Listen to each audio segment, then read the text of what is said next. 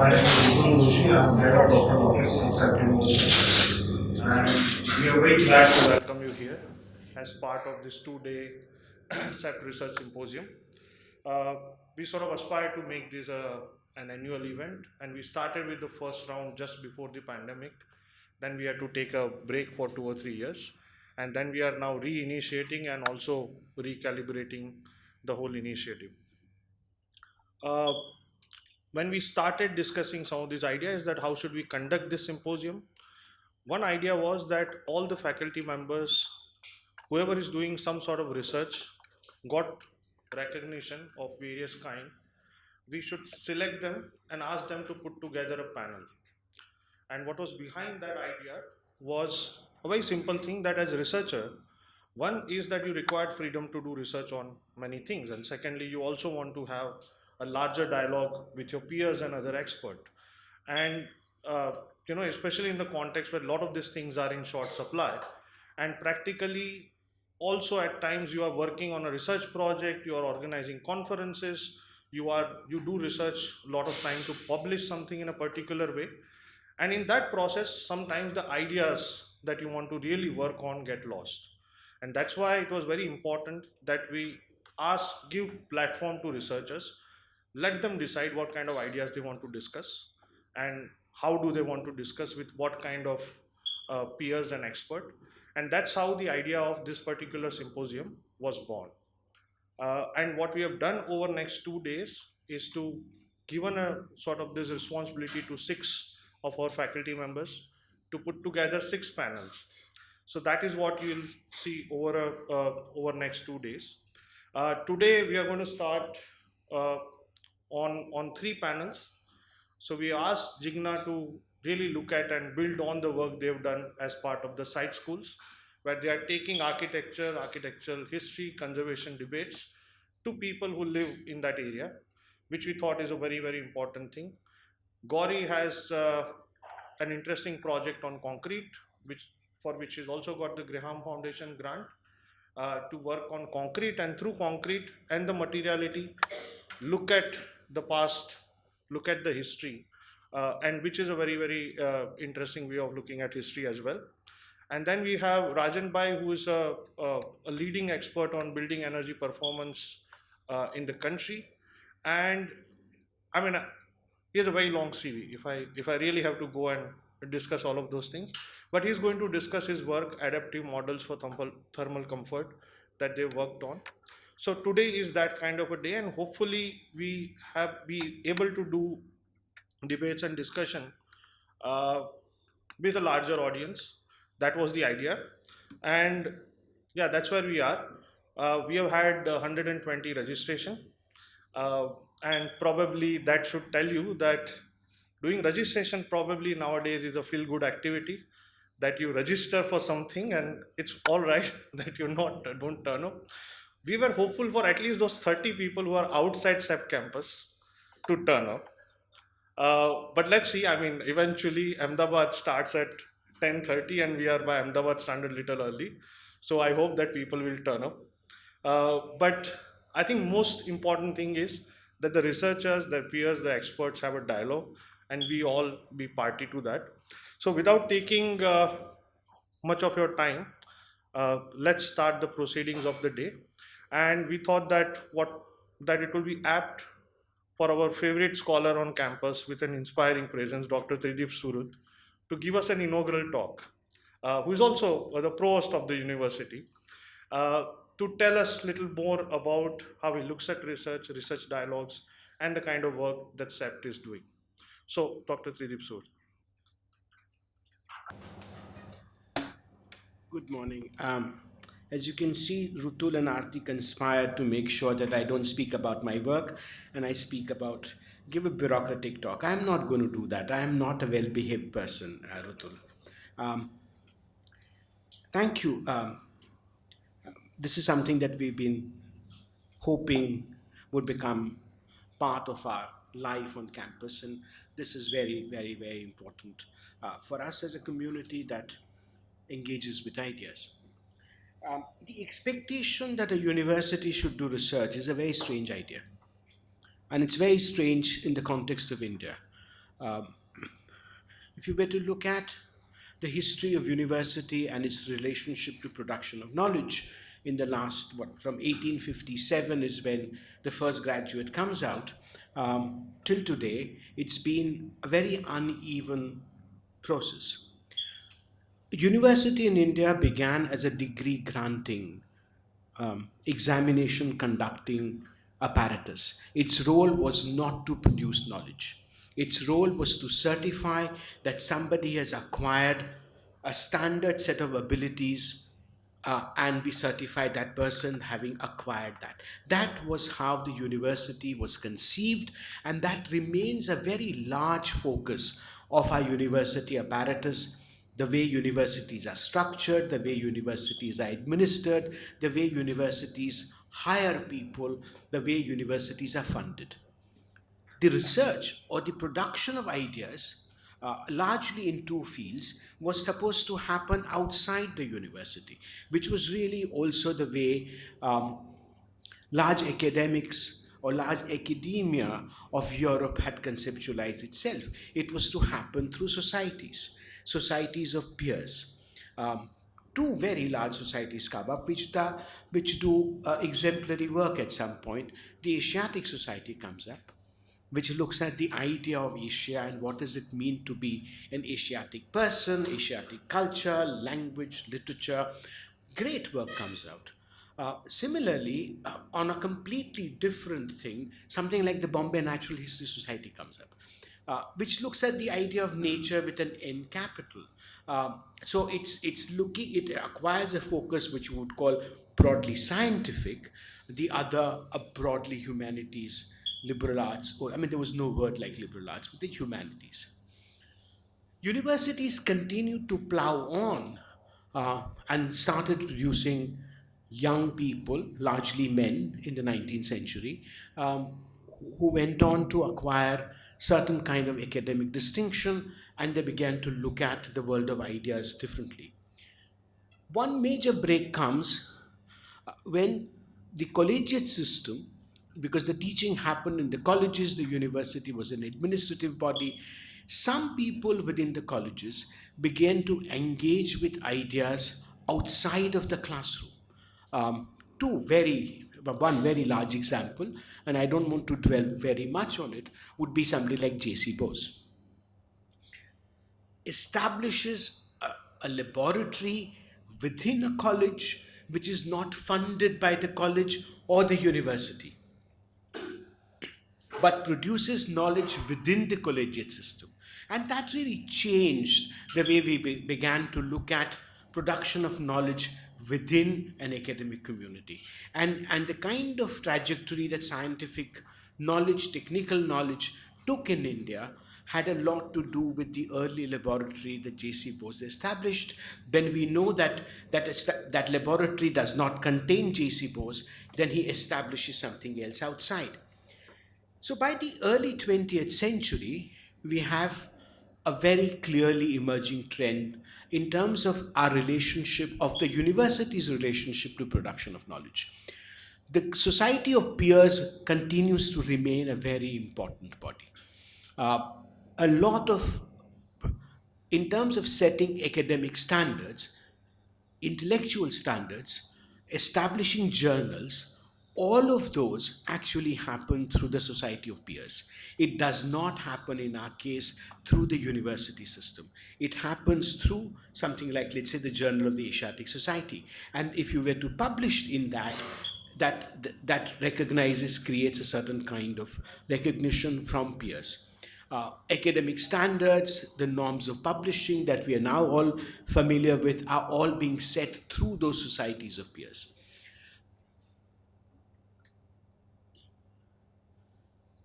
It is at this time that what we would call science and technology is not so prominent at that point, but the entire world of scientific technical knowledge begins to align itself even at that point with the colonial state, and then continues that relationship with the Indian state. The scientific production, knowledge of scientific knowledge, or production of scientific knowledge and technological breakthroughs has always been, for the past 120 years or more, deeply aligned with the state.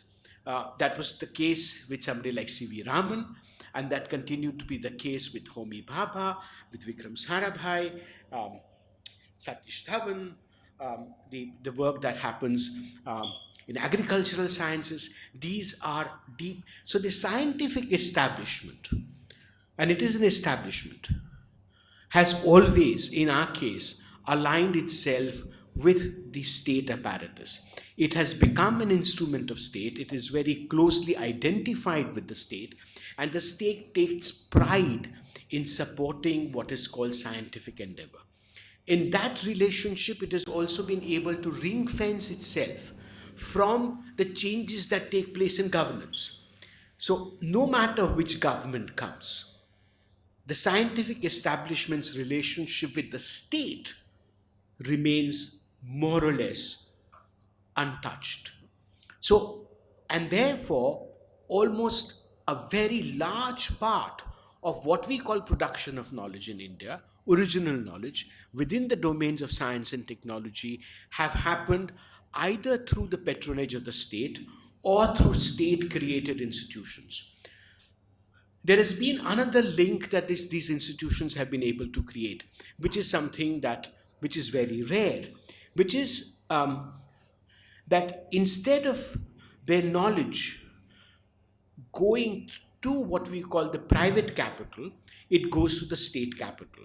The PSUs, the public sector undertakings, which are again state sponsored, state created, become instruments of translating scientific and technological ideas into products, systems, processes. The economics of it is worked out through the PSU.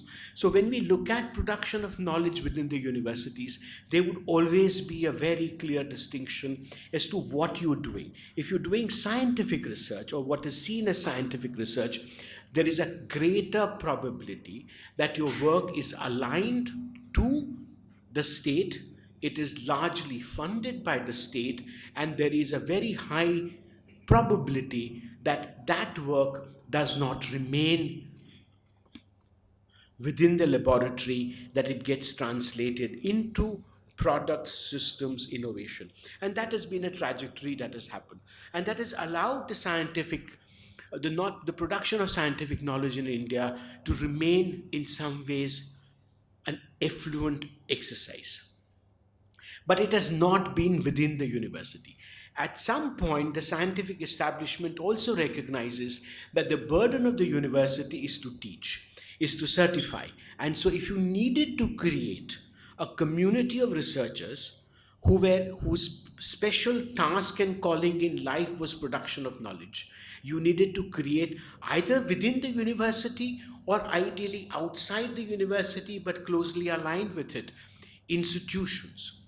So you would realize that every major scientific idea or paradigm in India ended up with its own institution.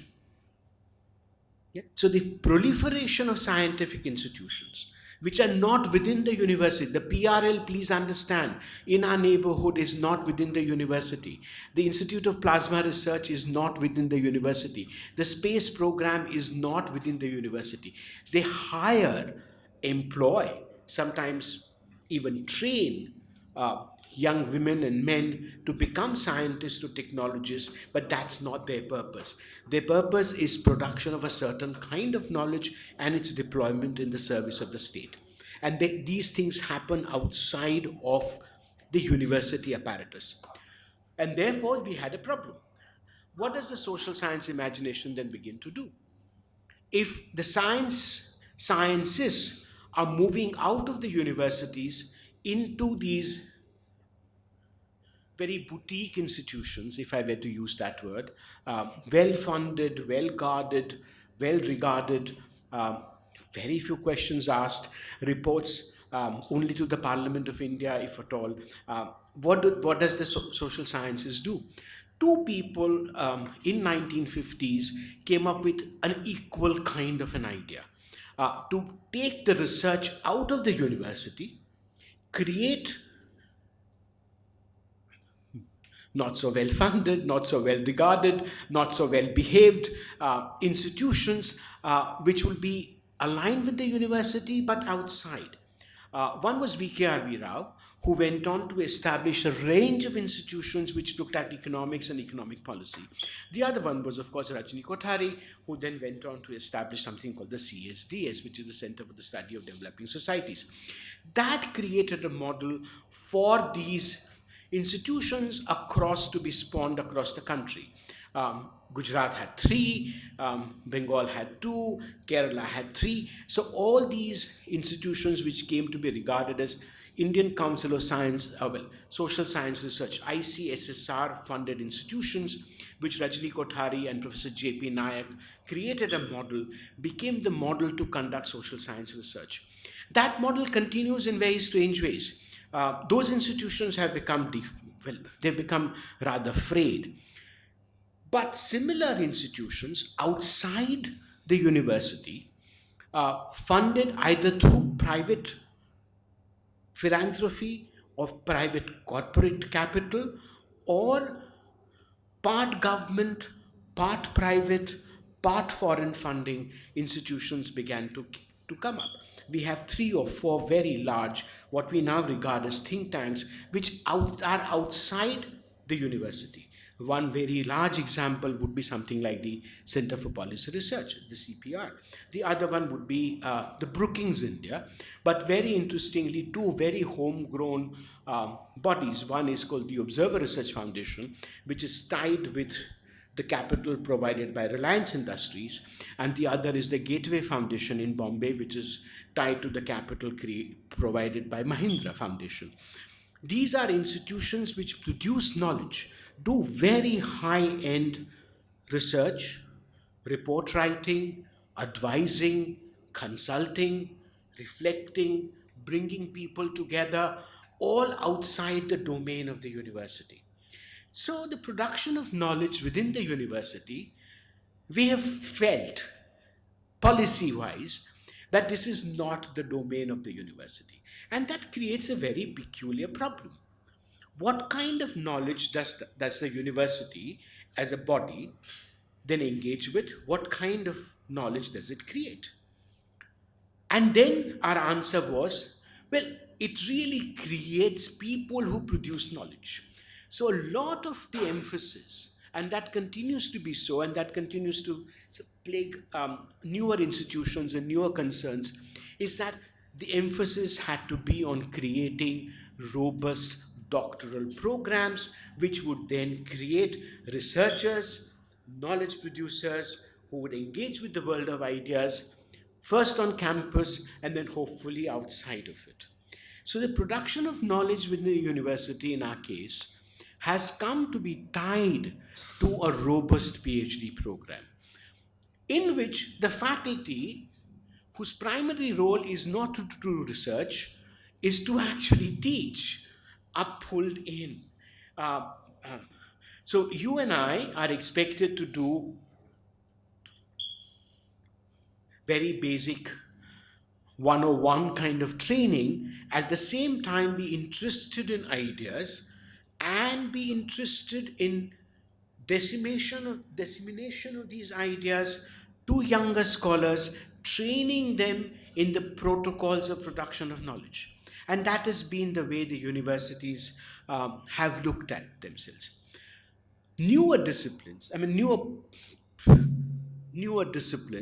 like design and architecture and planning have had a peculiar problem, because it's not just with these three, it has been with law as well. All four of these have been seen as practice, that your capacity as a good lawyer far outweighs your potential as a good jurist. A good jurist is rarely a good lawyer, and a good lawyer is rarely a good judge. And that's the way the profession, self-image, perception, and protocols which govern them.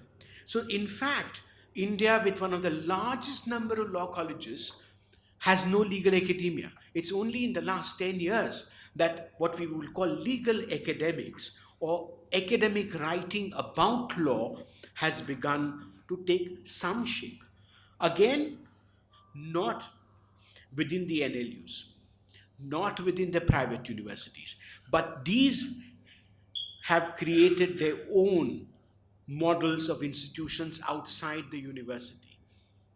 These are policy think tanks, these are legal think tanks, these are journals which are providing platforms to do legal research. I mean, for 30 years, every time somebody said legal research, we put Upen Bakshi up and say, hey, there's Upen, we have Upen Bakshi. No, I mean, that's one person.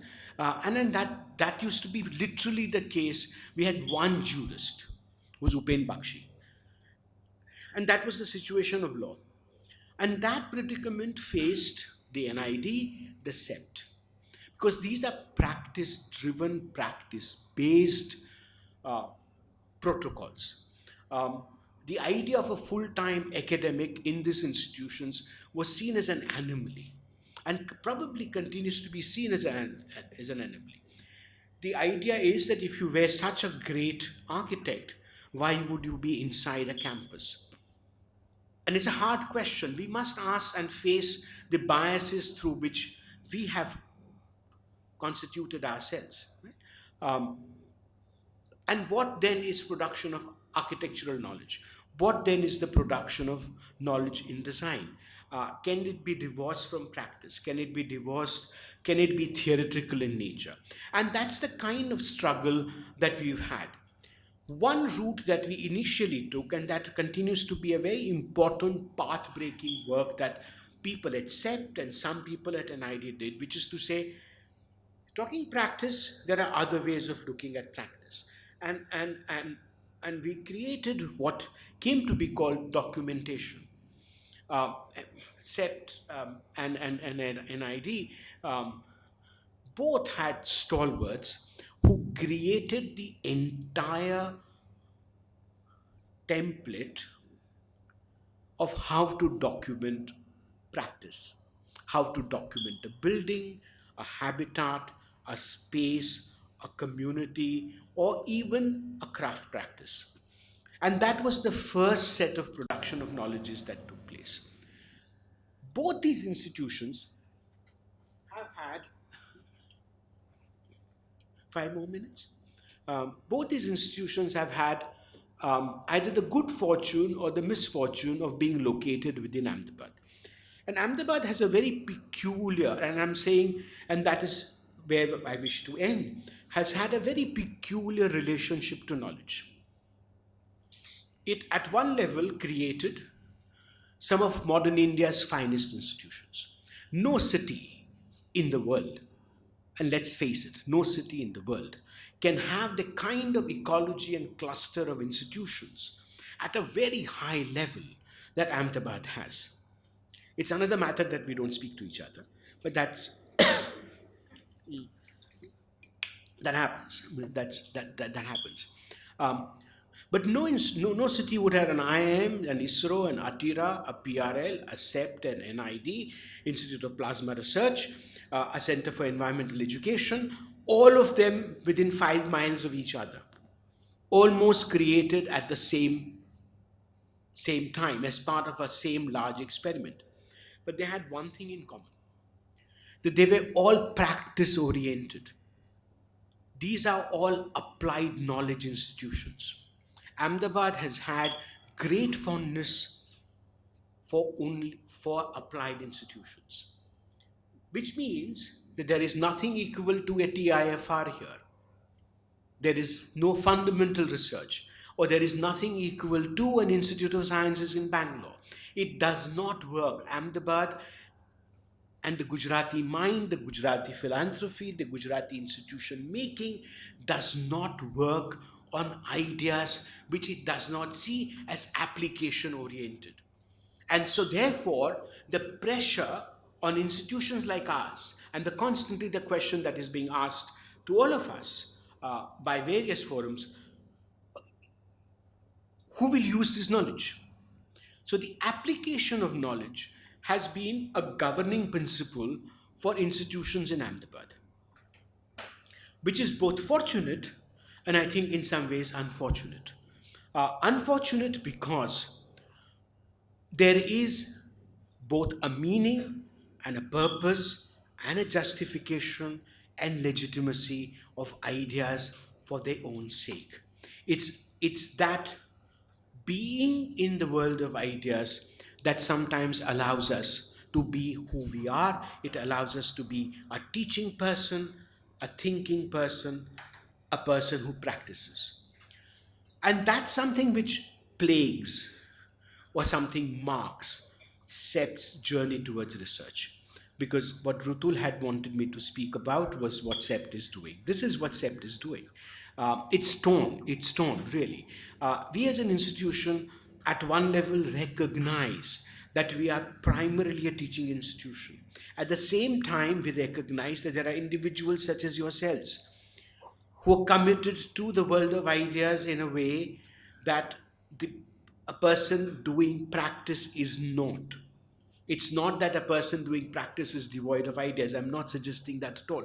But that pursuit of ideas is constituted very differently from somebody who's pursuing an idea and a thought or a trajectory over long durays. So we are those. We know that our primary responsibility is to teach undergraduate or postgraduate students. At the same time, we take it upon ourselves the responsibility of creating, curating, mentoring, guiding reluctant PhD students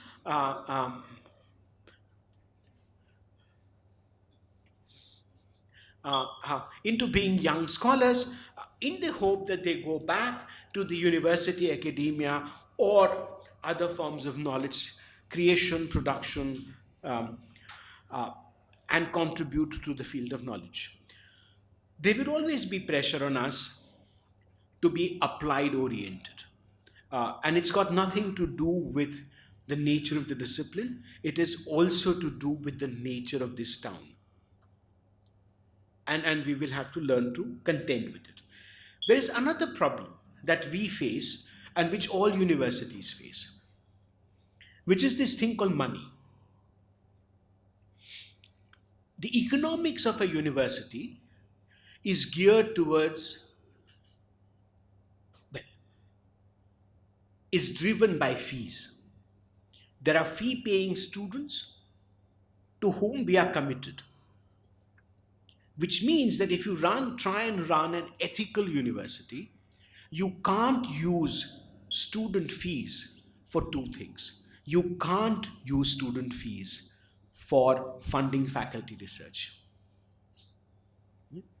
And that has been a huge, and that's why universities have never had money to provide for large money to provide for faculty driven.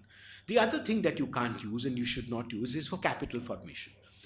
The capital investment that an institution needs to do cannot be burdened by a generation of student or many generations of students. So this relationship between money and research is something that all universities, not just in India, everywhere grapple with. What is the answer? The answer is that either the profession itself begins to recognize the value of what you do and begins to pay for your ideas. Now, those will only be the ideas that the profession wants, which will be applied in nature. So you will find funding provided you have and we have application oriented ideas. And that's one way in which universities have begun to look at and generate funds. The other will have to come from endowments.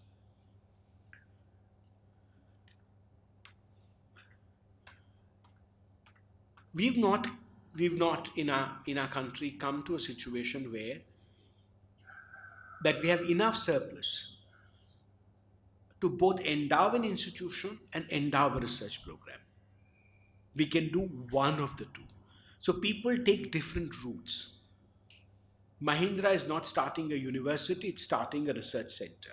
So the 300 crores or 400 crores that could have gone into creating a campus, or 1,000 crores in Bombay that could have gone into creating a campus of a very nice school of films that, the kind of school that Mr. Mahindra himself went to. Not possible. He invests money into creating a think tank and funds research. So nobody else is going to fund that research. So we are caught, and we are going to be in this situation. All people doing university related research from within the university structure will have to learn one simple fact, is that in terms of funding, we are always going to be poor. Therefore,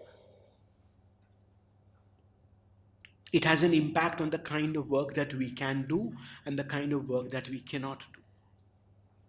We will have to find ways and means of creating knowledge, of persisting with our thought, with our writing, with our publication outside the realm of money.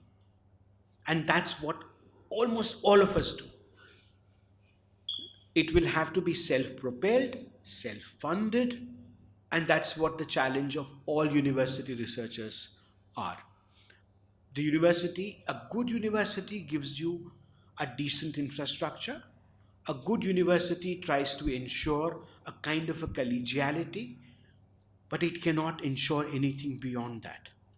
Not in our situation. And I don't see that situation change for another generation. It is not going to change in my life as a working, thinking academic. It's not going to change. It's going to get tighter. We are going to be compelled to think more and more in terms of application.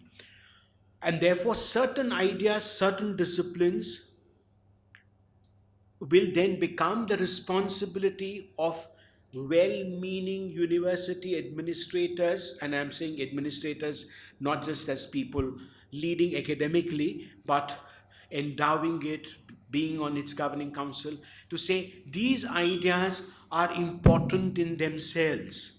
And therefore, we must create opportunities for some of these ideas to flourish, some of these conversations to be possible, be they about art and aesthetics, be that about literature, be that about politics of a certain kind, be those concerns be of ethical in nature, or be those concerns purely theoretical or historical in their impulse.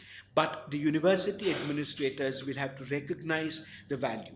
And our challenge as intermediaries, as my challenge as an intermediary between a community of teachers and researchers and a community of administrators, is to constantly take these concerns to those people. If we manage to do that to a degree, I think that's the role that somebody like me in a place like CEPT has to perform. Um, Thank you. But next year I'm going to be back and I'm going to be talking about my work, Rutul. Right? And there is no way you're not giving me a full session. So thank you very much, and I hope you have a great time.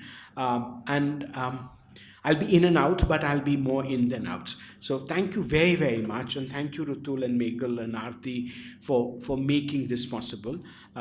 Great, great, great, great way to celebrate ideas and work that we do. Thank you. Well, thank you, Professor Trideep. And one thing I missed uh, in the beginning is to say that we are going to do this every year. We are committed to do this every year, and I'm very glad that Professor Trideep has made claim for next year's session. And I hope that more and more people do, and I think that's how we'll have more enriching conversation. So next year we'll have 6 more faculty members putting together panels like this. Yeah. So I think let's move on. Now let me invite Dr. Meghalite Arya. She's professor at Faculty of Architecture and also PhD program chair. So over to you, Meghal.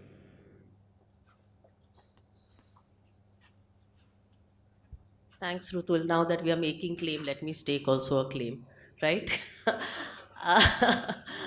I took this position about 2 months ago, and Rutul said, "We're doing this, and you're supposed to do a session." I said, "Sorry, not happening this year, but definitely now that we're staking claim for next year, I'll stake a claim for one session." So, Tridip, maybe we can do something together. Anyways, not talking really here about my own work, but it's a pleasure right now for me to introduce the keynote speaker for the day, Aarti Kanegar. Aarti, I have, and her bio is printed here and is in the documents that you people have. So I'll just share a few words of my personal association with her. I've known Aarti as a PhD candidate, and I've seen her work through her research work as a student, struggling many times with the precise questions that Tridip has raised about the role of so called non applied, directly, visibly applied research in architecture. Aarti comes from a very strong history theory background and has consistently advocated for its role within universities while she does her teaching, and she also uses some of her work, her research work, in her teaching. What is very interesting is that I had not kept track of her work in the interim since I had known her as a doctoral student. But in more recent times, I have found an opportunity to be able to use her theoretical work in my design studios. And we're lucky that she happens to travel to India every year from Cincinnati. And we rope in her work, her theoretical premises, and her research in our design studios. So sometimes some of those relationships are not necessarily evident in the first instance, but I do believe that the role for so called non applied research is simply a gestation place for ideas that may see their day at some other point in time. And as a university, that is exactly the space that faculty members need. So, with that, Aarti, please. Thank you. So, thank you for the introduction, Meghal, and thank you for inviting me for this symposium. Um, Today I'll be presenting a much older doctoral research because Meghal wanted me to do that. And I'll specifically be looking at the relationship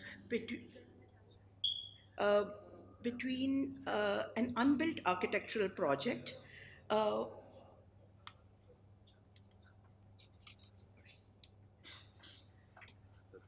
yeah, uh,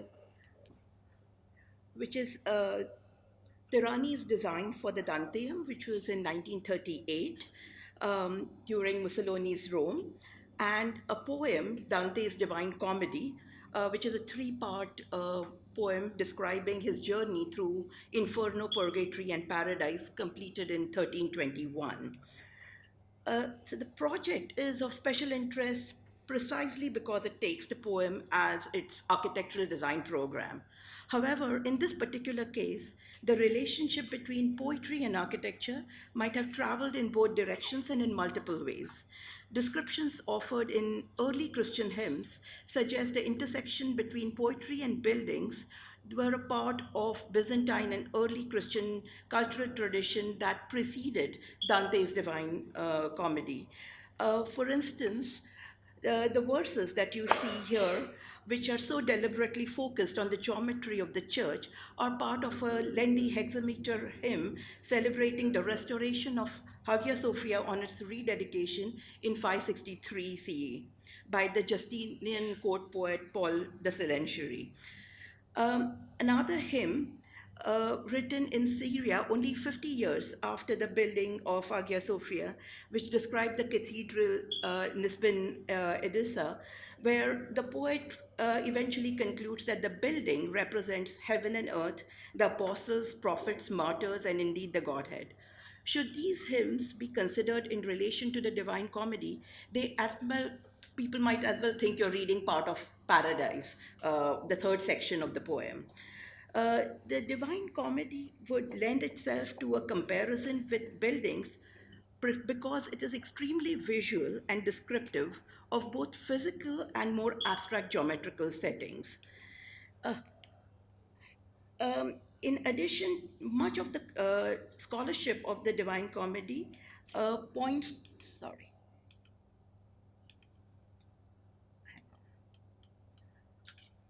Much of the scholarship of the Divine Comedy points to the manner in which rhythmic sounds, symbolic numbers, geometry, and proportion interlock within a structured composition to create a multidimensional poetic space traversed by a panoramic and didactic journey associated with the transfiguration of human body. These considerations raise the interesting possibility that Dante might have drawn at least partial inspiration from real architectural masterpieces that he saw around him, and that the poem might thus express spatial motifs that were familiar to the readers over and above its theological, ethical, moral, and philosophical content.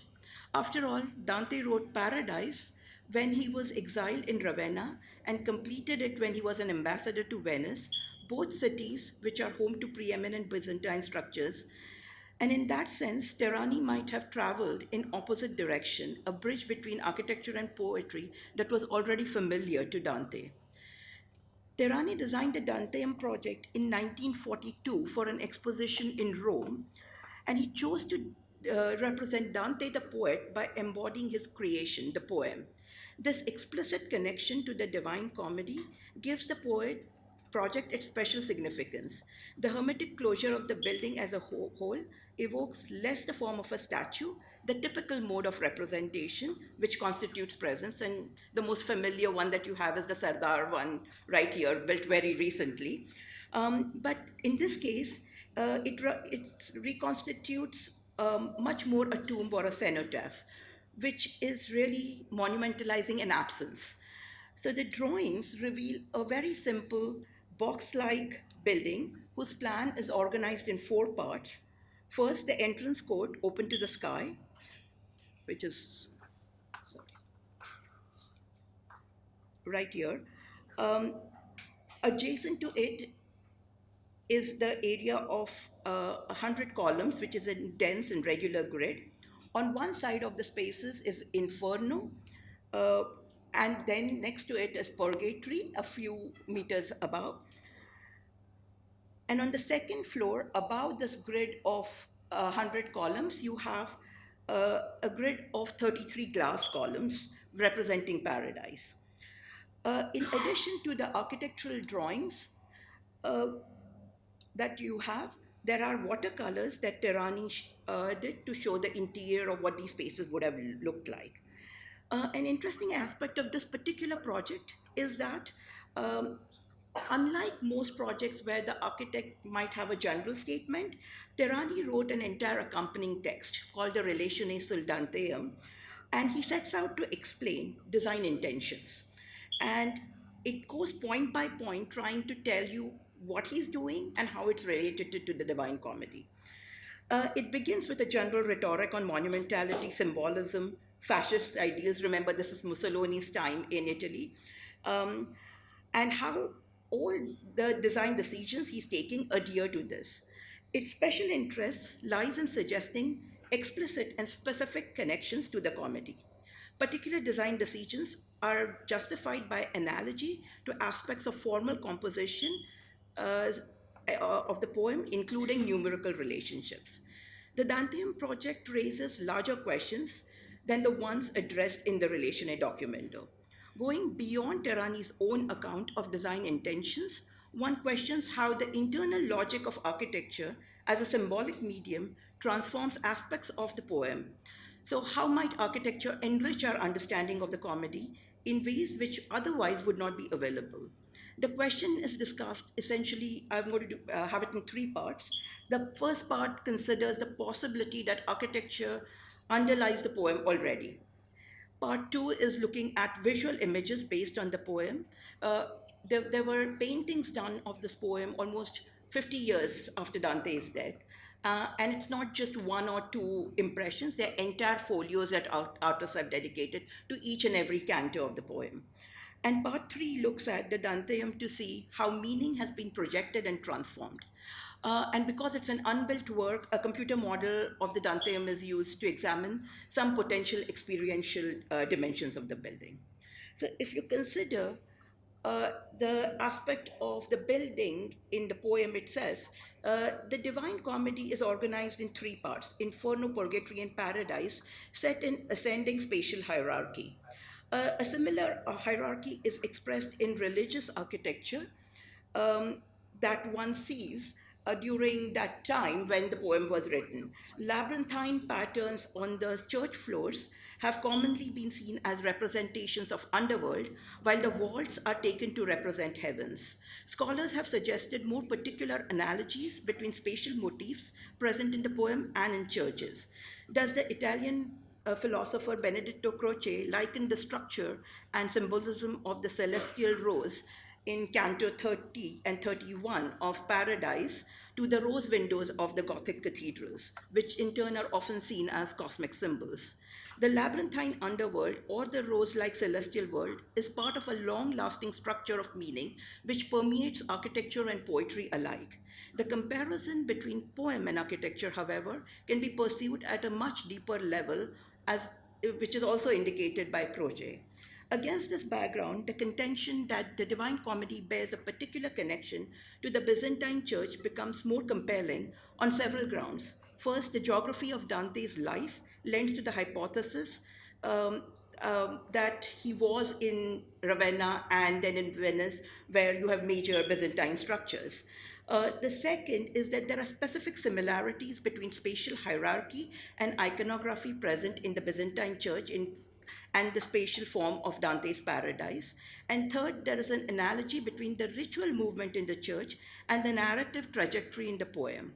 And finally, from a more formal point of view, the geometry of the Byzantine church, with the emphasis on circles, spheres, and circular arcs that can be viewed from converging and diverging perspectives, resonates more readily with the geometry which is implicit in Dante's text, acting almost as a direct visualization of some of the spatial patterns described in the poem. So, Hagia Sophia is taken as an exemplification of an abstract model of the Byzantine church. Now, in this context, I should note, however, that Terani refers his own design of the Danteum to the Basilica Maxentius. And the sighting of the Danteum, which was supposed to be here on the Via del Emporio leading to the Colosseum, which was opposite the Basilica Maxentius, was very deliberate because of the significance of that basilica in the way they wanted to think about church and state. So the part of the basilica that you can see, which is the wall, would be opposite what he anticipated the Tantheum to be.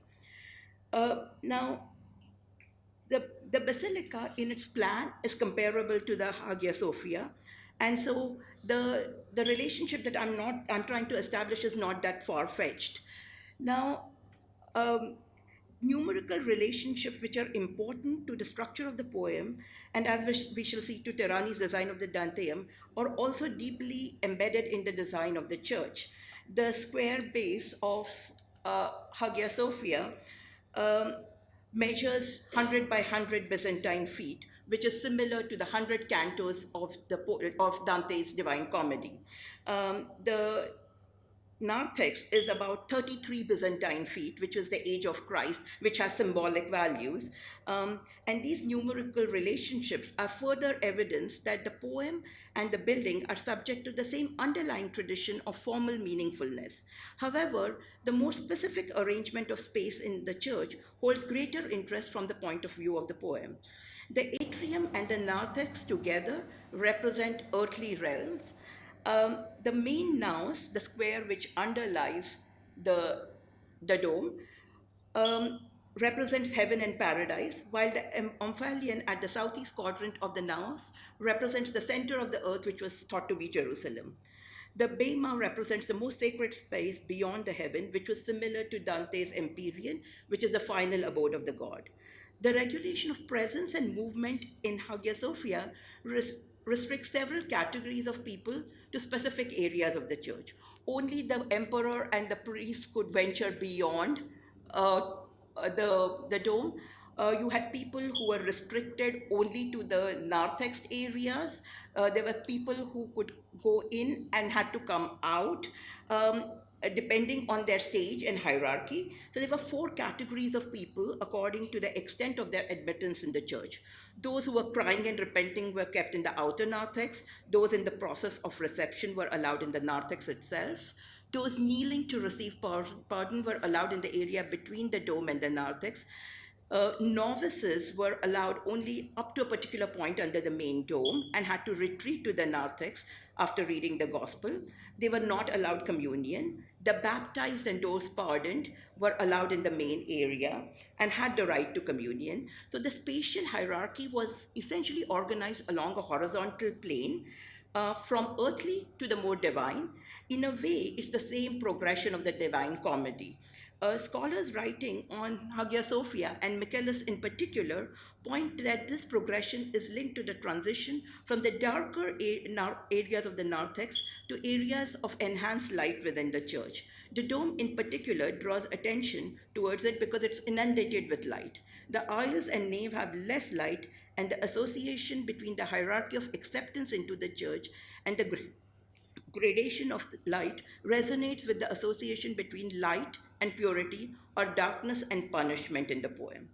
A second spatial ordering is revealed in the section, particularly when the relationship between the building shape and iconography is taken into account.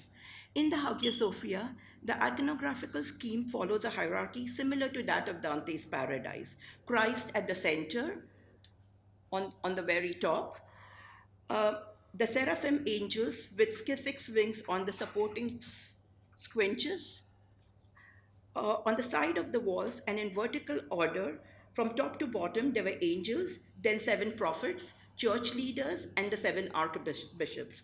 This iconographical scheme is not unique to Hagia Sophia by any means, but is quite common in other Byzantine churches, like Hosius Lucas and that of Daphne.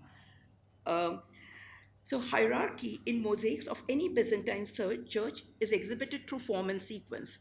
You generally have Christ in the heavenly sphere of the cupola, followed by the evangelic cycle in the squinches, the theologians in the higher walls, and finally the cycle of saints in the lowest, the terrestrial zone of the church.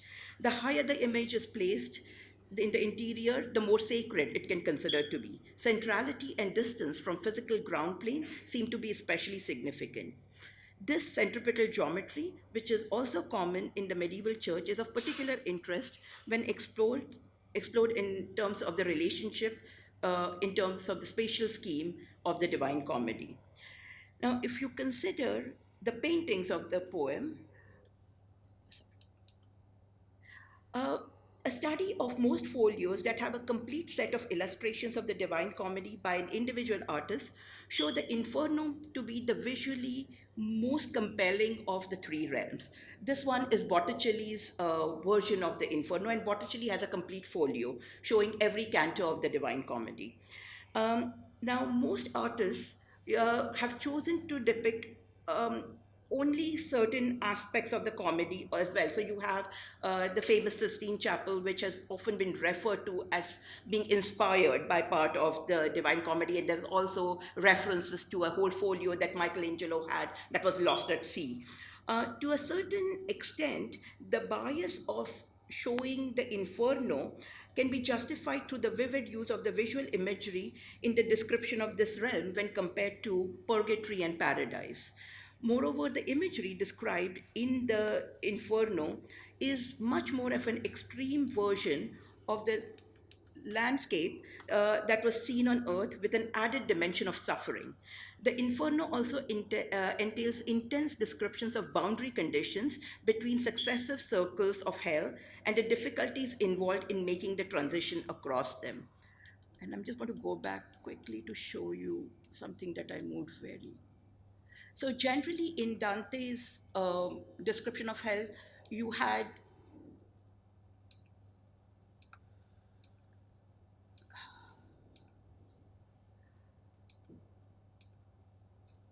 I'm sorry. You had Jerusalem in the center, where you had Satan who was thrown away from heaven, who falls down and creates this pit like condition, which is the inferno. Whatever goes in has to come out in the other side, which becomes the mountain of purgatory. It's surrounded by various circles of paradise. And within inferno, you have a very classified system of what sinner is in which circle. And the sins the intensity increases as you go down, just so that you're aware of what happens in the descriptions.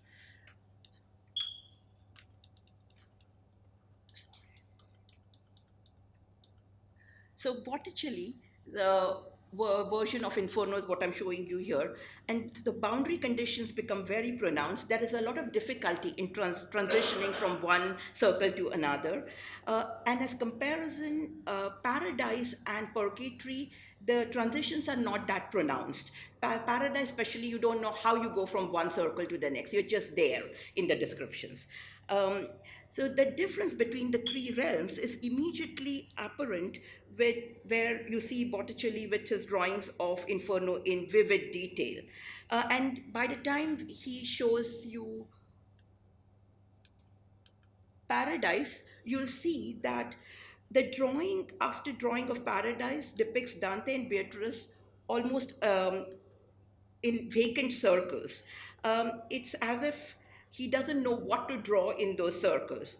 And it reveals the limitations involved in translation from depiction to description when this description is already focused on visual and spatial patterns.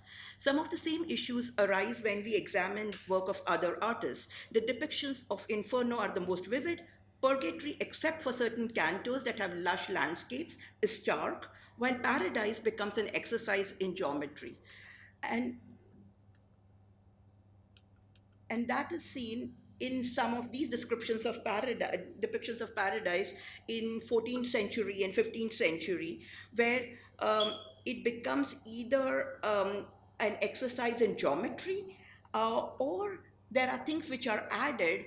This is particularly the realm of Mercury, where they show the Mercury twins, which is not written in Dante's Divine Comedy, but the artist has added things to qualify those realms. So there are introductions done from outside of the text when they begin to depict.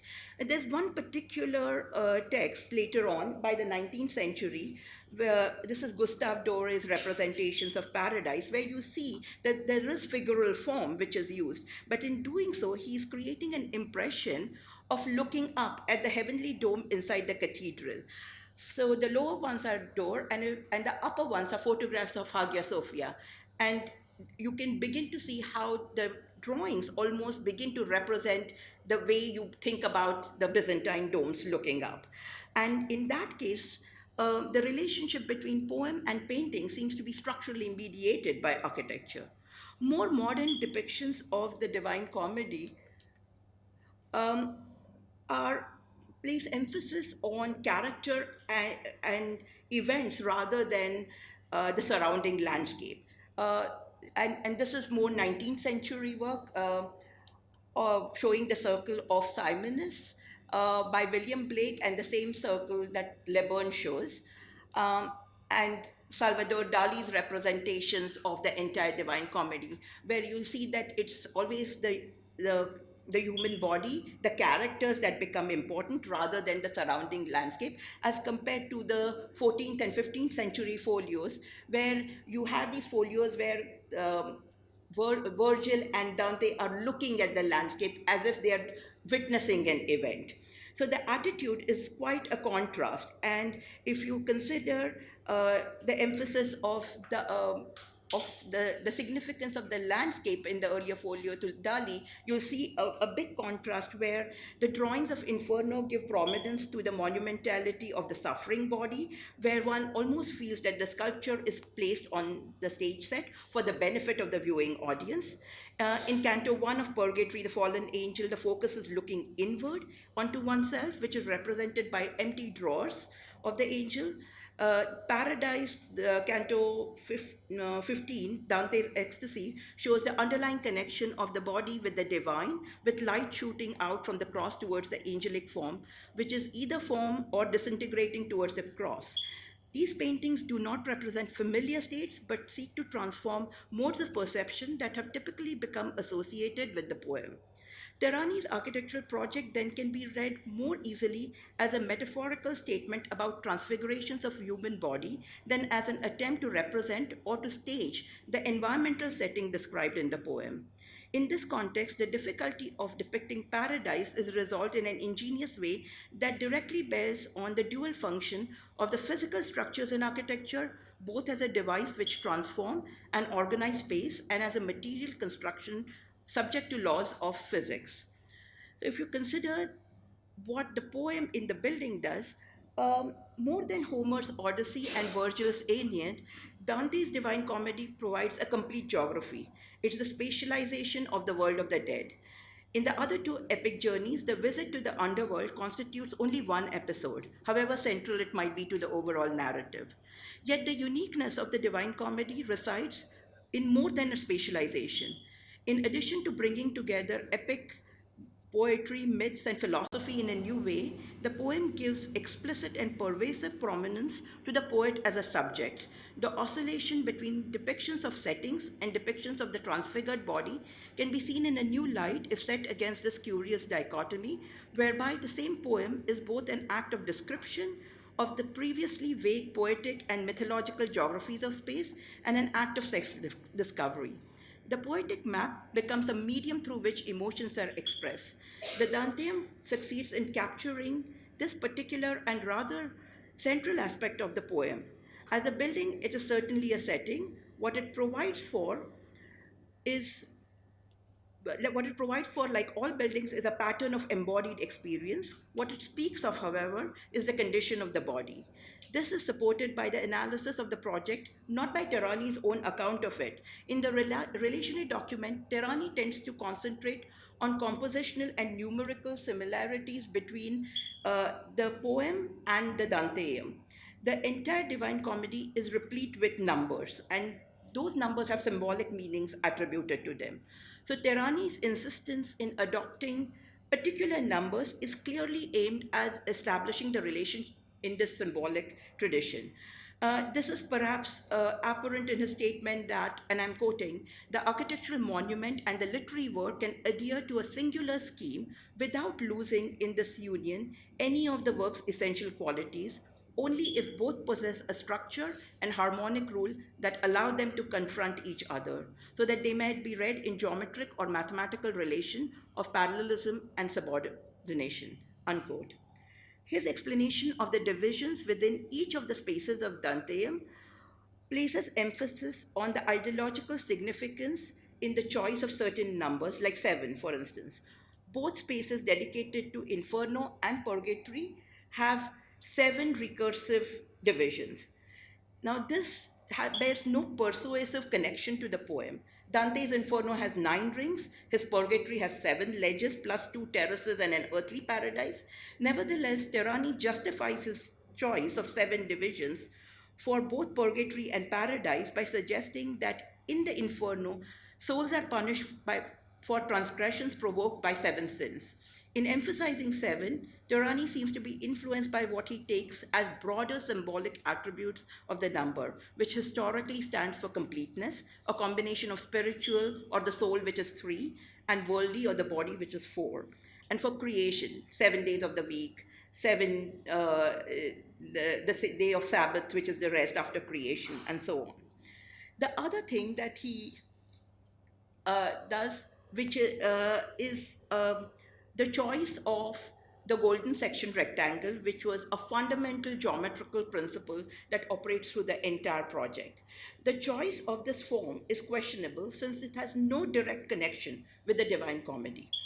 In the relationate document, Terani writes, there is only one rectangle that can clearly express the harmonic laws of unity in Trinity. And this is the rectangle known historically as golden. The rectangle, that is, whose sides are in golden ratio. 1 the rectangle, 3 the segments that determine the golden ratio. In applying the golden rectangle, Terani imagines that he brings the concept of the infinite into the design, since the rectangle can be decomposed in successive squares and smaller golden section rectangles. And he also makes the point of relating his work to ancient monuments of Assyrians and Egyptians, Greeks, and Romans. The prioritization of the golden rectangle, or what was referred to as the extreme to mean ratio, is very much a modern construct imposed upon history. Its apparent applicability to the Basilica Maxentius suited Terani. Since the basilica was seen as the reminder of the unity of church and empire. Moreover, this relationship helped him to determine the dimensions of the Danteum. As he explains, the long side of the Danteum was equal to the short side of the basilica. The basilica Maxentius helped him determine form, dimension, and orientation of the Danteum. Once resolved, the numerical law of 1 and 3 that he perceived in the Divine Comedy was integrated by what he calls, and I'm quoting, the superimposition of two rules, one geometric and one numerical, to achieve the equilibrium and logic in selection of dimensions, spaces, heights, and thicknesses for the purpose of establishing the plastic artifact of absolute values spiritually changed to Dante's compositional criteria.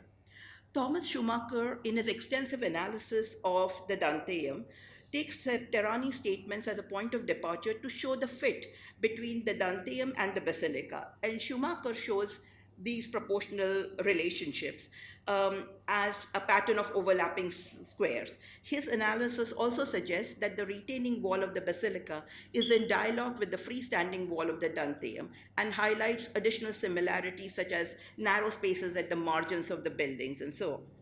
The other aspect is the influences that were important for Terrani in terms of the golden section rectangle. Corbusier's use of the golden section rectangle in Villa Stein and the Mundanium project were very influential in the rationalist circle of which Terrani was a part of.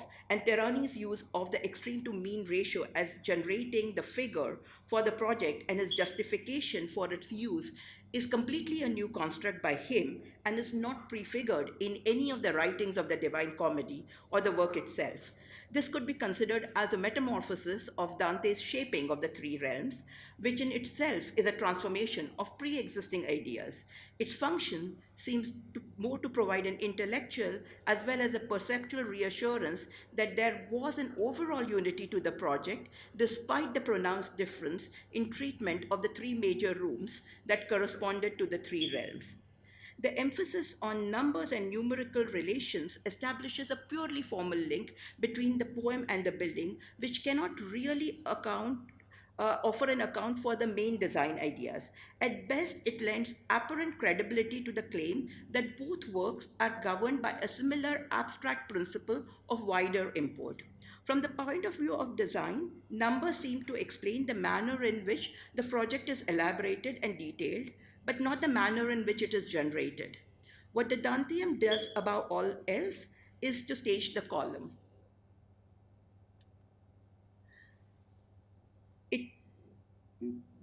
Not the column necessarily as a structural element, but the column as a device that organizes space, or as a figure that makes claim over space in its own right. In staging the column as a means and also as an end of spatial organization, the Danteum sets itself to face both the classical tradition, for which the column is the main bearer of definitions of the order of architecture, and the modern perception of the column as a minimal structural unit that frees the organization of space. The visitor would confront first the 100 Tavertine columns placed on a 10 by 10 grid in the deep side of the courtyard. This can be taken to represent the forest in which the poet is lost at the very beginning of the poem, or it can be taken to represent human multitude, a society, if we allow the column to stand for the human body. The dense spacing of the columns would result in groups of visitors coming to be separated as they traverse the area. The second view of the columns is in the room representing the Inferno. This is predictably more dramatic. 7 columns of decreasing radius are centered on an arrangement of squares successively inserted within the golden section rectangles, so as to suggest spiral. The first and the largest column is facing the entrance with the smallest further back. Each column supports a corresponding and detached portion of the ceiling at variable heights in proportion to the column's radii. The light comes through the gaps thus created, as if to emphasize the fracture of the overall structure. The floor sections are also sunk by proportional increments, creating a horizontal discontinuity. The dislocation of the floor and the ceiling sections creates a sense of sheer distortion under the effects of weight. The play of light, scale, and materials creates a crushing atmosphere of heaviness and darkness. The columns could be considered as representing the shades, the souls of the dead. A secondary effect of the disposition of the columns is to strongly differentiate the surrounding space, much as in the Inferno, there is a strongly differentiated landscape. The columns are entirely absent from the next room, which is representing purgatory. The floor steps up in proportional intervals over the square sections, arranged according to the process similar to that in the Inferno. The room is open to the sky. There are only small zones covered by slabs and patterns of beams that resonates with the arrangement of the floor. Thus, one is given the strong impression that the absent columns could be provisionally placed by the transient bodies of the visitors and distributed over the stratified environment as if in the landscape of purgatory. The 33 glass columns representing paradise are the most daring of the architectonic innovation envisaged in the design of the Danteum. The floor separating these columns from the forest of columns below would be made out of glass blocks. Glass beams would mark the grid lines of the ceilings. Transparency and light would create an ethereal feel. As the columns become transparent and dematerialized, so the views of other visitors would become blurred, refracted, and reflected, potentially to create a pattern of co presence at undecipherable intervals at a distance. The columns themselves could represent the pure souls of angels described in the comedy. The possibility that the columns stand for people is supported by a sketch done in one of the earlier schemes of Danteum. And there's a small sketch here, which I'll show you in greater detail, which is this one, where he writes the word Virgil next to the column. Um, Now, in his study of the Danteum, Schumacher adopts this interpretive connection and links it to the humanist tradition. But in order to fully appreciate the significance of Terrani's manner of staging the column, it's important to consider how bodies feature in the poem. Throughout the comedy, there is great stress placed on the contrast between Dante's body and the souls of the dead, some of whom long for their living body while suffering. In the Inferno, bodies are classified in strongly discontinuous landscape as if to create the map of both sin and punishment. The map is stable given that those suffering are placed in one position and under one punishment for all time. In the purgatory, bodies are indirectly referenced by their shadow or its absence. In paradise, the space is only differentiated according to the intensity of light and the presence of bodies, however dematerialized.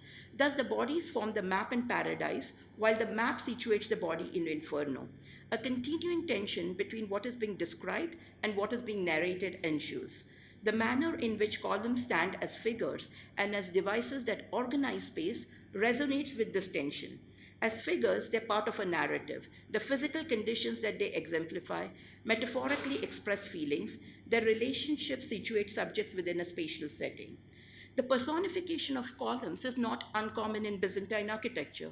Procopius, for instance, stresses that the stones with which the columns are clad, especially their color, is of prime significance.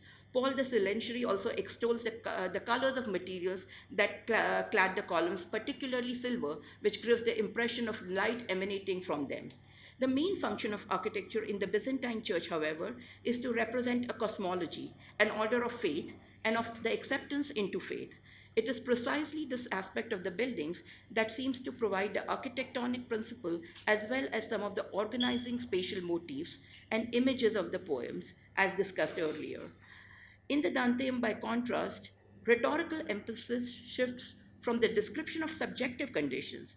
If the churches of the High Byzantine tradition express certainty about the cosmos as a precondition for claiming authority over subject, the Danteum foregrounds passions as a point of departure for exploring aspects of cosmos. The building that results from the poem is thus quite different, not only in form, but also in the underlying affective motivation from the building that might be tacitly embedded in the poem. The two buildings express divergent ways of constituting the poetic space that are in tension with the poem. As a building designed to recollect a poetic journey, the Danteum is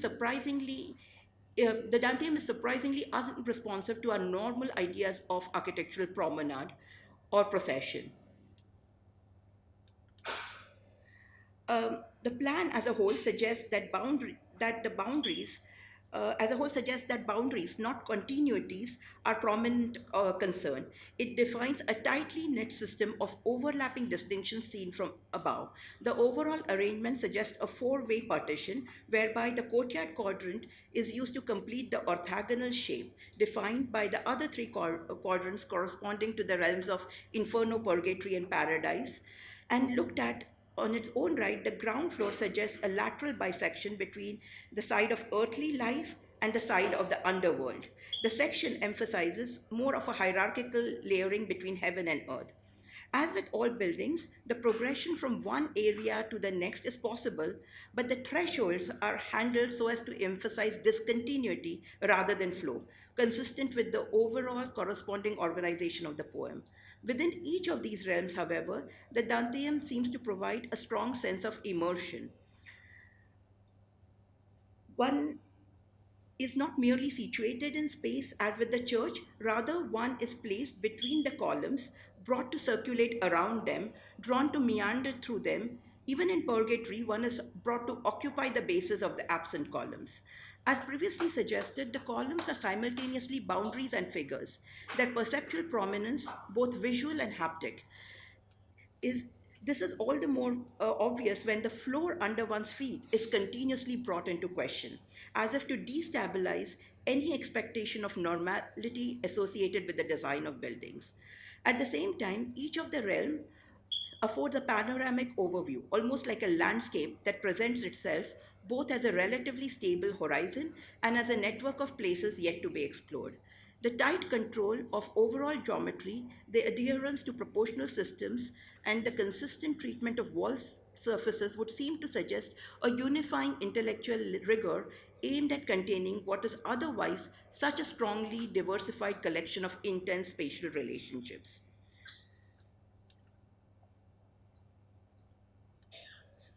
The Empyrean therefore emerges, and the part which is the Empyrean is this long thing that you see between the Inferno and the Purgatory. It's this area. Um, the Empyrean is the most enigmatic space of the building. It's the only space that the visitor could miss if, having explored paradise, they chose to take the stair leading back to the entrance. So essentially, when you go at the very top at this paradise, and if you were to walk on the glass blocks with the glass columns, you could directly come outside through the stair which takes you down. So you could potentially miss this entire area of the Empyrean. At the same time, it is the only space that mediates between all three realms. Directly connected to paradise, it affords views of both the inferno and purgatory, positioned as if it is over their shared boundary. From the Empyrean, the architectural journey is suddenly revealed because you have these openings in the walls, the vertical slats that give you the views of the two realms on either side, the purgatory and inferno. Um, so it's from the Empyrean that the architectural journey is suddenly revealed in an overview, and conceptually, the simple organization of the building can now fully be understood. The rigorous experiential sequence from the Inferno to Paradise is now complemented by a more holistic glimpse from the point of view of the heaven. Intellectually, the understanding of heaven is key to the understanding of hell. According to many Dante scholars, this is evidenced by another writing of his, which is the Vita Noa, that was written before the Divine Comedy and is considered as an antechamber to the Divine Comedy. So my contention is that if the visitor was to take the alternative route, so instead of going through the entire movement through each of the three realms and ending up on the top and coming out, if one was to go directly from here and then enter the paradise area specifically, uh, and then go to the Empyrean as if entering the Divine Comedy from the Vita Noa, a unique experience would be generated.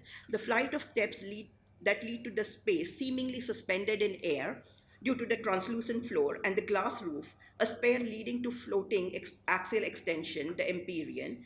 There would be views from the roof towards the enigmatic spaces of Purgatory and Inferno. Still visible, the solid floor of the courtyard would offer a contrast to the elevated floor of Paradise. The Empyrean would thus appear as if the representation of congregation of believers, a space that can be shared with God, that could be entered directly from the profane world, avoiding the horrors of the journey of redemption that one goes through if one was to go through the inferno and purgatory. Seen in this manner, the building would emphasize not as so much a gradual ascent nested with spiraling motions, but rather a classificatory order of conditions that can be contemplated from a distance. The point here is not to suggest that the building, had it been built, uh, both potential directions of entry would have been equally open to visitors. Rather, the issue is one of resolving the necessary paradox. The journey across the three realms culminates in paradise, but the visit to any building leads back to the entry point, a potential anticlimax. By offering the overview from the Empyrean, Terani constructs a manner in which the building can be remembered, not merely as a journey to the end, but as an insight that might last, not merely a succession of views, but also a tension between points of views and modes of experience. After all, the poem itself ends with an apparent pause, as if the awareness of cyclical motion replacing the cumulative experience of the journey is said in the words, and the poem ends with, my desire and my will were revolved like the wheels that are evenly moved by the love which moves the sun and the other stars, so on. So the biggest question then is the issue of non-referential meaning. I'll wrap up in 5 minutes. The fact that some of the central myths of culture are distributedly recorded over many different works in different symbolic media is rather familiar. Thus, it's not particularly surprising that an individual work of art of special significance can acquire an extending body comprising of subsequent restatements in media other than the original. The question we have to ask is why, is not why the Divine Comedy, having already served as a point of departure for paintings and sculptures, was also um, a point of departure for the architectural design. The question only calls for circumstantial and historical answer that is very much linked to the status of the poem in Italian culture at the time, as well as to the aims of both the client and the architect. The possibility that the poem, prior to inspiring a specific architectural design, was itself inspired by architectural precedents expressing some of the same underlying mythological themes, simply confirms that some manner of transmutation from one medium to another is not only possible but perhaps expected. What we have to ask is instead is, what about a given work changes when the symbolic medium changes? If meaning to some extent is dependent upon the media in which it is constructed and expressed, then translations across medium without transformation, loss, or accretion are impossible. Hence, the more particular questions raised at the very outset. What does our knowledge of the Divine Comedy contribute to our understanding of Terani's design? And what does the latter contribute to our new understanding of the comedy? To some extent, these questions are related to yet another questions which can perhaps be answered more clearly, which is, in what exactly does the act of design formulation produce, the Danteum? It would be tempting to accommodate much of the preceding discussion with a referential theory of meaning. 100 Tabertine columns refer to the 100 cantos of the poem, 33 columns of paradise refer to the 33 cantos, the three main rooms to the corresponding realms. But of course, as noticed earlier, there are problems. 7 columns in Inferno don't correspond to the 9 main categories of sin that Dante uses.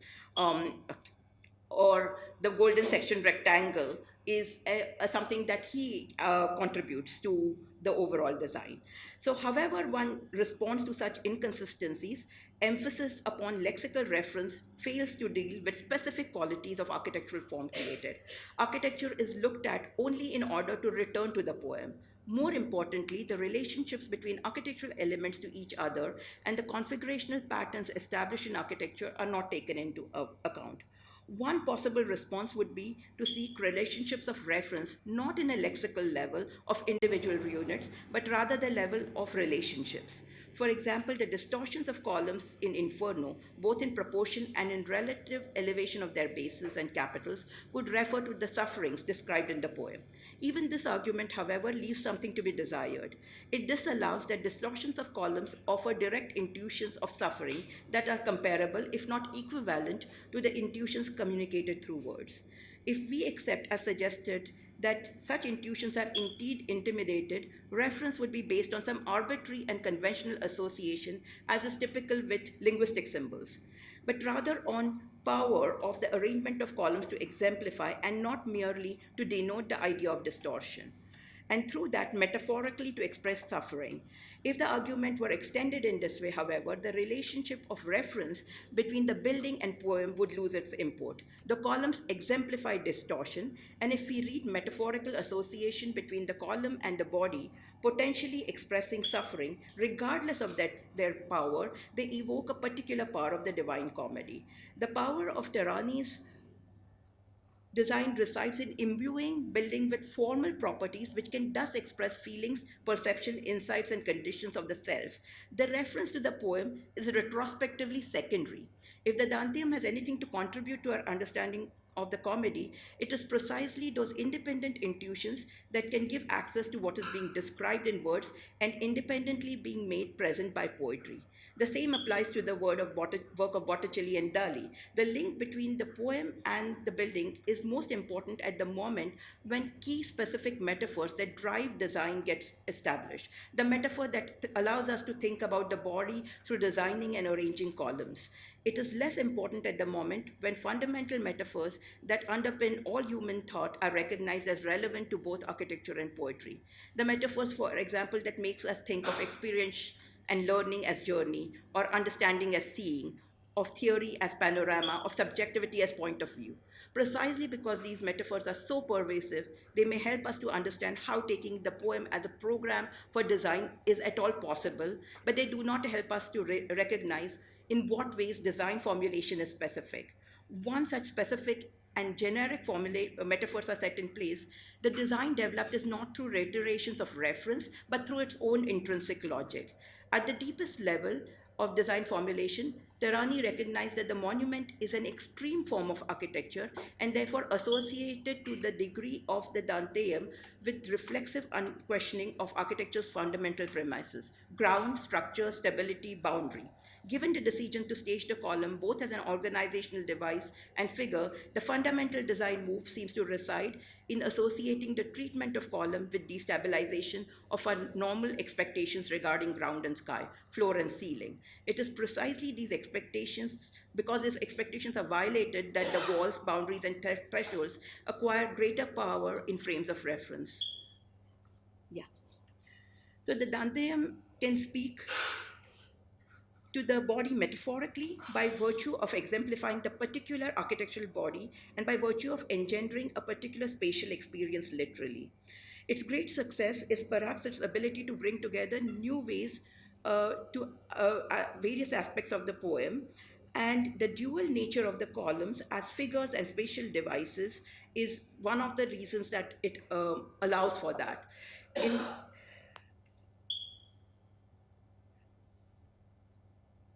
In the latter capacity, columns reflect, rescale, reposition, and redistribute the bodies of the visitors. At the same time, they exemplify their own metamorphosis and reconfigurations. Rather than primarily reside in what is being denotated, meaning arises from what is being constructed in the medium of architecture. If the building can contribute to the long chain of allegory that permeates the poem, it can do so because, like all good allegories, it shows that it's quite rich in its own right. Thank you.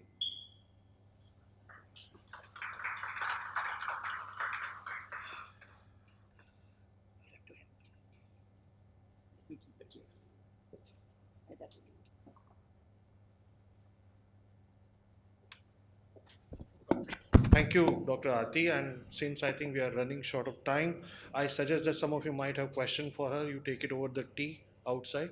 Tea is served. I think let's come back in 10 or 15 minutes. We have exciting 3 sessions. Please. Thank you.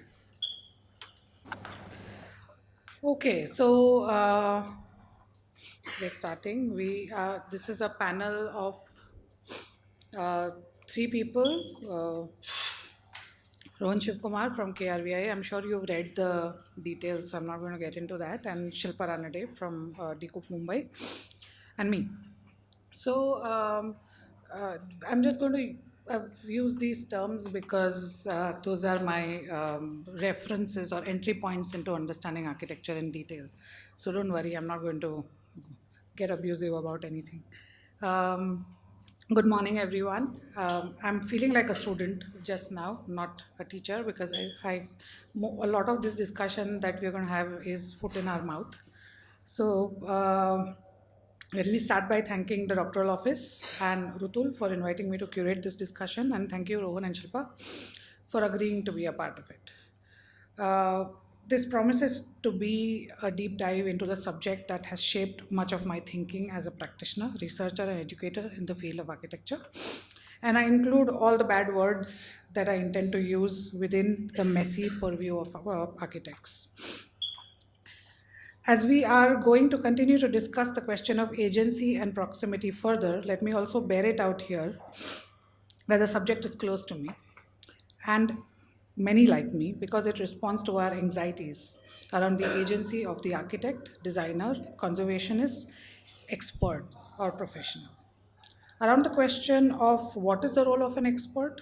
Do we have the expertise and agency to act on behalf of everyone who will be affected by our decisions and actions? Especially in the messy Indian context where public, private, rightful, aspirational, new, old, and all the dichotomies that we otherwise look at, they blur. Can anyone have that without a large dollop of that agency, without a large dollop of entitlement and elitism? This anxiety, I have learned, is not misplaced. All of us are inhabitants, citizens, migrants of some place, and I use these terms with all their burdens before we are experts and professionals. And the best of us are constantly negotiating between our lived in experiences of places and our learned actions as experts and professionals. I will demonstrate with a crude question that is always asked to conservation experts. Will you live in the old city? Maybe it's not a crude question because most of the conservationists end up saying no. So let me start with this recently. Where do I point? Yeah. This recently published diagram, I think it was published just 2 days back, diagram by Mold, an organization working at the intersection of spatial agency and climate change. And the title of it is Architecture is Climate. It builds on the diagram prepared by Charles Jenks in 1969, depicting the proximities of architecture and, by extension, architects with everything around it. It was at the time critiquing the self referential nature of architecture, its discourse, and its research. Dominant narratives of architectural practice, theories, research, and pedagogies continue to be self referential. And by that, I mean that most discourses continue to deny the dependencies of built environment design on people, culture, resources, politics, labor, economies that are to a greater or lesser extent beyond the control of designers. Jeremy Till, in his book Architecture Depends, traces the history of this designed detachment of architects and designers to the Royal Academies of Europe set up in early 19th century that were deemed to be the last shelter of aristocrats, a trait that continued through Bauhaus and all other schools of architecture. There's a very interesting interpretation in the book about how modernism critiqued these schools for their acceptance of form, methods, and concepts. But the discourse of purity in modern architecture once again demanded the autonomy of an architect, designer, and there are many serious critiques of that already written. Some of them I'm presenting here, but there are, of course, many more than that. Many have looked into the processes, question of resources and technologies to include the agency of other participants and to greater or lesser degree addressed the question of equity. The sense of autonomy, some may call isolation, is as prevalent when architects engage with the questions of sustainability and conservation of the built environment. These two are innately linked due to their origin stories, due to their methodologies, and owing to their purposes. These two are also linked to the idea of modernity, not modernism, but I won't get into the details of that. That's another lecture. What is important here, though, is that these questions are born outside the discourse of architecture, but when they are being engaged with by architects and brought within the discourse, they reflect the same tropes of self-referentiality. In some cases, this has served to provide important breakthroughs in the subject, and I'm not going to deny the thinker and innovator their isolation for the greater good. But in many, these tropes result into dead ends and unsuccessful projects that more often than not, we as experts and professionals blame on bad circumstances, lack of awareness amongst people, and of course, politics. But they exist, whether we like them or not. Architects and designers enter these discourses of sustainability and conservation, such as eco modernism and interpreting the place for its modern meaning. This brings me to my research, part of which I had done for my PhD, and some of it still continues of the Bhadra Plaza revitalization project. I still intend to write another chapter on this someday. To get our facts in place, this project was designed by B.V. Doshi, Vastushilp Foundation, researched by CEPT University, in the sense the background research was provided by CEPT University, funded by JNNURM, central government scheme, and executed through Ahmedabad Municipal Corporation. And as you can see, my training does not betray me when I write this. I will start with the architect. For the architect, this place has a personal journey, and the future of it occupied his mind since late 50s. He started working on the new design for Premabai Hall at the behest of the millionaires of the city. He invited eminent architects and engineers from abroad to reflect upon it. The design, according to him, was a result of a search for identity raised for a newly independent modern country. I quote B.V. Doshi: what would be the Indian way to seek such architecture? Is that a valid question to begin with? How do we become ourselves? What is local and what is global? End quote. The design, according to him, was informed by the wooden architectural traditions, but was distinctly of the time. Please note the references. In 1970s, he also made his first proposal, which was at the time called Bhadra Square Redevelopment Project. This proposed a pedestrian mall, and I'm just picking up words from those proposals. This proposed a pedestrian mall from Bhadra Gate to Teen Darwaza while keeping a vehicular movement intact.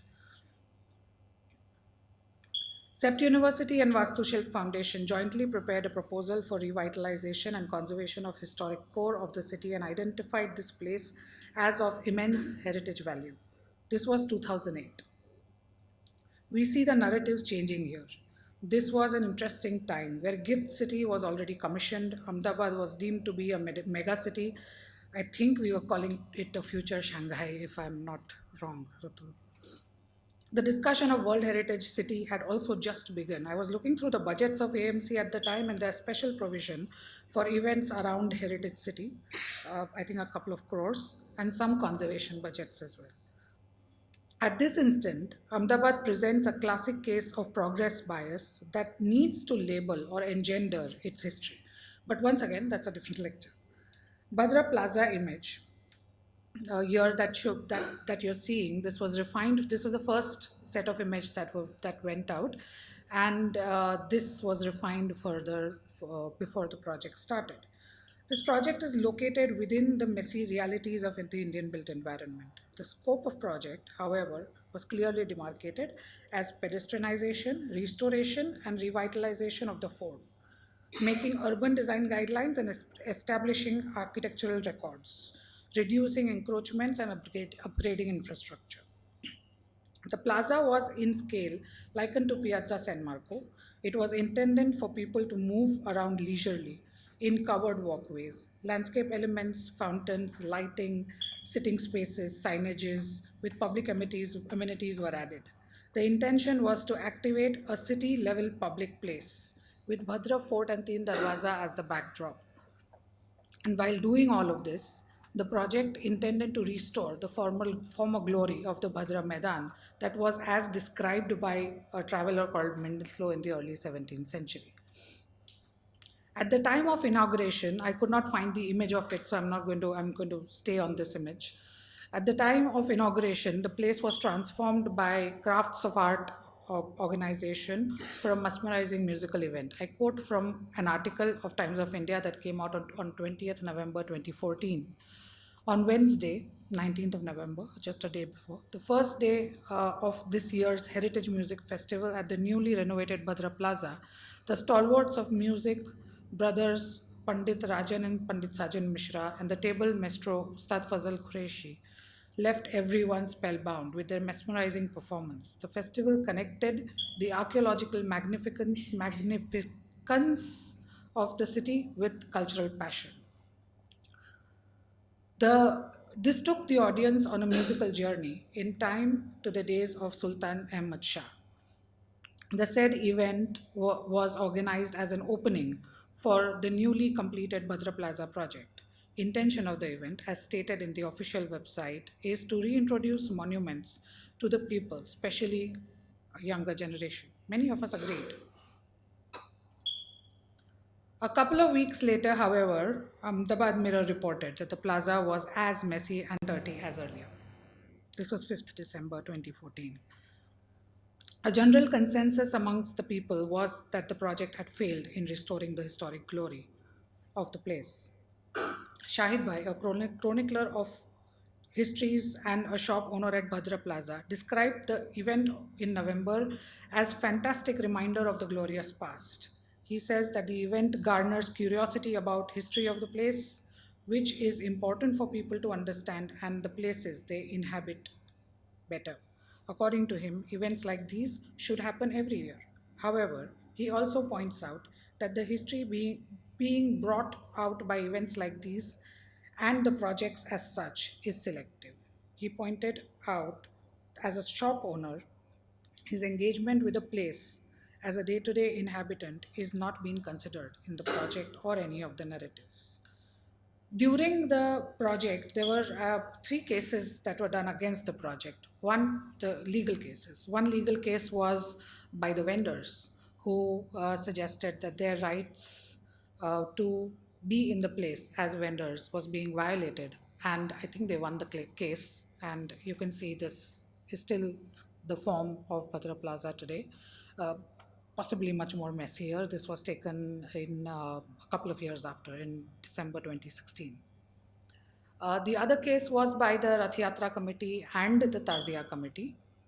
The third was by the Tazia committee. They all said that, well, Bhadra is a place, they take their processions through Bhadra Plaza, and the way the controls were being organized in this place would not allow their processions to go through. All of them won the case in the court of law. I'm going to talk about and show you images of certain histories that were kind of identified, but not necessarily, they did not become the main narrative of the place. Possibly because when you want to restore a place to a description that was done in 17th century, it in a way negates everything after that. So one of them is the Himabai Institute. Himabai Institute was the first, was built in late 19th century, it's one of the first libraries in the city. It was the place where the girls' school of the city started, in a way, part of the reformist movement that was prevalent at the time, or that was introduced at the time in Ahmedabad. This is, as you can see, there are shops in front of it, doesn't make a part of the experience of Bhadra. There are many other narratives that seem to be forgotten. So there are many photographs and experiences that are narrated about processions that were taken through this place by different organizations. I think the one on the other side is by the RSS. This one is these are taken in 40s. This is as a part of the independence movement procession. In the middle of these meetings and procession, you'll see that building in the backdrop. That building over there in the backdrop. This is looking towards Teen Darwaza, so that's Teen Darwaza there. This building, in all the reports, all the research of this Bhadra Plaza development talked about, mentioned it as either Karanj police station or as Yuko Bank building. And then no regular tropes or methodologies of architectural research were useful for me to actually find out what that building was about. It was through digging of archives, through looking at interpreting old maps that were written in Persian, meeting people, looking at personal histories, oral histories that are recorded in sometimes in Gujarati, sometimes in other languages, that I found out that this is the name for this was Karanjawarana Bungalow.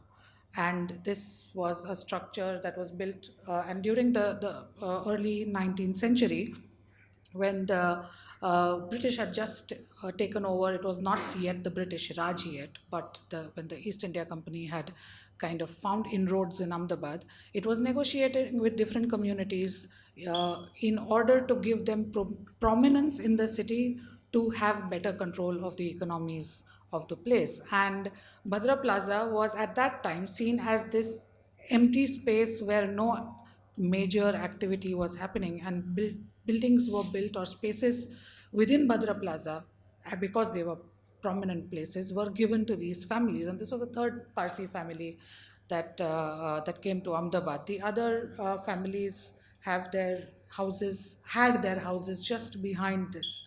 All of them don't live there anymore, but none of this was mentioned in the research of the Bhadra Plaza.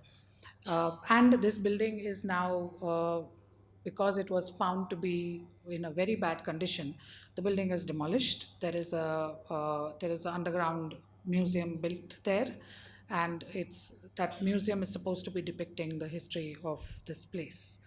It's not open yet. The third story that I found was extremely important, but once again got forgotten, was that I was able to find through this building. If you read over here, this says it, calls it a Muslim League house. And I'm presenting this, or I'm talking about this purely on the basis of local oral histories and one newspaper article that I found in British archives. And the story goes, and of course there were people who remembered it very clearly. This shop over here is where Shahid Bhai used to be there. He is not there anymore. See, this is his shop, and he translates everything that he thinks is of Ahmedabad, important for Ahmedabad, whether it is written in Persian or in English, any news, any important events, he translates them in Gujarati and puts them here. So he was one of the main source of information with some other people. The story goes that he remembers this place as, of course, it was the Muslim League house. This was the office of Muslim League.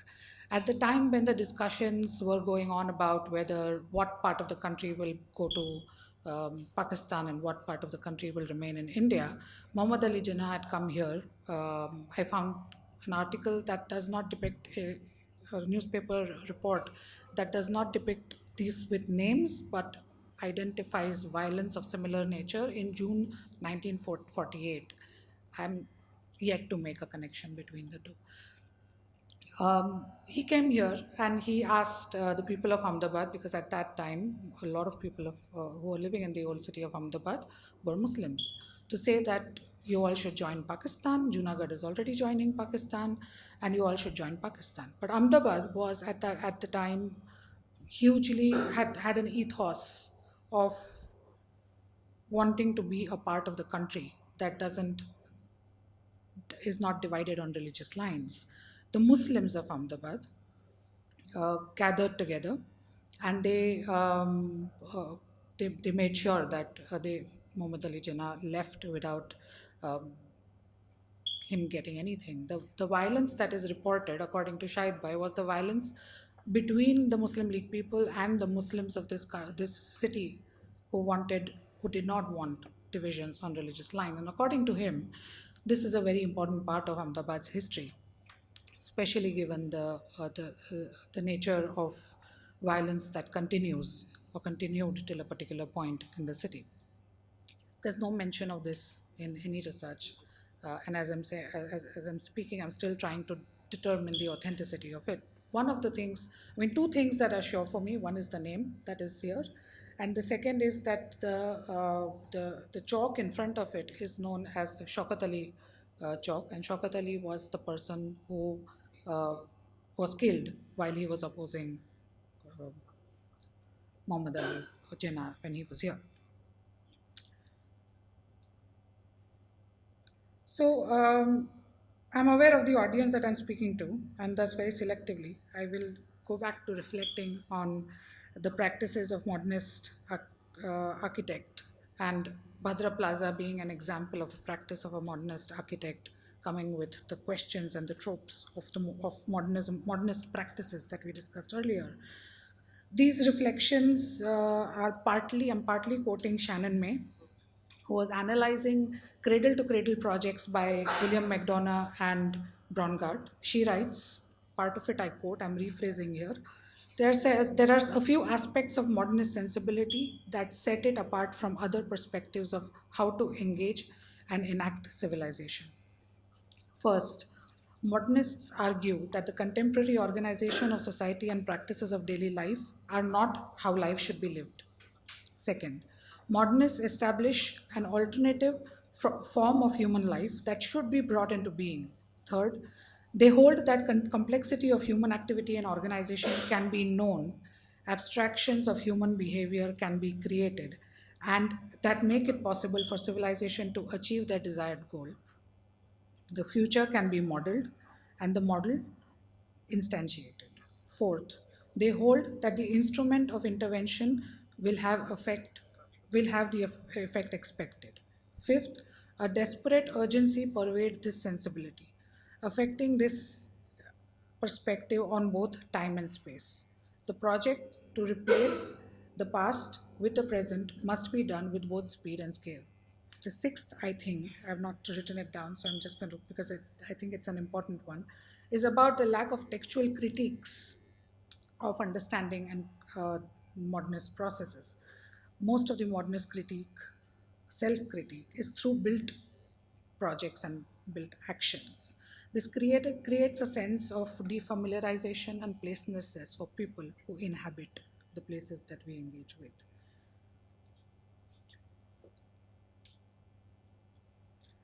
This brings me to the term that I used earlier, spatial agency, studied and articulated by Nishant Awans, Tatiana Schneider, and Jeremy Till. I just showed you actually this is still on the earlier slide. This is a term that may suit the role of an architect better. It demands architects to engage with space that includes everything, not just the physical stuff. It accepts agency of all participants and inhabitants and borrows its fundamentals through the fundamental thoughts from Henry Lefebvre's production of space, where all places are social spaces and a social space is a social product. An architect engages with that space in whatever capacity through their agency of articulating the space. That brings me to the CEPT Conservation Site School, an initiative that we've started in our center, responding to this reflection that we've had on practices of conservation, sustainability, and architecture. At our center, we engage with our conservation projects with this in mind. We do not do project or do research.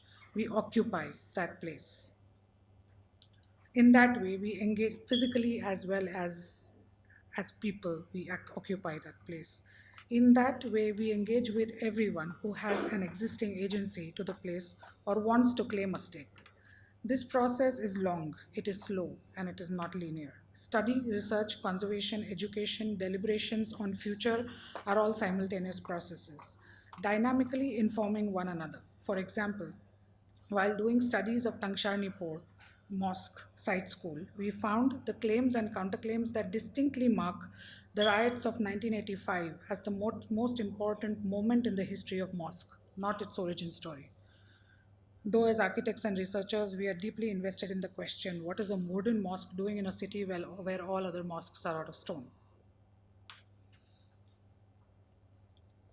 This has led to some of our thoughts around counter space, and I'm just going to put these words out there. We're saying that when we are engaging with these spaces, they, at the time when we are engaging, and because of our engagement, they function very differently from other spaces that are around. It has different activities to the surroundings, dissimilar characters, and alter space. We like to believe that these spaces are important for the city, and it makes the inhabitants pause, think, and possibly reflect. For the Tangshani Masjid, what has kind of created this kind of a counter space is the calmness of the space that is within the otherwise bustling neighborhood. And this is something that one of the inhabitants told us after a year of engagement and a year of rejection, negotiation, and talking, that said, okay, whatever you're doing, kaik alag thashe. And that's my last slide. Let me end with the term that I know Rohan is going to take up and dissect left, right, and center. While engaging with these sites, we constantly reflect on what proximity of this kind does to the place, people, and to us. Our lessons come from theatre and art movements, where radical engagement with art in one's own body exposes the vulnerabilities and schisms to their deepest level. We are aware of that. And while this is opposite of the autonomous self-referential agency of architects, it is not always devoid of its own dilemmas. Over to you. Right. Hello. Yeah, that is the title. Uh, this is, first of all, thank you to Jigna, to Rutul, to Meghal, to Aarti for calling me to have this conversation. And I was really intrigued by that title, Radical Proximity. And I felt like that was, and I think that is the term that Jigna was saying I'm going to try and take apart. Well, I'll try to do the best that I can. So I'm going to try and read because it's just easier. Yeah. So I'm going to start off with a project that we did. This was a project that we did with the Columbia Global Center Mumbai, and they were starting a new cell in Bombay. It was called, and for that cell they needed an opening event. And for that event, they asked us to do an exhibition on the relationship between Ambedkar, who's one of their most famous alumni, and the city of Bombay. So what we did is that we then, did this actually. We started with parallel timelines. We looked at the timeline of Ambedkar and the homes and the institutions that he built in the city, the ones that he inhabited in the city.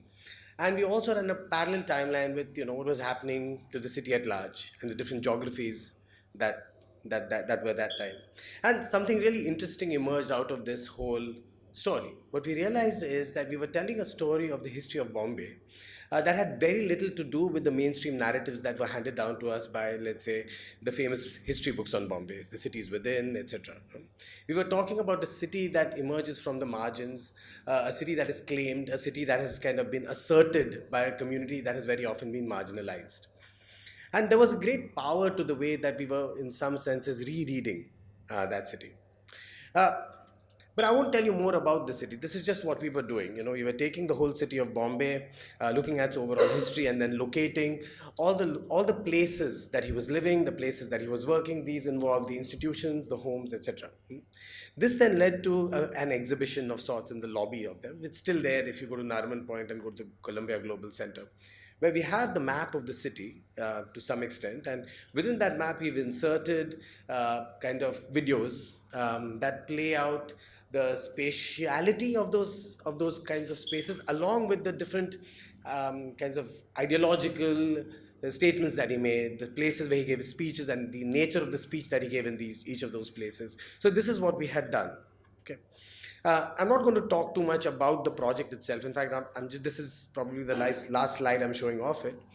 But one of the things that we were looking at when I had written a whole text that I'm not reading, which just makes no sense. So I'm going to try and read it now. Yeah. So there were 3 homes that Ambedkar had in Bombay. This is the first one. It is called Dabak Chaul. Dabak Chaul was a slum that lay on the wrong side of the tracks from the main mills. The mills are there, And Ambedkar's family came, late 19th century, early 20th century to the city, and they lived in the slum because that was the only place that they could. And these are a few images of the way, from a report about the way that Dalit communities were living in the 1930s, which I've just superimposed to get a sense of what these spaces were like, right? The second home that he lived in was built by the Bombay Improvement Trust, which was set up in after 1896 to create housing, new public infrastructure projects in the city. And Ambedkar's family, somebody in them had a job with the Bombay Municipal Corporation, so they got a house. In fact, they got two little flats. And this became the place that he spent most of his, early life in. Okay, these are the kinds of spaces he had. Common toilets connected by corridors. Down the corridor, these two doors are the two houses that they lived in. 501 and 502 are the numbers of these two houses, right? But then later, when he came back from America after his education, became a successful lawyer, very very well known. He lived in Hindu colony, which was also an entire area that was developed by the Bombay Improvement Trust and the Bombay Development Directorate, or the BDD. So this is the area that evolved. It had its sort of its garden city principles, and Ambedkar comes back from Columbia University after his education and builds this. No, he doesn't build this, sorry. He builds in this neighborhood. And if you look at this building itself, you will see that, and this is the building right beside Ambedkar's house. If you see this building has the sort of symbolism of a Hindu home. This is Hindu colony. Largely occupied by upper caste Brahmins who are working for the British bureaucracy. That is this neighborhood, primarily. But Ambedkar's house itself denies absolutely any reference to history. There is, in fact, if there is a history that he's referring to, it is Western colonialism. It's like a house in Georgetown, Washington, D.C., probably, with these, classical columns, even this typology with this kind of, Art Deco turns and curves. So this is really kind of what I would like you to keep in mind as we go ahead with the rest of the presentation. One of the things that was really important for us in this project, and now I think I should start reading, because this project raised many important questions for us about the relationship between the researcher and the object of her research. The self of the one who deploys the gaze and the relationship she makes with the object of her attention. The question of identity, in other words, was foremost in our minds. As a cisgender Savarna queer man, my relationship with the Dalit communities and the authority I wield over the instruments of control and power can immediately come into question, right? Who I am and what right do I have to be able to speak of Ambedkar?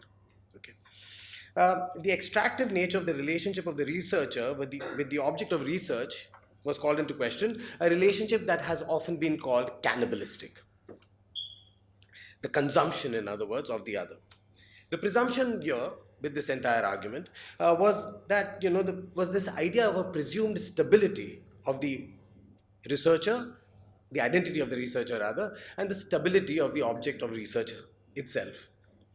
The question is that if I am a cisgender Savarna queer man, is that all that I am? And conversely, can the variety of different experiences and identities and histories that have been collectively called Dalit, can they all be simply clubbed together as one? Okay. Isn't each of these categories itself essentialist in nature? Doesn't it simplify a much more complex relationship? How do we engage with the other without kind of recursing back to simplistic categories and essentialist identities? This was a question that we were struggling with, when we were talking about the project and also after the project. And this is where Rajgruha became interesting for me to think about. Rajgruha is the name of the house. Because in the house, Rajgruha, Ambedkar himself rebelled against image as a sign of identity by reclaiming and reconfiguring the image of what a Dalit man is supposed to be appearing as. The house itself, with its overt references to architecture from elsewhere, in this case Western classicism, or in the way that he claimed the costume for his own body in the form of the blue suit that has become iconic of his image. The act of rewriting the body opened out all kinds of possibilities for the idea of the self, for the figure of the self. Ambedkar's gesture, in this case, is a refusal to submit to the image of what a Dalit body is meant to look like according to a certain Brahminical imaginary. Through the costume itself, he reconfigures the self. He chose whom to be seen as. He opened out new horizons of possibilities. And this is where, the term, which is part of the whole topic, became interesting for me to start thinking about, which is this idea of a radical proximity. How does one navigate the space of who one is and what one wants to be? What actually, come to think about, what is one and what is the difference between what one is and what one wants to be? Is there a separation at all between the self and the other? It's another kind of gap. If we are all imprisoned in certain identities that are used to define us, is there no possibility of understanding between us? If you are you and I am you, what happens in between that? Does the term a radical proximity ask us to go beyond our own subjectivity, to reach beyond, to extend lines of desire that distend the self itself into new forms, to allow ourselves and the object of our interests to also be able to have the agency to refuse, deny, and reconfigure our expectations from each other?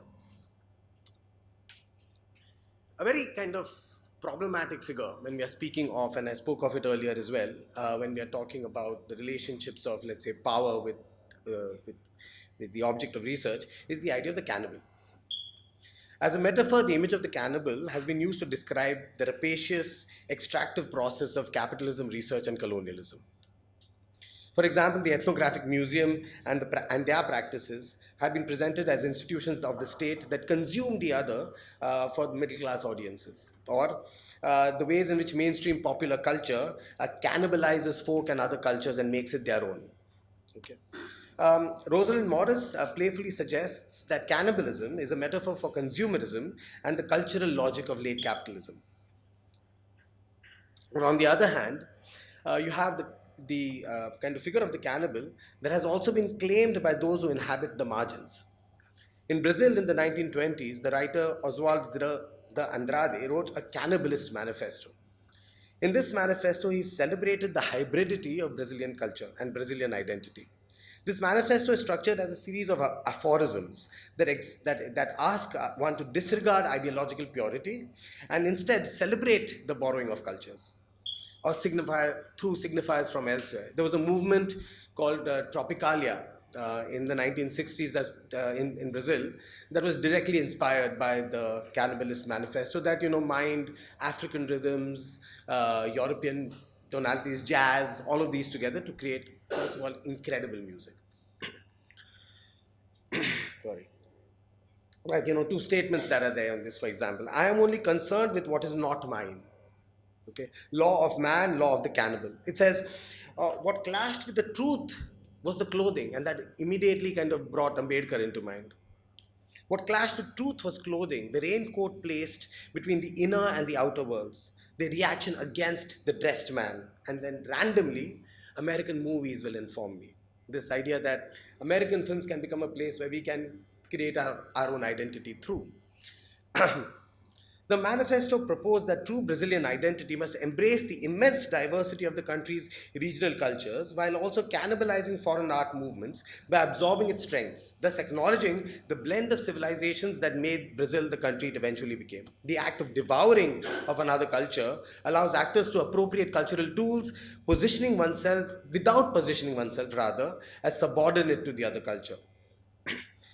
This is a quotation from Lindenbaum. He says that Brazilian anthropophagy, which is, I think, cannibalism, adopting a cannibal identity transformed a taboo into a totem and redefined anthropophagic primitivism as a positive value, a witty and self-reflexive critique of colonialism. This idea that one cannot ever be kind of fixed into an identity is something that is always fluid and fragmented, is something that many philosophers have also spoken of. For example, this is Michel Foucault, who says that if you are asked to relate to the question of identity, it has to be an identity to our unique selves. But the relationships we have to have with ourselves are not ones of identity. Rather, there must be relationships of differentiation, of creation, of innovation. To be the same is really boring. Further than that, the queer feminist theorist Judith Butler talks about the idea of identity again. She says there is no essential identity. Our identities only exist as performances. And we can play with these performances to construct, dawn, problematize, pretend, and reconfigure ourselves. Identity construction, she says, is political. It allows us to create community and build alliances. Identities, therefore, are constructed, made, and performed. She says, acts, gestures, enactments, generally construed, are performative in the sense that the essence or identity that they otherwise purport to express are fabrications, manufactured and sustained through corporeal signs and other discursive means. That the gendered body, her interest is in the idea of woman, the gendered body is performative suggests that it has no ontological status apart from the various acts which constitute its reality. She also goes ahead and kind of problematizes the supposed essence of the self by calling it an effect and function of a decidedly public and social discourse, the public regulation of fantasy through the surface politics of the body, the gender border that controls that the gender border control rather the gender border control that differentiates inner from outer and so institutes the quote unquote integrity of the subject. It is this idea of performance that I would like to focus upon. How a relationship with the other is performed and what affordances do these performances create. And that's where the other figure of the title comes in, the idea of drag. A recurring motif in drag performances is the idea of realness, authenticity. I don't know whether you guys have seen RuPaul's Drag Race on Netflix. And you have always all of these kind of drag queens are claiming realness in costume. So you wonder what that realness really constitutes. Okay. This is a realness that is consumed that is created or gained by consuming the body of the other to become Marilyn Monroe or Madhubala or Madonna. It's an imitation of the image, as if these images in some sense are apparitions that a haunting of sorts, that we have to enter, an idea of womanness that we have to enter. Butler herself, she sees drag as a performance that plays upon the distinction between the anatomy of the performer and the gender that is being performed. But we are actually in the presence of three contingent dimensions of significant corporeality: anatomical sex, gender identity, and gender performance. If the anatomy of the performer is already distinct from the gender of the performer, and both of these are also distinct from the gender of the performance, then the performance suggests a dissonance not only between sex and performance, but sex and gender and performance. So a gap is created between all of these, where in that gap a lot of things get played out.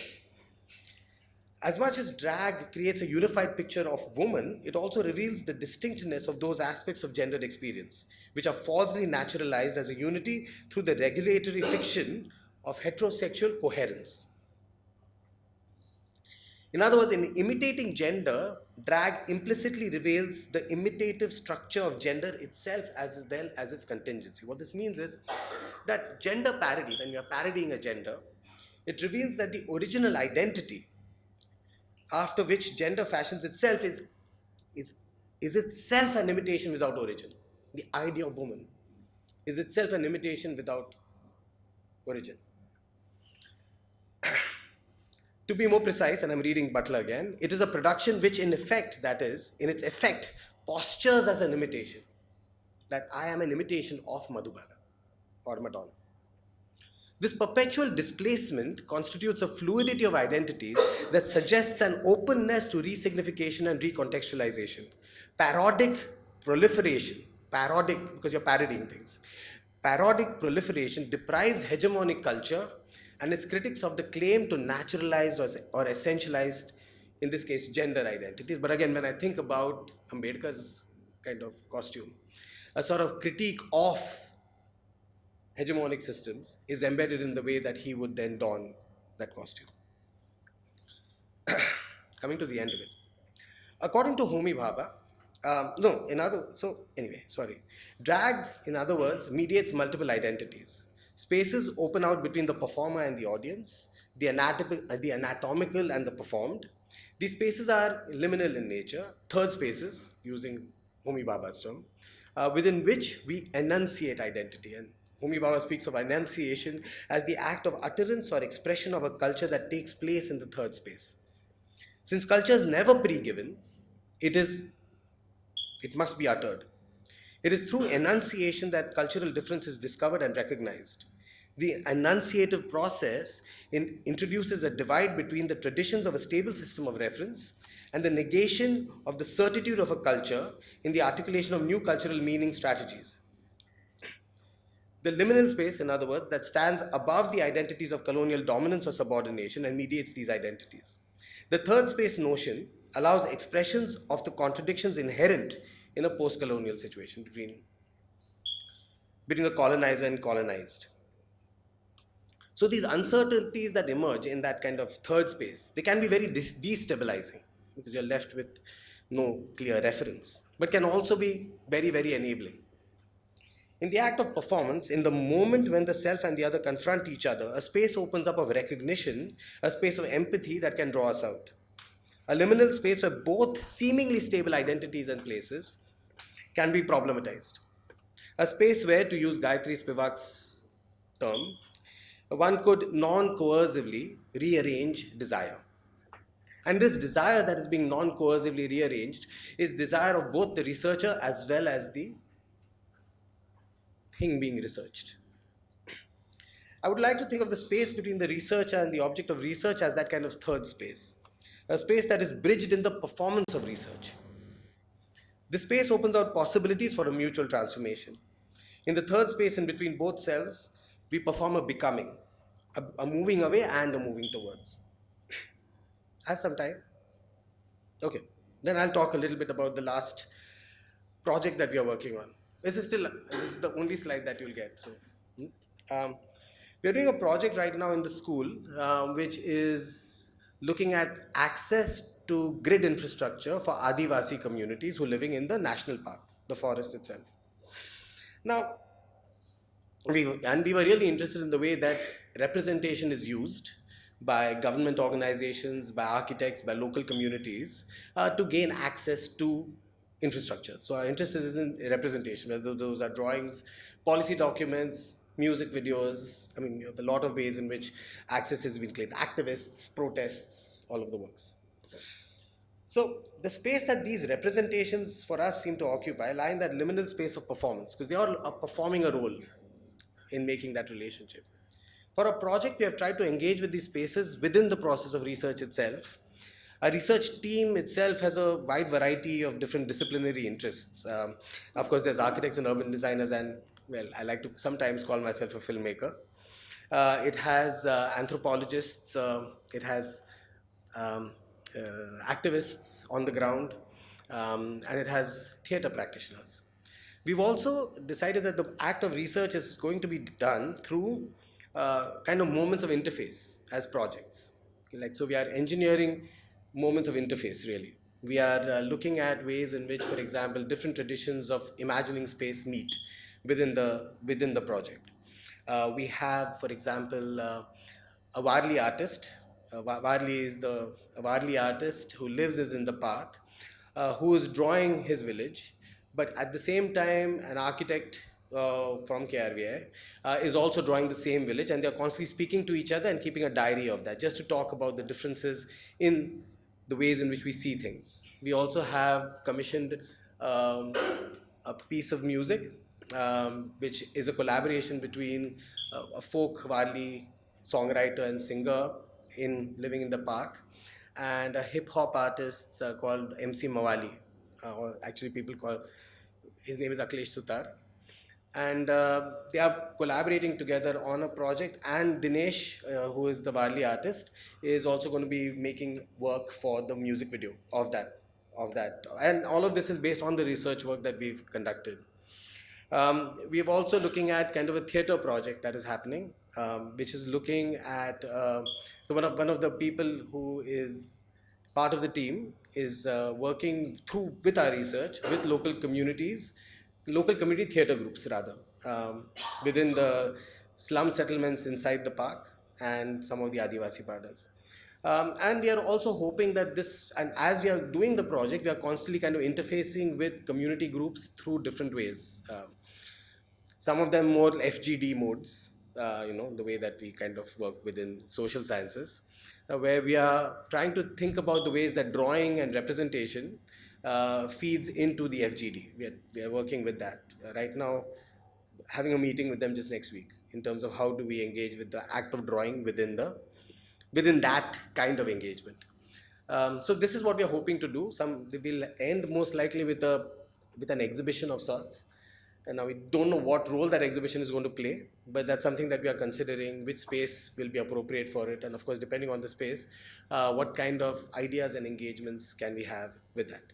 And I think I will end with that. Thank you so much. So thank you, Digna and Ron. That was fascinating and really thought provoking.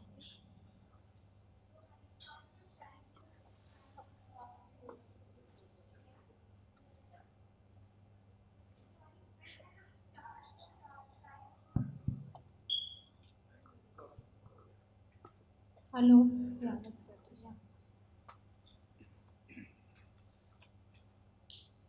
To look at the way kind of the papers speak together, look at the resonances in a way, and to try and like maybe I mean it might be kind of repetitive for some of you, but just to contextualize this whole because what both of you are looking at in some way is to problematize the relationship between the researcher and what is being researched, right? In a way. So, the term radical proximity suggests a certain increased intimacy in a sense, a reduction of the distance between the subject and the object fundamentally. The history of the term draws on the critique of the like objective neutral observer, which is initially actually happened in the first half of the 20th century in the physical sciences, in physics actually, with the principle of duality with Heisenberg. This idea that light is both a point and a wave, and it is the observer who decides whether it is when you look at it as a point or a wave, and therefore there is never a right way of looking at it. You can never look at it in a complete way, and it's always subjective what your result is going to be. And then later in the social sciences, it happened in anthropology in the 60s and the 70s, when you realize that looking at cultures, you as an observer, when you go into as a definite culture, you are also bringing in your subjective kind of opinion into it, and you're changing the culture that you're going into, right? Both. So what has happened is that this discourse today is kind of mainstreamed in the social sciences in a way, where the researcher has kind of become like part of the definition of the research lens.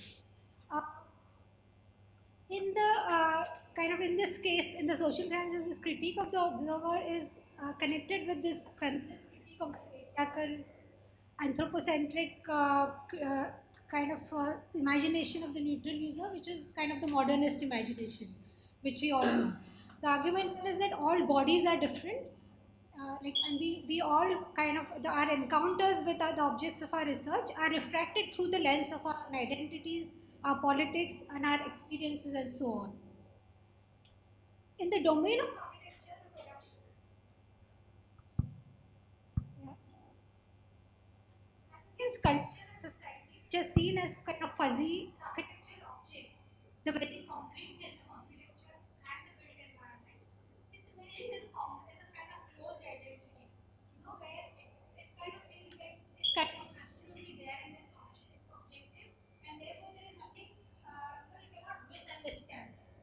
So that there is nothing subjective about it, and there is strengthening the idea that the readings of it are close to kind of subjectiveness, which is what Edward Soja calls in a way a myth of transparency. Right?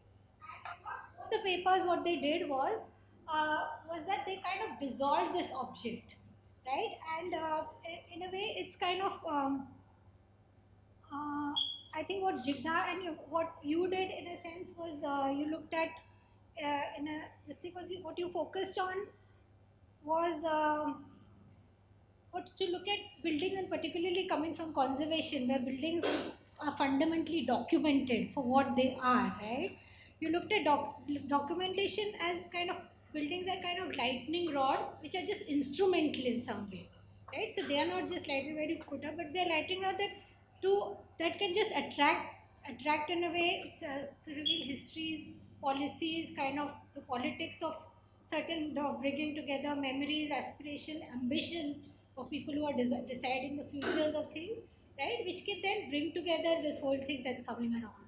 What Rohan you did in the second paper is that by focusing on questions of identities, desires, symbolism, powers, and so on, you can dissolve the very object of what architecture and built environment is supposed to be. So, in a way, I think it's the dissolution of this object in a way that kind of opens up the space for kind of making this embodied subjectivity possible. Because what has happened is that when it comes to the designing architecture, embodied embodied subjectivity is kind of something which we have in our pedagogy and practice. No, but when it comes to embodied research, it is still kind of something it's difficult to digest and understand. Um, so in effect, what we have then, in a sense, is what it's not just a blurring of boundaries, but it's a dissolution where there's a network of relationships, and where the subject, the researcher is part of that network, and therefore, like we said, that you change the relation, you're part of that whole network, right? So it's like in a web, and any pluck of the web, and the spider knows, and in this case, there is no spider, there is no object of the research, right? Every point is the same. So I just wanted you to reflect on that a little bit, and in the fundamental, I mean the very basic question, that how do you, when you go in, how do you change uh, this thing, what you said, that you're both becoming, right? You and what you research are both in the process of becoming. So in what ways does, maybe through what you've done, how does that change? Like, and how have you changed maybe in the process of some of the research?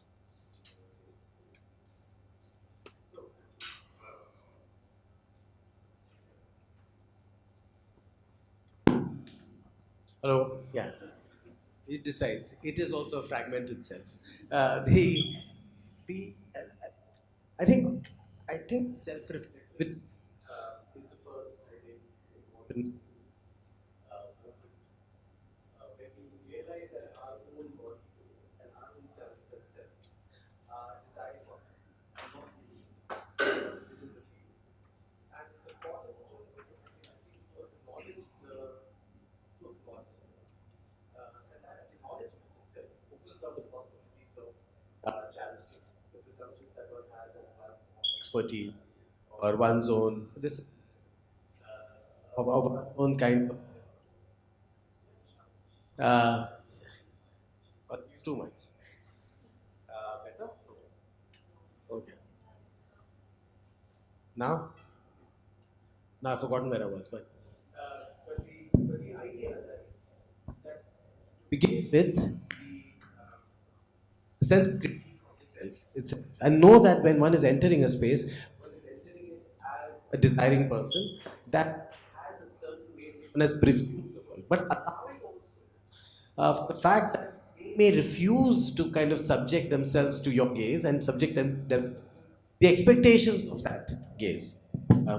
How are we way? How do we manage open out the fact that there could be refusals that and those refusals might really help us because finally we do research because we want knowledge, and the knowledge is supposed to affect the way which we see ourselves in the world. And I think it's important for us to know that we are also learning to change as much as we are hoping that we get more information that makes sense. So you try and do that as a sort of constant reminder to yourself. Shilpa, I was just looking at your analogy of the web. And I was imagining, you said there's no spider. So if there's no spider, then who are we? We are also possibly one of the mosquitoes caught in it. And just like the mosquitoes caught in it, we are also constantly negotiating that space and trying to figure out, are we getting trapped in this or not? So I think to take the example, I think like Rohan pointed out that as a as that process of engagement, you are also changing. You're not the same person if it's a long research. You don't start and end as the same person. And I think uh, identifying that very fundamentally, that every engagement that you are having is a negotiation.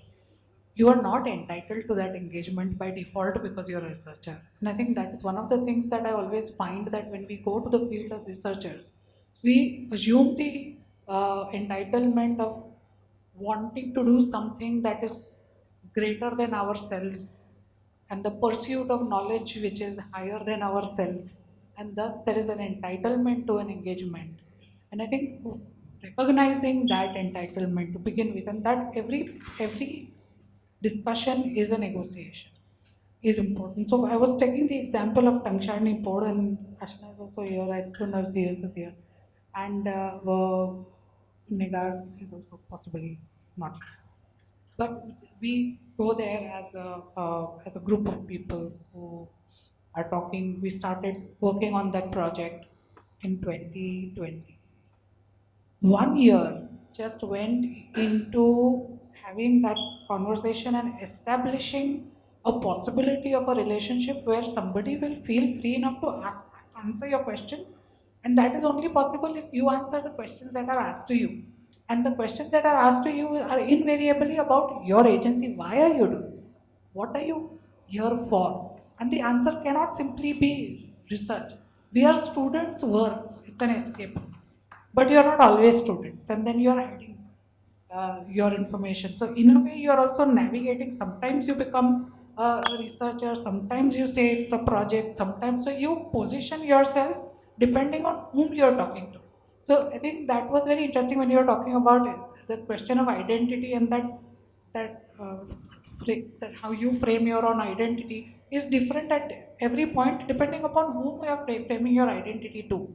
And I think a lot of us do it intuitively, but it's important to recognize, because part of it is also deceit. And if you are being deceitful, please be very ready that everybody is being deceived. When everybody is hiding, everybody, I would say deceit, it's negotiation. Everybody is negotiating that space. So this, in that Tangshan report, it took us 1 year to have that conversation, to start getting people to talk about that place. It was a place that was abandoned. Nobody, since 85, nobody was using it. We are told illegal activities hota hai and all of that. But then, the moment that, and then the first thing is question, what are you going to do? Are you going to rebuild the mosque? If you are rebuilding the mosque, will the Muslims come back here? Because the 85 riots was a point when Muslims who lived in that area moved outside. So are you doing for that? Are you coming with an agenda? What is your political? And it's at that point very important to outline your agency as an agenda. If it is not to inform demographic changes, uh, it's that doesn't mean it's by default innocent. You're still doing something that may inform demographic changes, and at that time, it's very important to articulate your agency. Another point comes when we are having discussion with the committee that is in charge of that particular space, that's custodian of that particular space, and now we're talking about what's the future. And the future of it, everybody has a different idea of what the future of it is depending on where you're coming from. And you have to once again rephrase where you're coming from at that point. So I think that recognition that you're constantly framing yourself is very important in if we accept the premise of that there is always a subjectivity. I think that is that has been the most kind of what do you say most distinct example for us. It's one of the most difficult sites that we are working in, but also one of the most distinct examples of how you keep on framing yourself constantly. I think the other thing, I mean, I was just thinking of is also to engineer challenges to the self. Like, to know the limitations of what you know, and also know that those limitations, you have to engineer the challenge, if you know what I mean. Like that when we are getting Dinesh Karan, the Bharati artist, to work with the architect, it's a project that is created primarily to engineer disturbance to both the traditions. And I think that we have to find those modes where there's a mutual learning engineering, where we are able to disturb our own sense of Uh, like when we are working, for example, with the anthropologists, Lisa Bjorkman is the anthropologist we are working with, and we realized actually that spatial thinking and visual thinking, uh, we go out to see a place and we think, हाँ समझ गया है, and then when she comes with her lens, it problematizes her also and it problematizes us also. We're like, it's a completely different way in which both of us are even beginning to approach the same thing. And there are dissonances and complications there, but I think that's a good thing because it's helping us also articulate or finesse what we are doing. Yeah. So yeah, so it's very interesting. So this whole idea that when you're not looking at a building which is just as an object to be documented in its physicality, and you're going into the softer aspects of it in terms of all these things that we talked about. There are also these ideas of, let's say, particularly when you're engaging with the people of deceit and genders and manufacturing agendas, and and then this whole idea of authenticity which comes into question, right? And research is premised on the idea that it is authentic. So far, traditional research is premised on the idea that okay, it might not be complete, but it has to be authentic. It might not be. So then, kind of, it's a very interesting this when one talks of radical proximity. Okay, okay, so just open it out for questions, and then we have time to talk some more. Yeah, sorry. Right. So, my question actually to all three of you is, I think it's very interesting to see this kind of question of identity, power, agency in architecture. And we seem to have gone through a great discourse in last 25 years or last 30 years to sort of reach here. But how do you see this transition taking place in various institutions, your own institution, of course, where, I mean, just to caricaturize, we have always had a problematic relation with terms like culture and society, and I mean, to caricaturize it further, uh, we would end up designing a cultural center or interpretation center and drawing references from Bharat Bhavan in 90s. I think that was the fate of a lot of architecture school. So how do you see this transition, and also what are the challenges of it, like pedagogical or intellectual challenges of making this transition possible?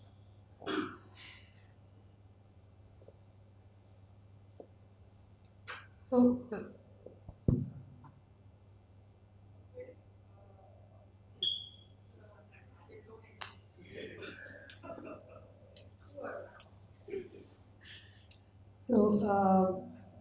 I, we've all been part of that, where we have all designed cultural centers, and we've all kind of in our final year studios have been these beautiful, aspirational places that will make this a better world.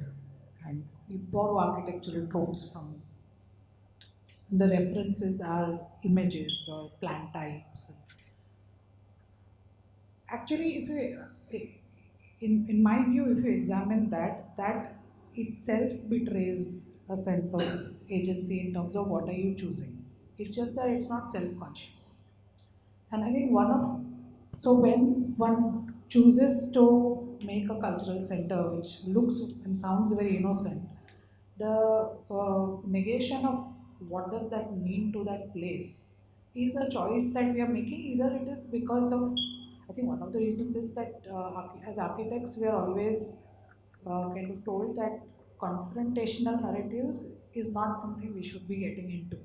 So we kind of then stay away from, I think intuitively all of us know that when we are making a cultural center that this is not as simple on ground. Even as students we know that. That is one thing that I've always believed, even when in discussions of lack of awareness. I don't think there is lack of awareness. Intuitively that understanding is there. We choose considering the circumstances that we are responding to, and that is to get good grades in our studios.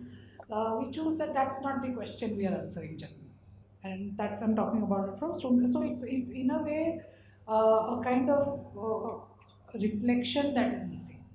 The layer of reflection is what is missing, and I have found that tool as an important tool for any pedagogy, and which was introduced to me in context of sustainability, or in because there every action has an impact, and when you are looking at the question of sustainability and when you are acting, it was a very interesting student journey that I had.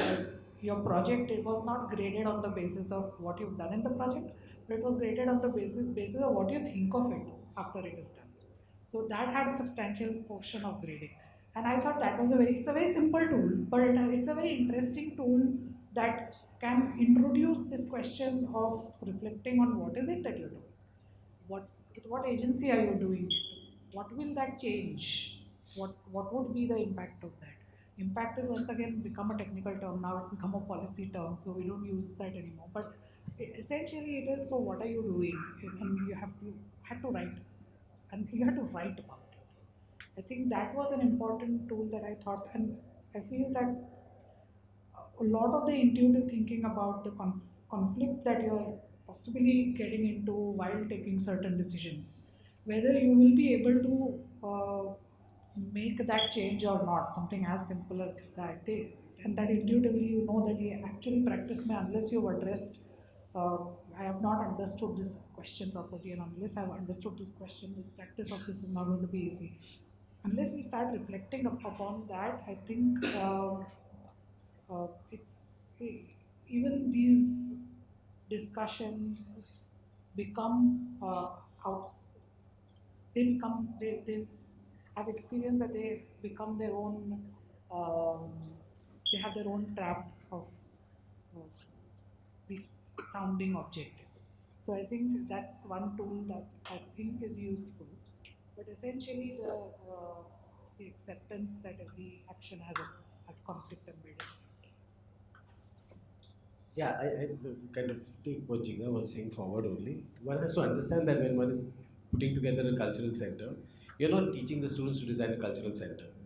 What you're teaching them is a certain kind of question that they are supposed to kind of engage with. The cultural center is merely something that you give them, or they do, to be able to engage with the idea. Because that's what the role of the school is. The role of the school is a space for students to engage with the relationship between thought and form. Those are the sorts of questions that we are trying to work with in these areas. And they're rehearsing these spaces as a cultural center, quote unquote, where they're allowed to, in that sense, struggle with the idea. So I think the emphasis within the school, at least, moves away from what they're designing to the questions that are being engaged with by that particular process of design. We are, I mean, fortunately or unfortunately, and unfortunately, not all, unfortunately, we are saddled with this idea of the studio designing a building, and a building of a certain kind of way, which is with a presumption of a client, a very specific client, and that's just the way that this, bachelors of architecture studios design as of now. Okay, so I think in one way it's a good thing if as an imaginary uh, method of exercise, but of course it's very very limited in terms of what it calls architectural or even form. What it calls even form, like you just said, a certain kind of references beyond the way that we think of form. It is limited in some senses. But if we imagine that these exercises are exercises that are primarily about teaching and not about building, then the question is really what are we teaching? And what are the questions that we are teaching? It's as simple as that. At least that's my rationalization.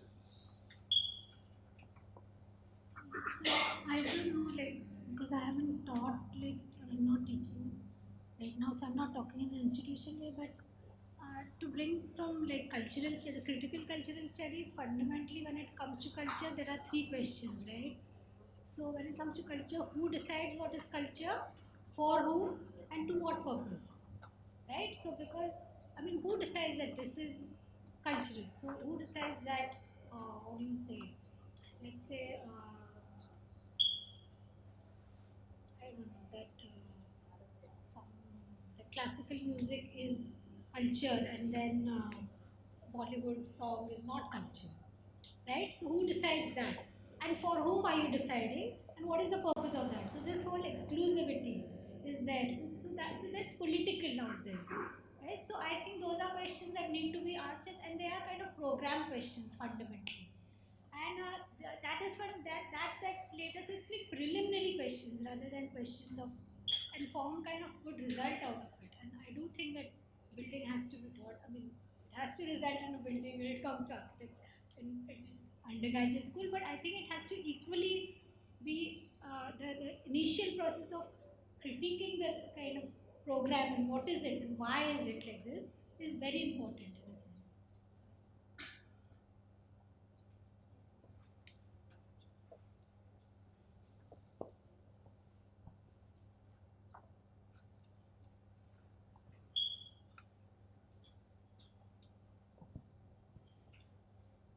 Hello.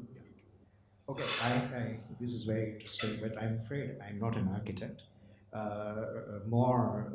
My question is to do with research and methodology. I'm somewhat concerned, because you're right that any qualitative research, anything that engages interaction with other human beings, is going to be subjective. And the dynamics of the interaction is going to affect both the researcher as well as the researchee, so to speak.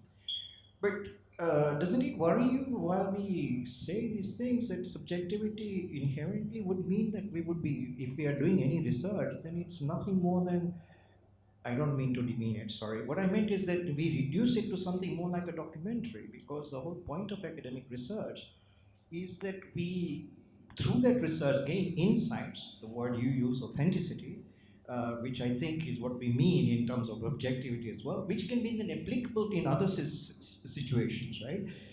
Or are we just then saying that the only thing possible in social sciences like architecture is perhaps research that is focused on individual situations, meaning all we can do is research vis-a-vis projects like the Mumbai project that you mentioned, or and therefore we live with that limitation, or do we strive to get beyond that and trying to attain objectivity such that that knowledge is then applicable elsewhere?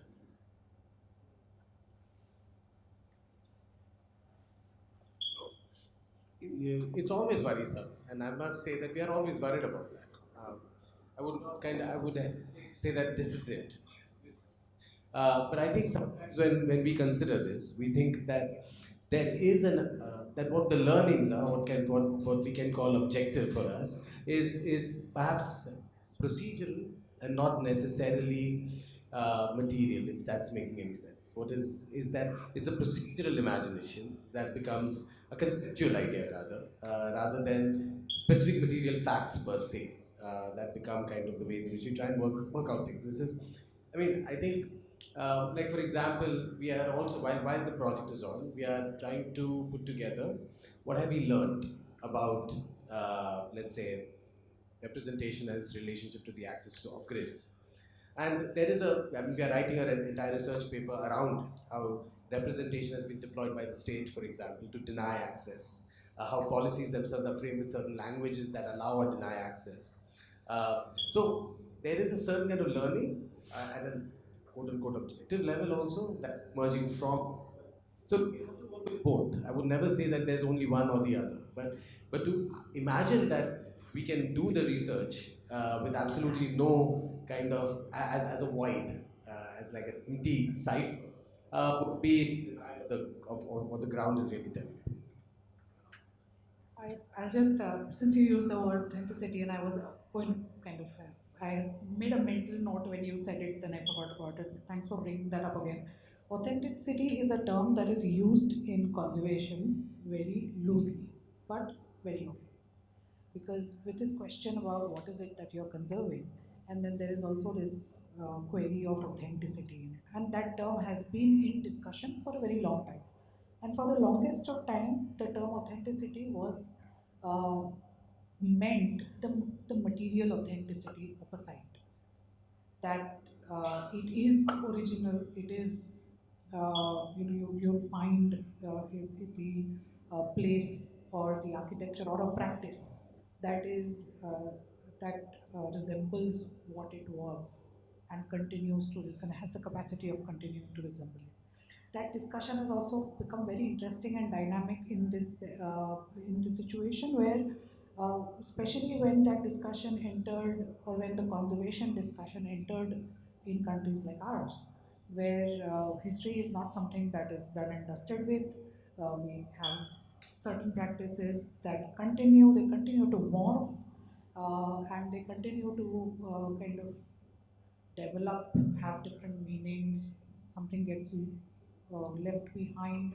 Sometimes desirably so, certain things get left behind. And in that context, the discussion of authenticity is about, or the answer to authenticity has been linked to truthful relationships, truthful processes, like you were saying, that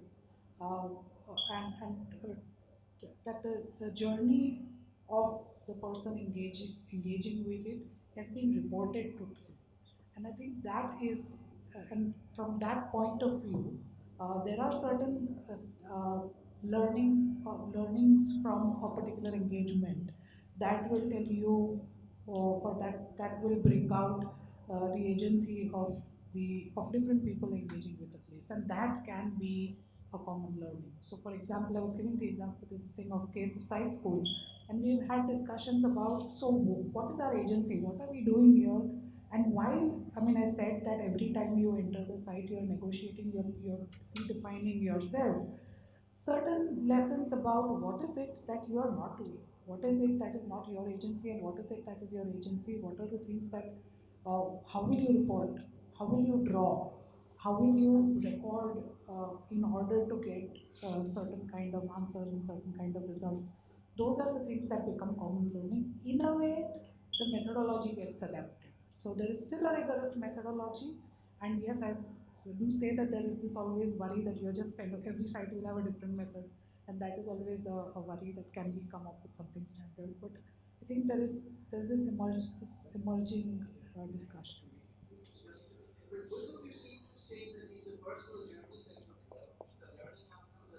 No,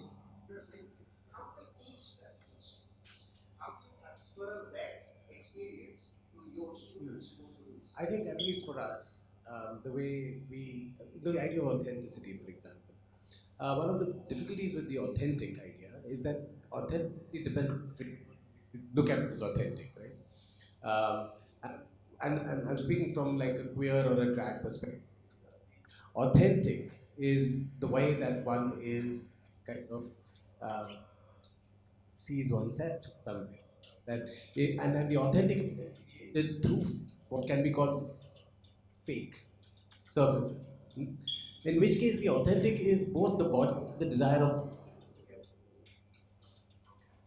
Oh, I was like, it needs. Where's my naughty? The question of authenticity then complicates my life. Complicates any kind of categorization, especially when I try and separate who I am from what I desire. I think for us, the way we deal with it within an architecture school is that to try and kind of not make a separation between the object and the desiring object. We try and kind of look at what is the vector that is distinct object that is making any sense. Is that so? We try and kind of talk about it as movement rather than as thing. If that's clarifying something. Just one. The problem here is that IT PhD students, right? And they write theses, they somehow don't allow them to express what you're saying research is all about. So it creates an academic issue that I think needs to be addressed. You don't have responsibilities. Can I just add? I don't just clarify. I'm sure they do it now. Just clarify where they come from. I think that would be a beginning, right? In a way, the whole critique comes from the fact that there's got a history to it, but that so far research has been patriarchal, it's been male centered, it's been upper class, upper caste centered. So just bringing in, I mean, putting it out there, this is where I'm coming from. I think that would be a beginning, very simply. So I acknowledge that. Yeah, no, if they insist on having that as like a beginning. So there I will agree with the academic institution needs to change the ideas of language and its relationship to the world. There are certain kinds of languages that we take for granted as truth carrying, as if the folk song itself is not the truth carrier, because it cannot be. And I think those are the sorts of questions that we have to be able to challenge. Or also drawing. We've been told that when Dinesh Bharat is drawing the space, in a Bali board, it is seen as, oh, this is not authentic spatial representation because it's not colorgraphic. But those are embedded within our discipline, limitations. Just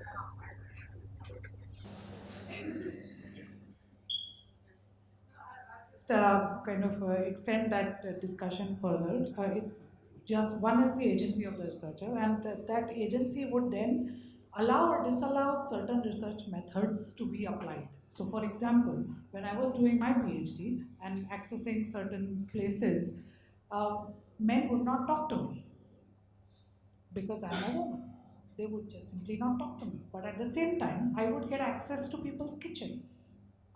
So the kind of data that I'm able to collect is a very different kind of data than you would expect in a research method uh, process. So I think that is the shift that possibly is that depending on the agency, what is the research method that you are practically able to design? And of course, it has to have all these tropes, which I'm also very stickler of. That is the information triangulated. Have you all of that is fine, but then I think the agency becomes important.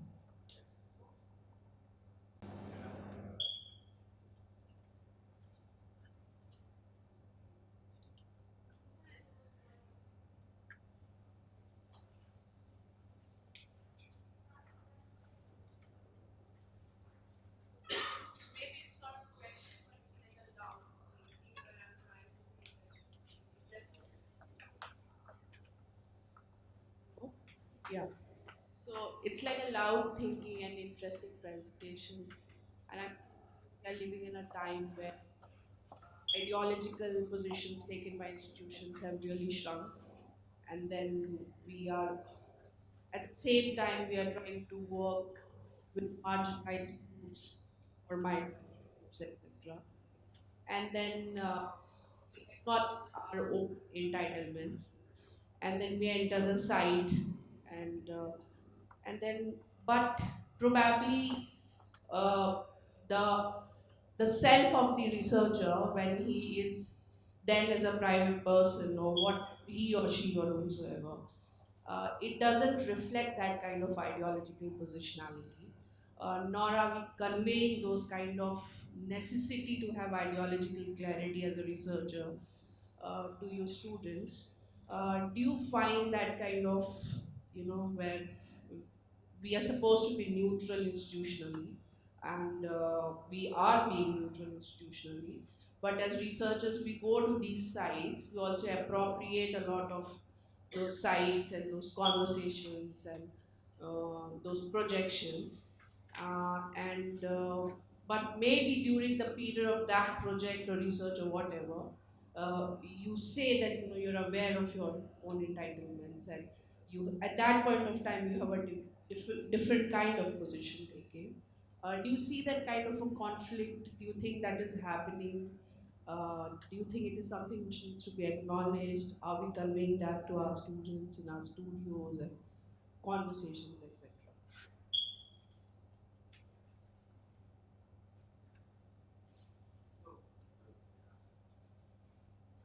Yeah, no, the let me put it as bluntly as I possibly can. You do the best that you can.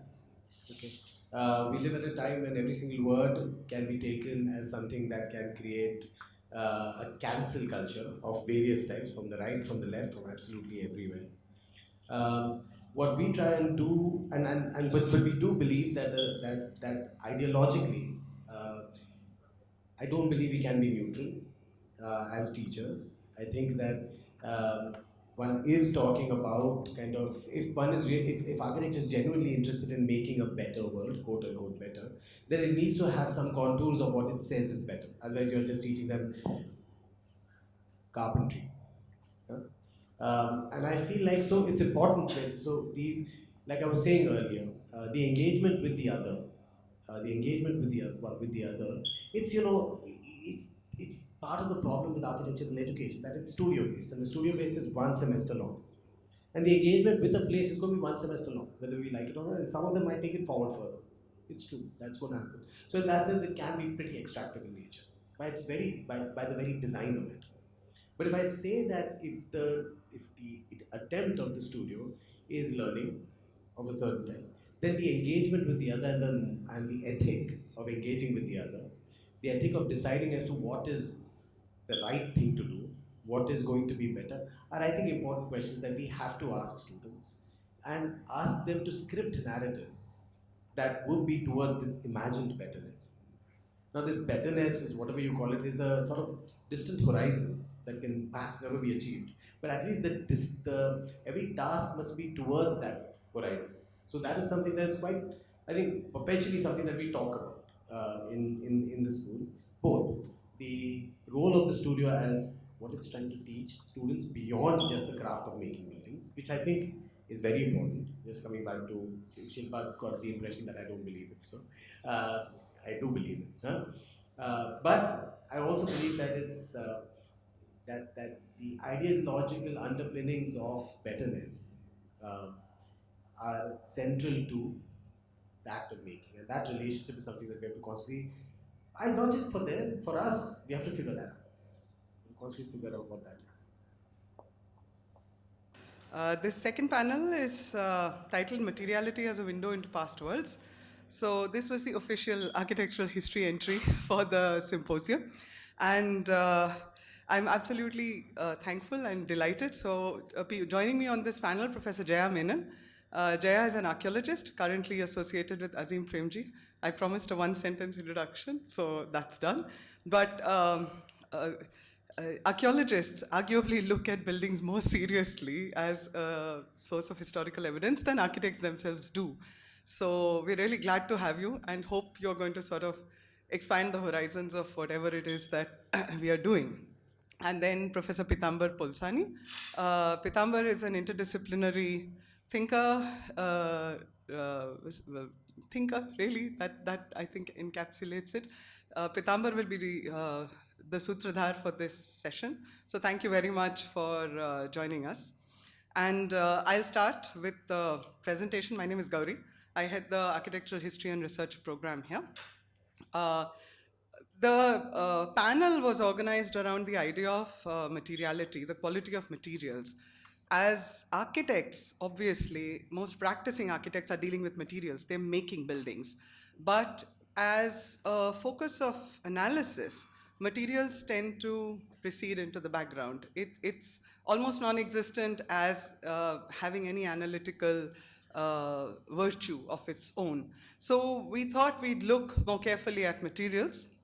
Partly it started in the research that I started doing about in 2018 on the history of concrete in India. So I'll start with my presentation and then hand over to Jaya for her presentation. So my presentation is titled The First Concrete Building and Other Mythologies. In 1903, the annual general report of the Madras Presidency reported that, I quote, for the first time in the history of the Madras Public Works Department, ferrocement for platforms of culverts and bridges was employed. Two culverts on the Anamalai Ghat Road, a bridge 14 feet in span in the Sims Park, Kunur, and a culvert on the Yerkad Ghat Road were floored with this material, close quotes.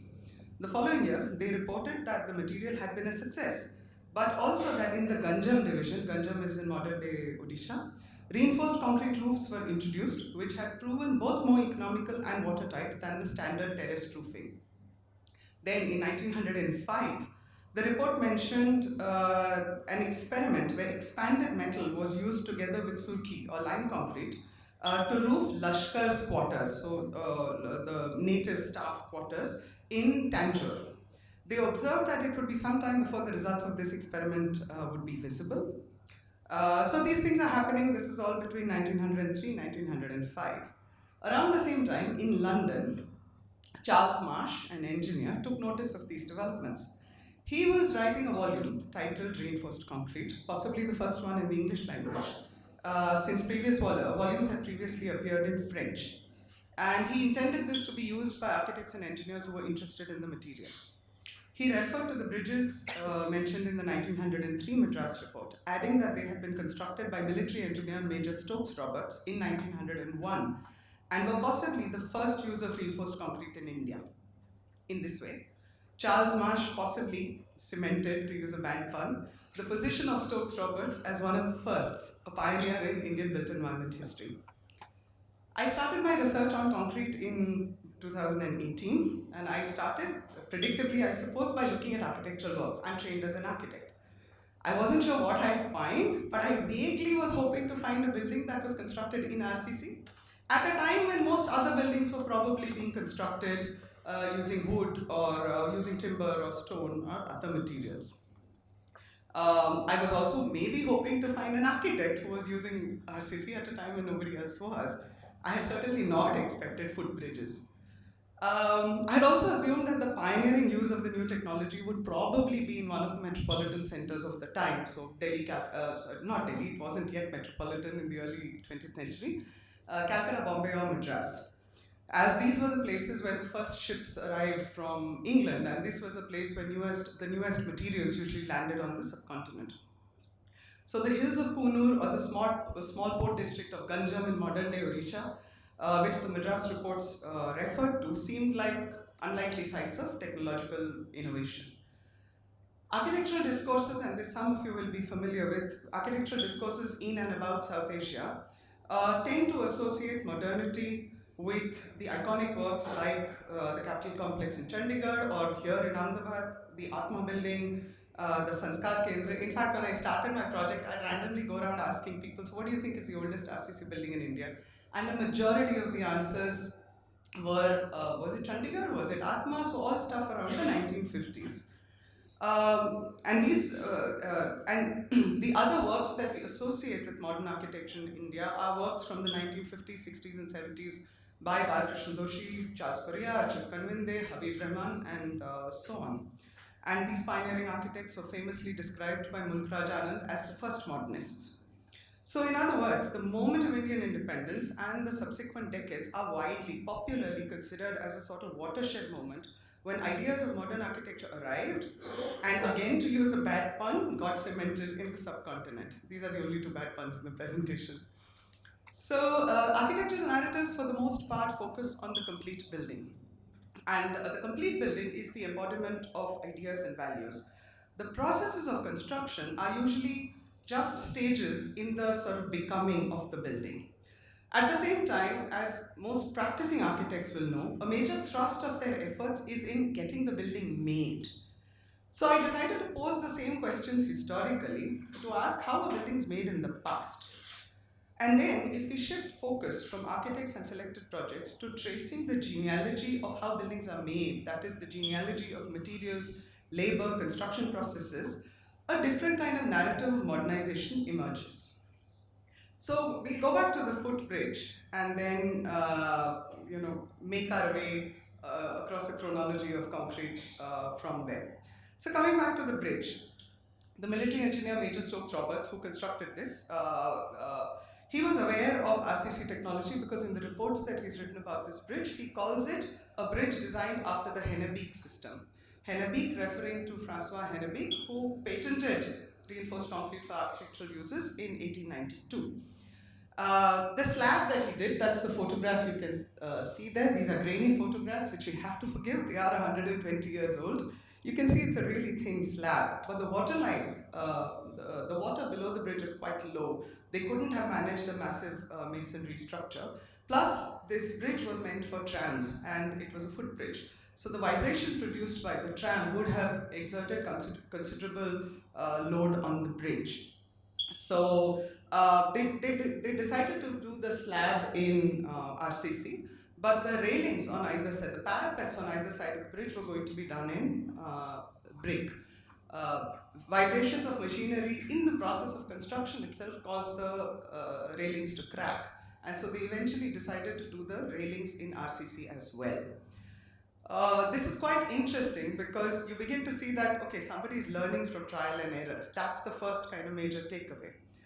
The wider question that throws up is, where did Stokes-Roberts hear about RCC? Where did he sort of become familiar with this?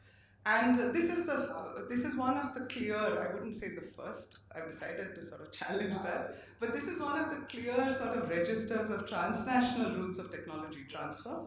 Stokes-Roberts was a member of the Corps of Royal Engineers. And they had their own lecture series and publications where they were sharing information about the latest technology. So that is one possible route where he came to know about this. This also then threw up the question, having found unexpectedly that RCC was used for the first time in 1901, the question that came up is, okay, can I push this further back? Is there a possibility that it was practiced earlier as well? Because the report that I quoted in the beginning said that RCC was used for the first time in the Madras PWD. It didn't exclude the possibility that it may have been used anywhere else. So I started searching and searching and searching and searching. Went quite far back, and one of the there are Portland cement was imported into India as early as the 1860s, which is very soon after it was put into commercial production. So that's a fairly short gap. But one of the major projects that sort of really stood out was the construction of a breakwaters at Karachi Harbour. This was done through the 1860s, between 1869 and 1874. Now, the Manora Breakwaters project is, to use a very, very cliche term, it's a mind-blowing engineering project. It is a breakwater, so it is basically a structure that starts on the coast and goes out. It's literally like a wall that goes out onto the sea to protect the harbor from storms, etc. This particular breakwater extends 1,500 feet from the coast into the sea. Took 5 years to complete. What is really interesting is that this was constructed entirely using blocks made out of Portland cement. Each of the blocks, so that is the rectangles each of these rectangles, that rectangle is 12 feet by 8 feet by 4.5 feet in size. And each of these weighed 27 tons. And they were laid in three, I'm going back. Yeah. And you can see that this is the first row of blocks, second row of blocks, third row of blocks. It was put in place using this specially designed device, which is called a Titan. It's also called a Goliath in some of the reports. But it wasn't, they were casting these enormous 27-ton blocks on the shore, and they were being put in place into the sea. And there are truly about a few hundred pages of reports around the hydrological, technical, chemical, transportational challenges of doing this project. Now, this project was significant. I mean, if you just zoom out from the technical details for a bit, ports were a significant part of colonial infrastructure. Certainly in the 1860s, when following the War of Independence, the colonial government was trying to sort of consolidate its presence here. And the fact that this was a super ambitious project, but what sort of justified it was that the volume of trade done through the Karachi harbour went up from about 116,000 pounds in the 1840s to close to 3.5 million pounds after the construction of the harbour. So it was really the sort of, if it was an architectural building, it would have had a plaque and it would probably have been inaugurated by the Queen or some such thing, but it was an engineering project. And they're not as lovely. But anyways, the important thing is that this was a major, one of the first large-scale uses of Portland cement. What's also interesting is that from the 1850s onwards, colonial engineers were trying to build this, but enough stone was just not available, not just between like Karachi and Bombay, but all the way across Arabia, the eastern coast of Africa. There just wasn't enough stone available to be able to build a project of this magnitude. So when Portland cement becomes available, it almost appears as if the possibility of making concrete blocks creates the possibility of doing a project like this, and therefore creates a new infrastructural imaginary for the colonial mind. And this is a photograph. There are a lot of photographs of the Manora breakwaters, and you can see it's got it's got railways running on it. It's a blurry photo, but then the fact that it's a photo from the 1870s is already quite cool. Over the next 10 years, so by the 1880s, concrete as an idea and as a technology had become more familiar across the subcontinent. By the 1880s, a new secretariat, the summer capital of Shimla was being built. So a new secretariat, the army headquarters, various buildings were being built. And this is also an incredible structure. If anyone is familiar with Shimla, it's called the Railway Board building today. It stands even today. The foundations of this were done in concrete and the walls were done in concrete. A key difference with the Manora breakwaters project is that this was done using lime concrete. So Portland cement was imported entirely from England at this point in time. There were a lot of efforts to try and make Portland cement locally in India, but it hadn't proved successful. So in this project, almost entirely lime concrete was used. All the reports, however, suggest that lime is really seen as a substitute for Portland cement and it's a more economical option. And this is a bit of sort of structure geekiness for all the architects in the audience. This is a plan, this is a foundation plan of the building called the Army Headquarters. And you can see more clearly in this section that the foundations have footings. And footings are typically done in brick. So you have layers of brick which keep getting smaller in size as you reach the wall. Except that these foundations are done in lime concrete. What we are seeing here is possibly one of those sort of specific moments of technological transfer. The engineers are familiar with constructing brick footings, but brick is equally difficult to come by in Shimla. So they use concrete, but the form in which concrete is used resembles brick footings. And these are 9-inch footings, which is large. In the Secretariat building, they've actually done 3-inch footings, which almost exactly matches the size of brick. So you're seeing people working with a new material, but with memories of forms from the older material that they are familiar with. If Shimla was sort of at the higher end of the more important buildings that the Public Works Department built, this is the other end of the spectrum. These are staff quarters for Indian workers who worked in the railways, and these are staff quarters for the Rajputana railways in Ajmer. This is also quite interesting because these are vaults, and the entire vault is done out of lime concrete. So the key lesson that sort of we get from this is not only this is about when concrete starts entering architectural usage. So we begin to see superstructures. The part of the structure that we see above the ground is beginning to be done in concrete, but it is being done in lime concrete because Portland cement is rare and difficult to find. It's also used largely selectively for buildings which have low social standing. So even in the Shimla headquarters, concrete was used for the foundations and the walls. The outer surface, the bit of the building that presents itself in public, is done in cast iron and glass and all the materials that respectable institutions of that time are done in. So by the 1880s, Shimla Secretariat,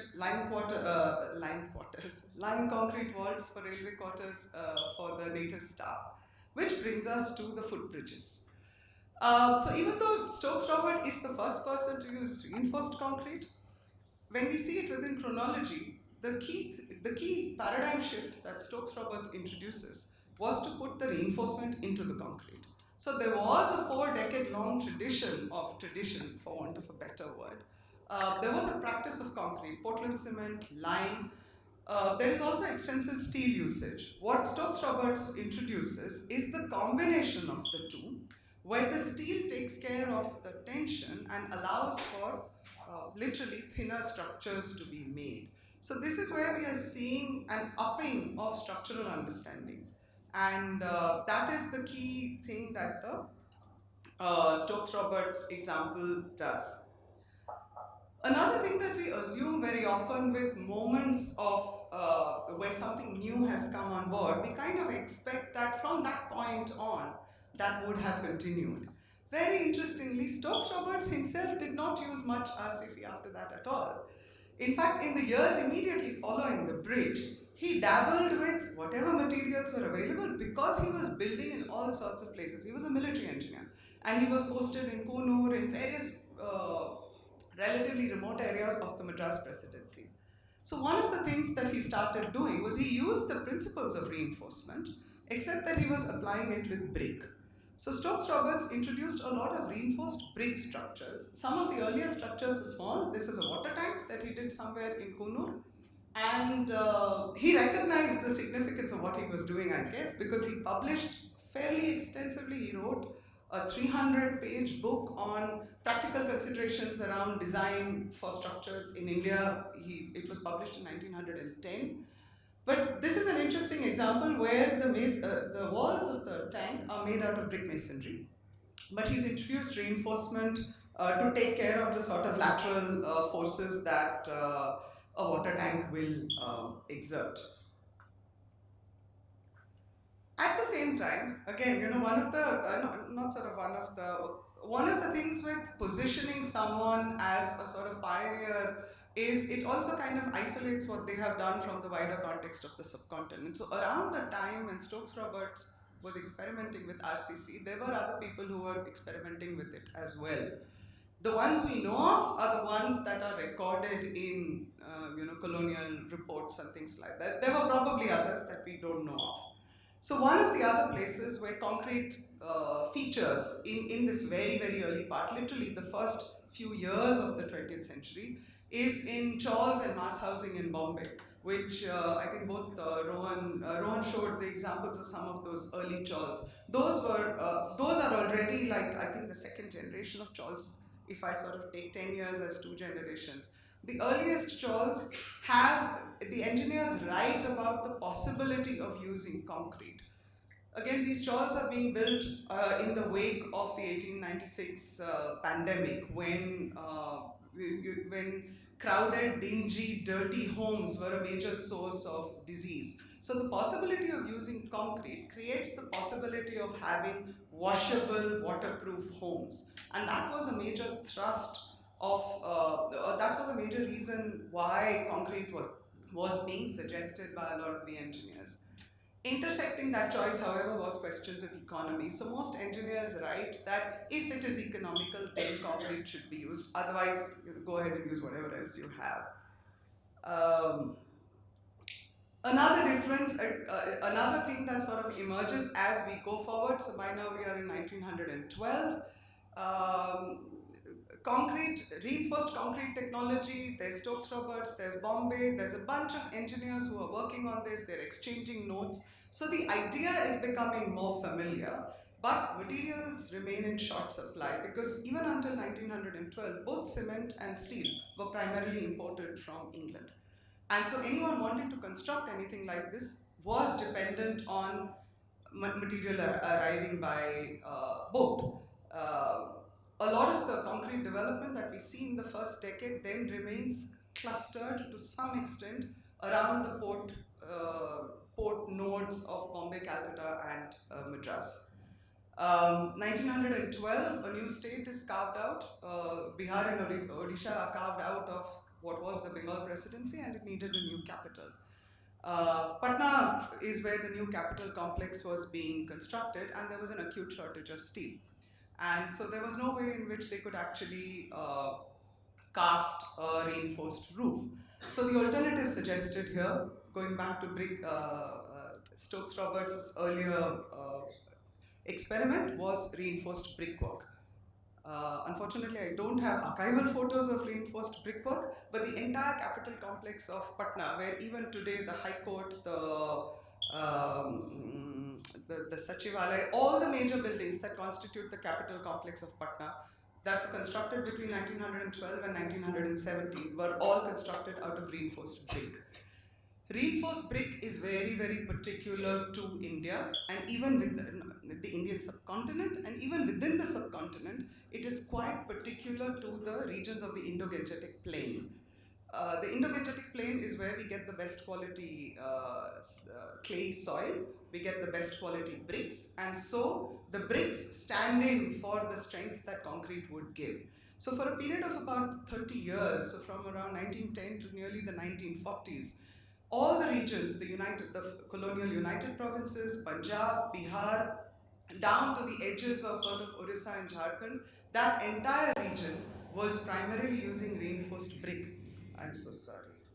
It was it came out of the idea of reinforced concrete, but the concrete gets substituted by brick in what can be considered a sort of a broad vernacularization of an idea that comes in.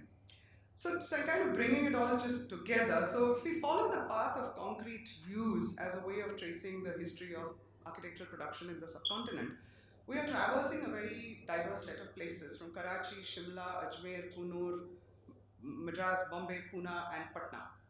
These are just few examples. These are not sort of exceptional examples at all. There are literally hundreds of such projects that are happening all across the subcontinent from the 1860s onwards. But in the early days, the arrival of concrete offered new possibilities both in the form and structure, and created a new building imaginary. And this is what reaches its zenith in the mid 20th century at the hands of the master architects of that point in time. And this we know from our standard architectural histories. What is less familiar is that by centering the material in historical analysis, disparate projects such as harbour works, staff quarters to water tanks and high courts, they get bound into a sort of genealogy of technological development. So the idea of the first concrete building almost dissolves, and what we have in its stead is a wide set of sites and practices which are indirectly connected to each other through institutions such as colonial professional networks, private builders, the construction labor force, patrons of various kinds, material suppliers, printed media such as trade magazines, all of which eventually kind of lend currency to the spread of concrete technology.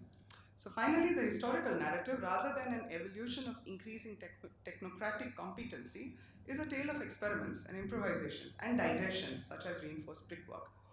And it is through the nitty-gritties of concrete's local use and vernacular meanings that we can begin to open up the sort of more complex terrain of India's everyday modernity. So thank you. I will stop there. And Jaya, this is over to you.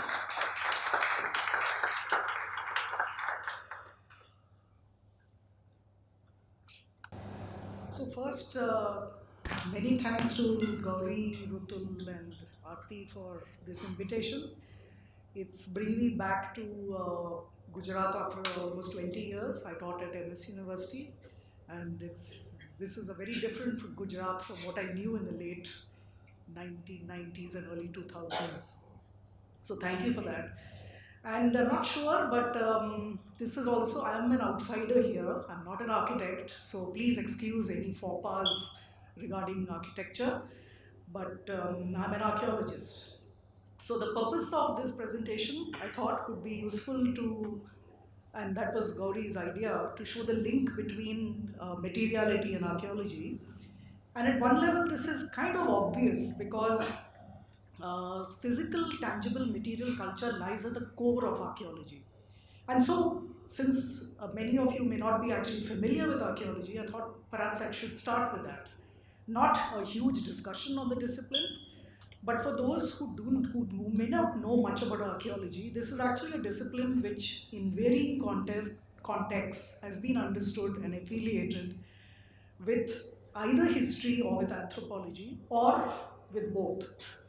And it is because of these linkages, and in many ways a subordination to both history and anthropology, we actually see, several have actually seen archaeology as only a set of technical practices where the goal is essentially of understanding the human condition, whether it is in the past or in the present. However, we must remember that archaeology, whether in the past or in the present, encompasses the mundane and the material, and its work is and I'm quoting here, its work is a tangible mediation of past and present, of people and their cultural fabric, of the tacit, indeed the ineffable. As Olson and et al. Have said, archaeology is the discipline of things, and that's where I actually come from. So rather than looking at architecture, I have always looked at objects and other materials, and then yes, you can also look at architecture, and I will conclude my presentation with an example from a current project that some of us are undertaking. But since archaeology is the discipline of things, it is kind of ironic that it comes so late to that table. It's almost every other discipline, anthropology, several other disciplines have appropriated it, And the discussions of materiality and material culture, archaeology is not at the forefront. So in that sense, Olson's book is actually very useful because it shows how one can sort of take forward this discipline and remove it from its earlier moorings. For archaeology, material remains are the data set. That's our primary data set, and these are recovered through systematic and rigorous processes of exploration and excavation. But what we must remember is that what is found is only a subset of what would have been used, and this depends to quite some extent on the basic materials from which things were made. So what are recovered, for example, are things made of inorganic materials like stone or metal and so forth, while most organic materials do not survive. So most of the things that we see around us, whether it is fabric or it is cloth or any other kind of thing, normally will not survive in conditions in South Asia, except for bones which fossilize and seeds which will survive in the burnt form. These generally decompose. And it is these things that to us are significant because they indicate the everyday lives of past peoples. So while texts inform on the elite and the privileged, it's ordinary people who can be understood through the objects that are used on an everyday basis. Ideas of materiality that focus on the physical contribute to the empirical nature of archaeology, where it is rare to study just one vessel or one statue, much like what we would perhaps do in art history. The analysis of domains of things can be diverse and endless. So we are never just studying one vessel, but we are studying, in fact, thousands and thousands of pottery pieces, or as Gauri was saying when she was studying, looking at shards that somebody else was working on. There's much concern with form, materials, manufacture. All of these need to be documented in detail, and very much less with social relations. So something like this slide, which shows varying varying objects made out of terracotta, and nothing is really too small. So even the smallest, lump which shows itself to have been humanly impacted becomes the object of analysis. Recent ways of understanding materiality and material culture try to recover the linkages between people and things. The concept of materiality has often been used to refer to the corporeal and the physical, as opposed to spiritual and value-laden aspects. However, we also know that the two very often come together, where spiritual, often immaterial or abstract forces are given material form, for example, in the case of icons. Alternatively, material culture studies can take the human subject as a starting point, and things are the medium through which people think of themselves and their lives and identities. Hence, there is a dialectical relationship between people and things. People make and use things, and things make people. And some of this we saw in the morning session. Subjects and objects are inextricably linked. So, for example, Lynn Meskel's book, she points out that studies of materiality cannot simply focus on the characteristics of objects, but must engage in the dialectic of people and things. She thinks of this as co-presence or co-mingling, and sometimes this is seen as bundling. According to her, we need to understand the underlying philosophy of the material, and materiality is a set of cultural relationships. And I quote, imbued matter and embodied objects exist in relationship to the specificities of temporality, spatiality, and sociality, and we must be mindful of the flipping back and forward between ancient and contemporary situated understanding. In turn, how do we enculturate the world and make it our own? How do we intrude into the natural world and mark that intrusion physically and materially? So at one level, there's no doubt that things have always existed independent of human action, but there are also things clearly that have been created by people and which we in archaeology call artifacts.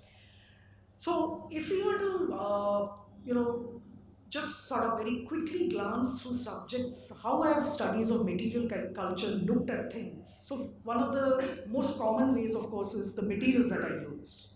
So is it, let's say, for example, concrete, or is it metal, various kinds of metal, and so forth? That's the most common way.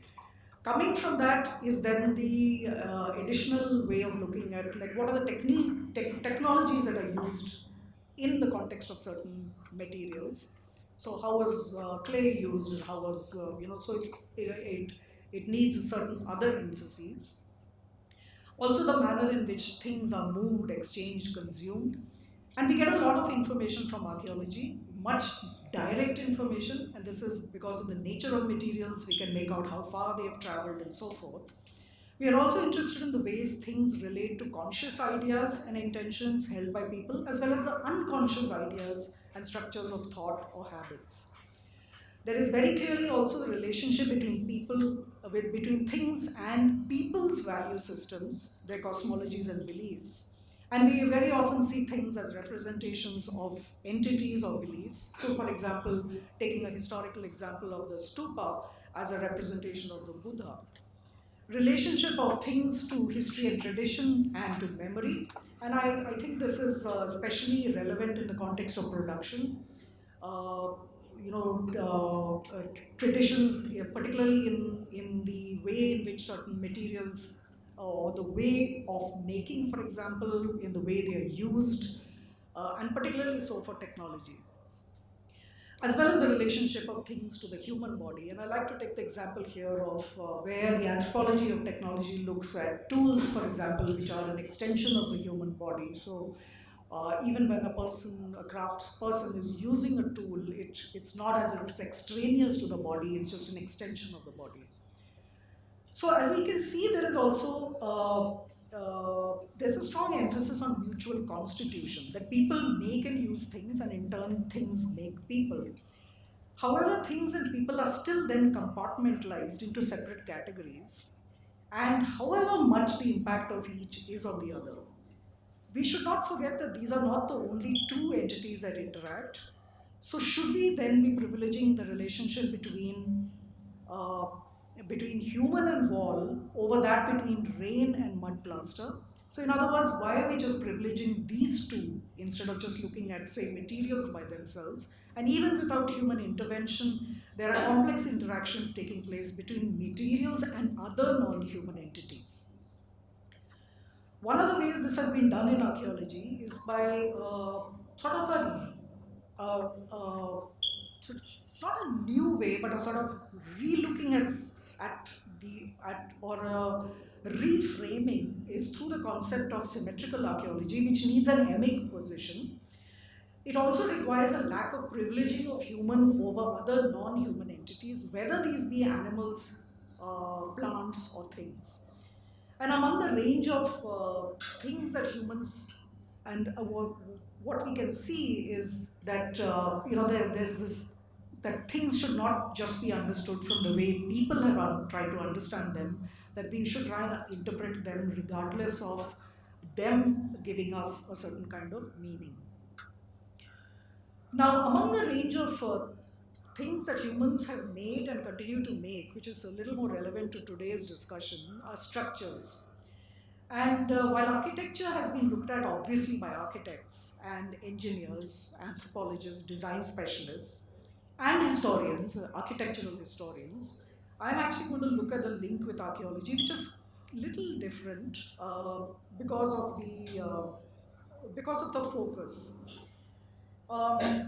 So earlier ways of investigating architecture through archaeology were functionalist. They were adaptationist. And many of the early works that you see in archaeology have always understood, how do you look at, say, why a certain kind of architecture was prevalent in a certain area is to do with the kind of environment, and the way people dealt with that environment was they adapted their material culture to produce a certain kind of architecture using certain kinds of materials, in most cases which were locally available. So it was part of culture, or material culture, developed by people to adapt to their environment. Anthropologists also highlighted a range of practical considerations: environment, materials, socio-political factors, economy, security, aspects that determine form, location, and signification. One of the problems with the functionalist approach is that several building forms are created that either wholly or in part lie outside broader functional considerations. For example, they could be belief, aesthetics, and various other factors. And also there are these theoretical strands that saw linkage between systems of thought and social practice, which gave an insight into mentalities. But I have to say that despite all this, archaeology focuses, it goes back to its core ideas, which is looking at material. And that's why Gauri's presentation was very useful, was very interesting for me. Actually, it was familiar to me because regardless of the period that you're dealing with, it is the materials out of which construction is done, which directly impact on us and that we can understand. In most cases, materials that were locally used were largely used, and the usage of local resources, particularly I would say, made more sense in pre-modern conditions of transportation as well as knowledge. So if you look at, going back much further in time from what Gauri's presentation was, and you can keep going further back in time, which I didn't really want to do, but if you see any of these contexts, and most of these photographs, the three at the bottom, the two at the bottom and the one on the left at the top, are from the Harappan, and the one on the right is from a site that I have co-directed co-excavated in Uttar Pradesh. The common feature is really the river valleys, and that is the alluvial clay, alluvial mud out of which bricks can be made. So it is a material that is locally available, and it is also illustrative of a certain kind of ability to use that material. But at the same time, the usage of this material really depends on. It's not as if bricks were always known. The technology of brick making was always known. It had to be developed, and then it had to be useful. So when you look at things like that, it's not as if technologies are always given. They come into being at certain points of time, and even if people know them, it's not necessary that they will use them. So clearly, at Harappan sites, the knowledge which was there made possible the usage of these technologies such as brick making. But in the bottom photograph, as you can see, the bricks are not perfectly square in shape. They are, sort of what we call wedge-shaped bricks. And the reason for that is that it makes the circular shape easier to manufacture. And so they clearly made bricks of a certain kind for production of wells. But you also, and I was happy when Gauri brought up this whole issue of, that when concrete was being used, it's not as if there's a blank slate of what happened before. There are older technologies and those continue to be in use. And we see several examples of that. In archaeology, we call it skeuomorphism. And there are several examples where you look at building histories through the introduction of new materials. So, for example, the shift from wood to stone, and particularly you can see it in the case of Buddhist architecture in Western India and also in Central India, the structural stupas at Sanchi as well as the rock cut caves in Maharashtra. And these show the persistence of older construction techniques and the reluctance to give these up. So,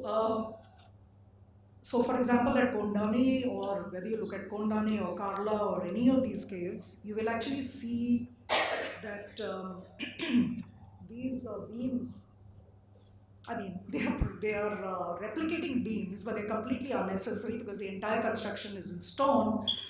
But because of that faithfulness in the mind and the familiarity with older technologies, they continue to produce it because there is this feeling that if you don't have that, it may not survive. At least that's the way we perhaps think of it. What is also interesting is that the arches, here are the beams again, and these arches are again coming from structural examples, and they continue to be made and are formed. These are now morphed into sort of motives, artistic motives.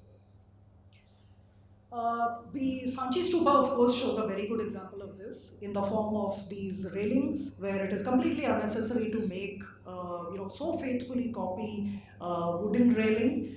In stone, you absolutely don't need to do that. But if you look at the railing very closely, each of these horizontal blocks are put into the vertical blocks, which show that faithfulness to the older technologies.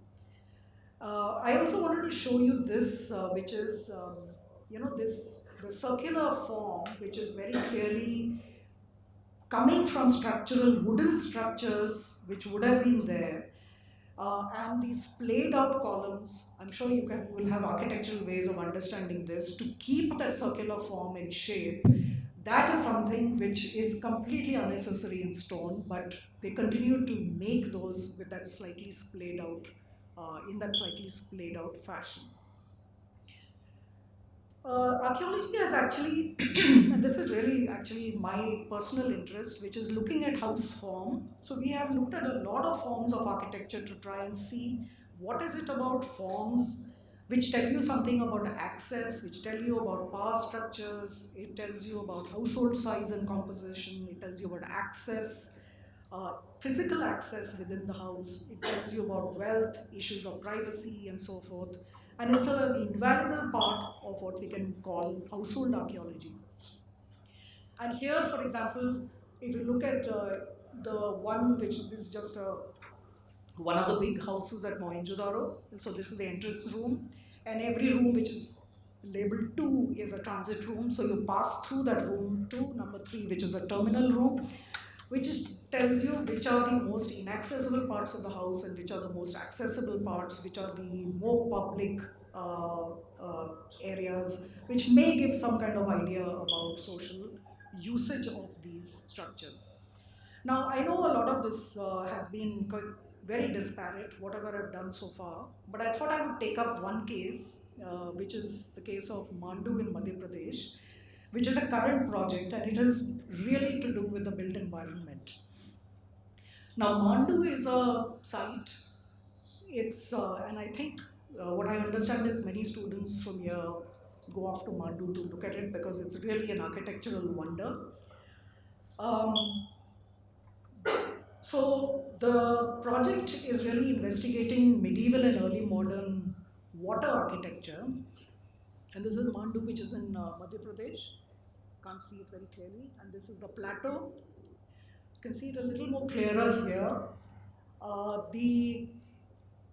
The dots in green are at an early stage of the project where through the photographs, various elements of the built environment were plotted.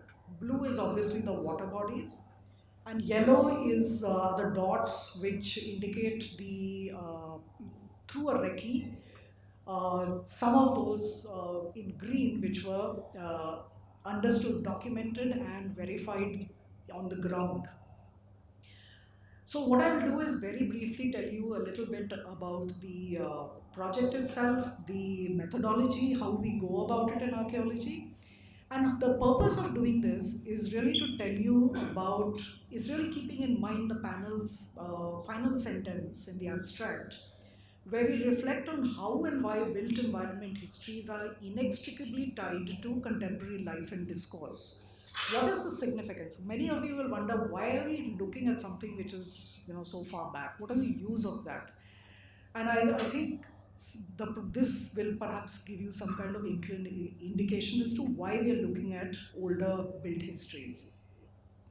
So this is an interdisciplinary project. It's not just a historical project. It's not just an archaeological project. It brings together anthropologists, brings together hydrogeologists, brings together people who are who bring various kinds of skills together to understand water management in the past, as well as climatic variability and the making of the built environment. And this is during the medieval and early modern periods. For those of you, I'm sure you're fairly familiar with it, but the history of Mandu begins from roughly around the 9th centuries. 9th to 13th is kind of the Parmara period, of which there is no, there are quite a few traces, a lot of traces actually, but no concerted attempt to bring it together. Then it was briefly from 14, in the 14th century, it was under the Delhi Sultanate, and then it becomes independent and becomes the capital of the Malwa Sultanate in the 15th to mid 16th century, which is the period of massive growth. And it is that 150 years which is responsible, I would say, for much of the architecture, the built environment that you actually see at Mandu. The Mughals are there, mid 16th to end 17th century, but they are reusing the older structures, they're making a few more new ones, and that is kind of identifiable. And then finally, you have a brief period under the Pawars or the Marathas from the early 18th to the mid 20th centuries. So if we are actually doing an archaeology of Mandu, we can't just look at, say, just the Delhi, not just look at it under the Malwa Sultanate, but try and obtain an idea of the long-term usage of this environment. And remember this, that this is an area, this is a site, it's really a site, it's a landscape which is interesting because it is geographically and spatially constrained. In it, that this area that you see is a plateau, so it's rising above the valley, and it's has a wall all around it, so it is a plateau, and you can study it as a separate integral spatial entity. Now, how we went about it was that we gridded the entire area, and not just the plateau, but even other areas. If you look at this map, this is actually an area called Budi Mandu, or the old Mandu, which was a Parmara area. I mean, it was probably their capital. And then there are some dots that you will see there, which is outside the plateau, which is a town of Nalcha before you enter Mandu. So when we do an archaeological project, we don't just look at the site. You have to look at the area which is much bigger than the site, because if you just look at the site, then you're getting a false impression of a very small area, because many of the so-called outside areas get used by people, and that's something which is important to document. So what we did was that the entire area, a huge area, was, let's say, this is actually 10 by 10 kilometers, was gridded, and the 10 by 10 kilometer was broken down into 2 kilometer blocks, and each 2 kilometer block was broken down into 500 into 500 meters, and each 500 into 500 meters was broken down into 100 into 100 meter blocks. And what we are doing, that's what I was telling you about systematic and rigorous, is that what we are doing is that we are actually surveying every 100 into 100 meter block, so that we have that one block, which is, we have each block, but we have those blocks which give us a unit of documentation and a unit of analysis. So you know where, if you put a Google GPS point on some built environment or some wall or some, let's say some sculpted artifact in any of those 100 by 100 meter blocks, you put it on a GPS map, you can easily make out where, where all these are. So these red dots are giving you an indication of, by 2020 we had accomplished some amount, very preliminary, this is just before the pandemic. So we did this kind of documentation. We have progressed beyond that, but we had this hiatus with the pandemic, unfortunately, so we had to abort it for a bit, and we went back in 21. How we do it is basically through archaeological field survey, where we literally walk every 100 by 100 meter block. And the walking is not just walking and looking, but we have paper and paper notes which are made. There's a pre-printed form which is fully documented. Each team has a tablet on which the map is, or the grid is already there. And the minute you import a point, then you know exactly where you are and what you have already covered. So one person, in other words, is writing all the notes, and another person will be doing the GPS points. So normally we have 3 people, one to take the photographs. So the entire project is archaeology is a cooperative discipline. We can't do it alone. We need people. So each team of 3 people has allocated responsibilities, and each person knows what to do. And that's not the end of it. This is just the fieldwork part of it. Then you have to go back to the camp, and then you have to transpose all the data into Excel files so that finally you can go into a GPS format. But we also did this drone survey, which was very useful, and that was part of the project, which both through a smaller drone as well as this big drone. And the purpose was to create a digital elevation model and heat maps of showing elevations, and then in turn through elevations to also show hydrogeological flows. So here's a drone photograph, for example, and this is what the picture that emerges from that drone photograph.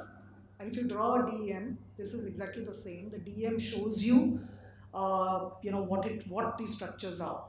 Now, this is something that we can't just stop at this. This is not. I mean, theoretically, one can say, oh, we can just do drone photography and then see the entire landscape and the built environment of Mandu. But we can't do that. We have to go to the field, to the ground, to actually see what was there. And uh, Supriya is my colleague. She and Anne Cassil of IRD in France. They are the collaborators on the project, and I'm part of the project, and I'm just presenting it for them. So since water is key to this project, and it's also key to how we understand settlements, and particularly in the case of the Mandu Plateau, which was severely deficient in water and completely dependent on rainwater. So how did they survive, and how did they build this massive capital city in the medieval and early modern periods? How did they live there? We need to actually understand the water systems that they actually used. So some of it is actually looking at present day water through things like various kinds of water bodies, and to also understand the how the even modern context, how are they using water, in what way are they shifting water from one body to another body, what does it mean in terms of the usage of water and so forth. So hydrogeologists are taking these water samples, but also water samples being collected throughout the year, water levels being checked throughout the year, just to get an idea of which are the dry periods. Of course, we know which are the dry periods, but what are the levels at various dry periods and in the wet seasons and so forth. And also to see the built environment or the water architecture at Mandu in the form of lake embankments. Now, what we also have to understand, here's at Nalcha. So this is at Budi Mandu, which is the old Parmara capital, and this is at Nalcha, which is outside the plateau. And what we see is that clearly there is this built environment shows an organic linkage with the natural environment. So people clearly modified the existing environment, the existing water systems, which would have been depressions and other kinds of things, lakes, natural lakes and ponds, and then reinforcing them with embankments and so forth.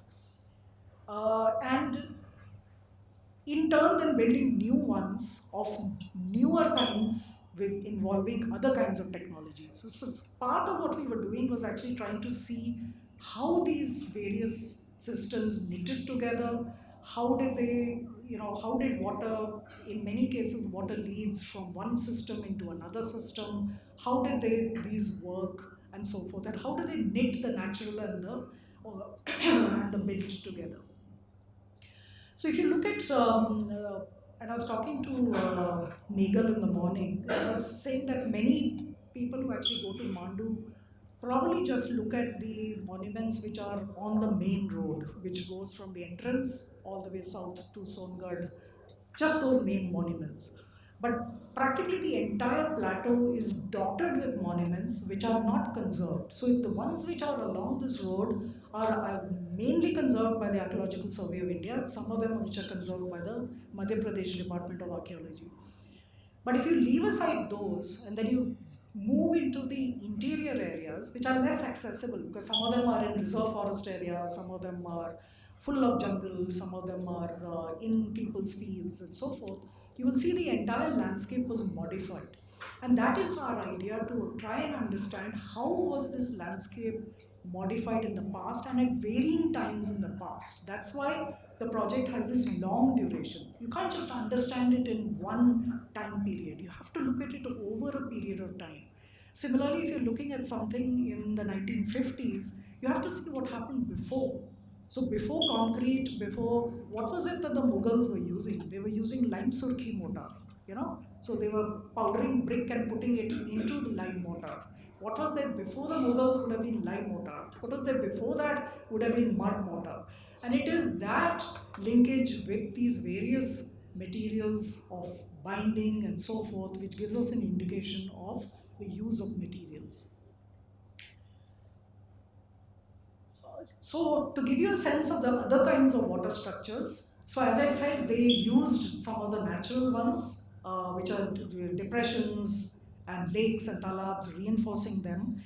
And of course, then there are wells.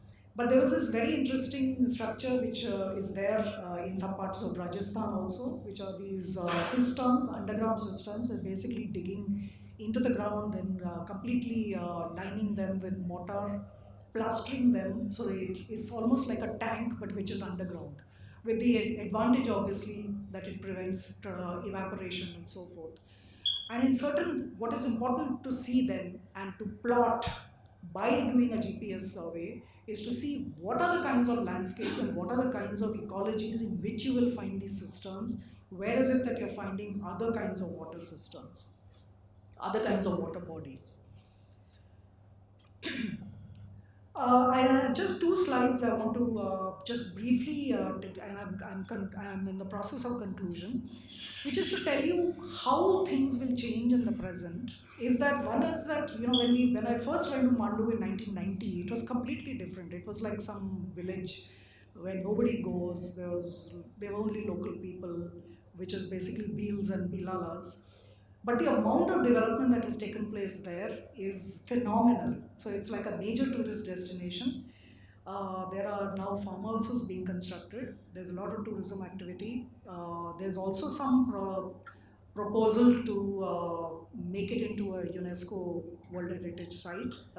That's in the process. The dossier is being constructed.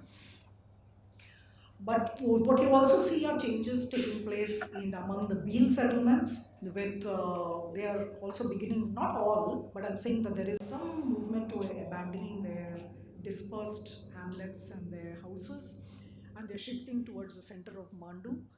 Some of it is, of course, it is being aided by the government initiatives, which is the Pradhan Mantri Yojana scheme, which is being given money, some money is being given to for them to construct. They have to obviously pitch in some of the money, and then the rest of it they will get a grant. So the wattle and daub houses that you see here are gradually then shifting to the brick and concrete under this scheme. But this is development, and we all know that. So I'm not going to talk about that. But just highlight one aspect which is going to change, which is the Narmada pipeline is going to, they are now bringing a pipeline from the Narmada river up the plateau. And it has already come to Songad and will come all the way. Of course, it will come only via the main road. So the interior areas are not going to be affected. What it does mean is that people who used water systems through older technologies, medieval and early modern technologies, will drop these, particularly in the case obviously of drinking water and so forth, to use the pipeline water, because all of us know that if you can open a tap and get water, it's far easier to do that than to use more traditional technologies. And that is one of the issues with sustainability, and that people need to, I mean, obviously it's a case of every little bit matters, right? So rather than the older systems becoming rubbish dumps, it's important to maintain the older systems and combine them with newer systems rather than abandoning the older systems. So we are hoping to document that, to see whether there are any changes in the way people dealt with older systems, and what might the pipeline bring in terms of development of Mandu as a whole. And finally, to end, I would say that I agree with Olson that archaeology has long delivered messages, whether analytical, critical, and or speculative, that relate to the core of the human condition. I like to believe that, even though most people might think, archaeology, just looking at heritage, looking at older things. But I'm hoping that this will be of use to some of the students. Thank you.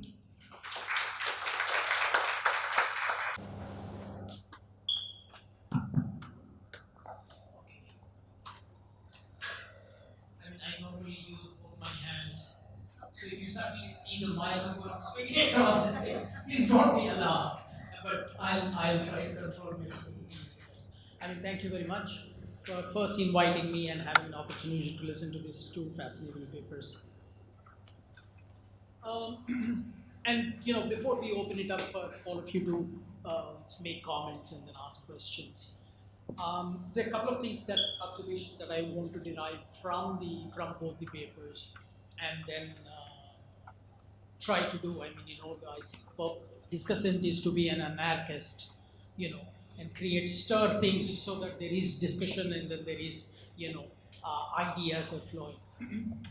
So both papers, whether we are looking at a historical one, that is the immediate past, where the examples, material examples are still continue to exist, or the practices continue to be somehow linked to the existing practices, or archaeology, which looks at a more remote past. That means the connections to us have been severe in some form. In both instances, that you're looking at material as a bearer of knowledge and bearer of some signification by which we would be able to decipher or establish linkages to the current life, or to be able to understand the past. Now, so if you look at material or matter, is actually an indiscriminate and indecipherable phenomenon, to which we as human beings, as a perceiving beings, tend to discriminate them and create borders in this phenomena, which then get consolidated as a form, either it be conceptual or whether it is a material form. Like, for example, clay is an indiscriminate material to which we shape it into a pot or a brick or some form or the other. Now, so when we are attributing any kind of a meaning, signification to it, does the signification rest in the form or in the material? Okay. So, if the signification is in the form, then the material becomes the bearer by which a particular form acquires the signification, and we are in the realm of significations, or in the meanings, and then whether it be symbolic, mythological, or whatever the function that they attribute. So when you locate yourself, both of you, when you're talking about material and then you're talking about materials, how do you deal with this problem?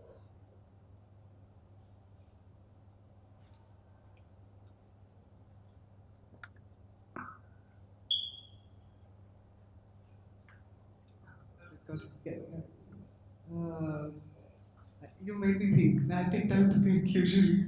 My first response is, as you were speaking, I was thinking back on the discussions in the morning.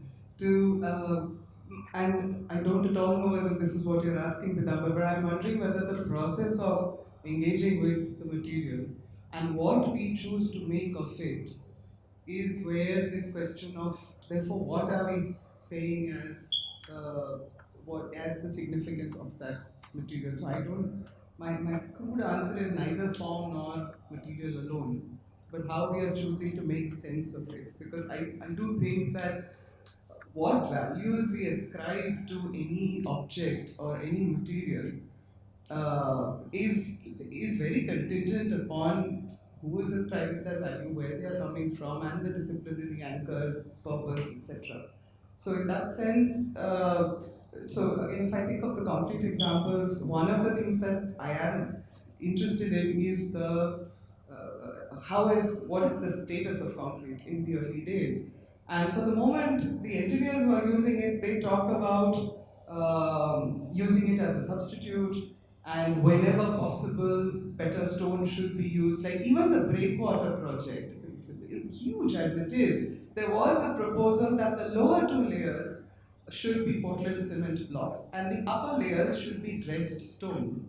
So that those choices are giving an indication of how concrete is viewed at that point in time. So the value of concrete in that early stage is primarily as a substitute. But I'm making sense of that through how the engineers who are using it were making choices of it and where it is placed within the architectural work. So if it is placed in like facades and places like that, which were typically the sites of signification in colonial projects,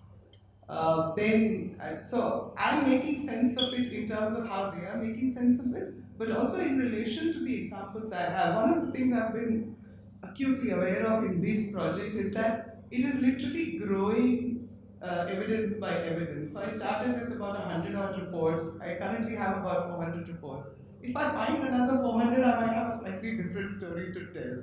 So it is very contingent upon how I'm working with the material, the kind of analysis that is emerging. So I would refrain from imbuing either concrete or any of the forms that it takes with any value in and of itself, if that. I think, yeah, I mean, it's a useful question, I think. But if you look at, say, something like clay, it's a different material from, equally, terracotta is also a material. It's just, and terracotta is the form in which you find these, let's say a pot or a brick or whatever. But the material is different. I mean, it's coming from the same thing, which is alluvial mud or clay, but it's morphing because of exposure to heat and temperature and so forth, becoming something else, losing water and becoming something else. Philosophically, I suppose some people would say that, would ask, was the form already there even before it was made? But I'm not getting into that. I think in the mind of the creator, somebody who's making a pot, there would be some understanding of the properties of that material, how does one work it, how does one make a certain shape, for example. And the signification for archaeologists is very much form. It's material is of course important, but it is what does one, for us we need to, I hate to say it, but we can't get into the subjectivities of what various vessels would have been used for. We have to get into the thing of what does this form mean. And if you actually look at how present-day people use these, they may be using the same form for different kinds of things. But for us, form is very important. So, Jay, can you just follow up on that, and then I'll come to that. So when you're in the realm of form, as we said, that the archaeology, the form is important. So here, in the examples that we've given of brick, okay, of terracotta, burnt clay. So brick. So it is the form of the brick becomes important. That is, this particular kind of a material has taken a form of a brick and has gone to the further process of burning and etc. This becomes important. So when you're in the realm of the forms, and by which you derive all the meanings, and then by which you are able to construct or hypothesize that in terms of the possibility of how life surrounded existed. So then why the emphasis on the materials? Oh, I'm going to say that I don't think you can divorce form from material. A certain form can only come because of the material. In the sense that if you look at stone, you can't make it into multiple shapes, but you can use, for example, molten metal to make varying shapes. So they're inextricably linked. You can't separate them. So I'm not trying to give more emphasis to one over the other. It's just that when we are trying to study these, the material comes first. In our first system of classification, we use material. We separate, okay, these are the things which are made of terracotta, these are things which are made of metal, this is stone, blah blah blah, and then in turn we study things. So in our first stage of classification itself, it's material.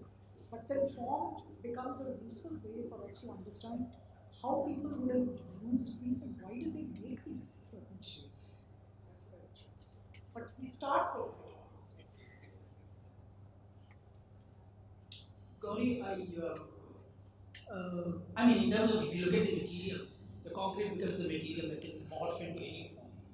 So there is kind of malleability of concrete or the industrial products like plastics and various other things that is they lend themselves for it. So that becomes you have really overcome. That's why you see a great enthusiasm in the early part that you have really overcome the limitations of that material, natural materials imposed on that. So from the examples that you have listed in your paper with regard to this footbridge that was done and the earlier ones, the 19th century. So what was happening in England? Have you looked at what is happening in England? Because in England also they were doing various kinds of experiments with concrete. And if you look at the 19th century literature, both in England as well as in India, especially, there was a lot of exchange of ideas that was going on because the Indian engineers, British engineers who were working here were going to England and then presenting in various societies and publishing journals. You want to put some light on that? Yeah, sure. I think there is a considerable parallel between what is happening in India. In fact, we also, I used to think, I wouldn't, maybe everybody else was not, I used to think that there would be a lag, things would happen in England first, but actually they are happening almost simultaneously. So a lot of the developments that are happening, so, the first few, so the early projects that are done in RCC are usually infrastructural projects. It was exactly the same, not just in England, but France, Germany, most of continental Europe. So there's almost the same kind of trajectory in both places. By the early 20th century, we begin to see concrete as an economical alternative. It's the same thing happening in England, where it is coming into use in projects which are which like mass housing projects or anything that needs to be done at scale. Important institutional projects in both parts of the world continue to be clad at least in stone, and they continue to have the sort of kind of ornamentation that we associate with colonial buildings. Then by the 1920s and 30s, concrete begins to make its way into a decorative plasterwork. So the entire Art Deco movement comes out of the capacity to be able to use cement for plasterwork. So I think it's almost contemporary. Except that I think that's a key difference in England. Most of this would be in Portland cement itself. In India, that is where you begin to see the various kinds of divergences, where there are other substitutions. So lime is being used, various kinds of lime. There's even sort of the occasional stabilized soil that is in use. So there's a range of materials. The forms are quite similar. The material range it begins to vary in India. And I suppose that has to do with the context of scarcity and so on. So yeah.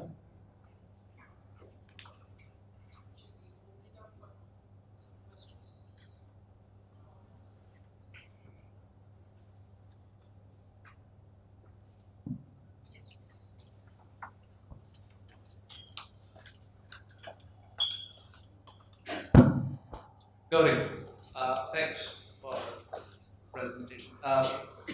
Different question. During what time in India concrete or cement characterization or what do you call it, testing or quality control started? During the same time when they started using concrete or just much later when it became mainstream? Actually, quality control, testing, and standardization happen at three different points in time. So quality control starts happening quite early because cement is coming in via the sea. So as early as the 1870s, actually people are testing the quality of cement in Karachi, and then the same batch of cement on the same ship when it turns up in Bombay, when it turns up in Madras, and then it turns up in Calcutta. And then finally, when it reaches Delhi, because it used to go to Delhi via boat on the Ganges from Calcutta. So people have tested the same batch of cement, Portland cement bags, and there are reports of the kinds of testing they've done. They've even measured how much moisture it has absorbed, what is the reduction in the quality, the setting time that it takes. Incredibly minute testing of Portland cement itself is happening. It's also happening very extensively because there is widespread experimentation with trying to use local kinds of lime and surki, etc. So there is extensive testing that is happening.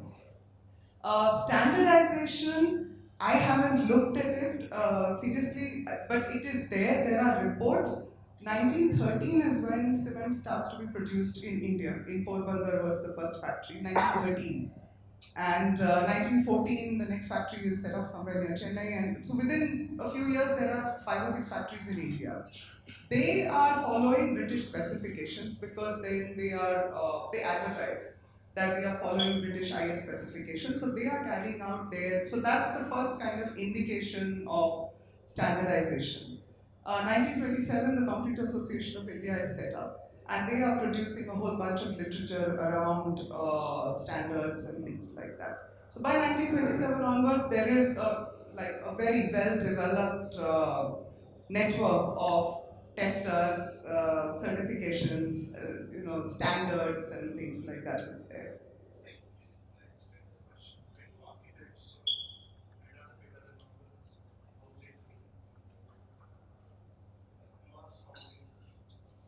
Um,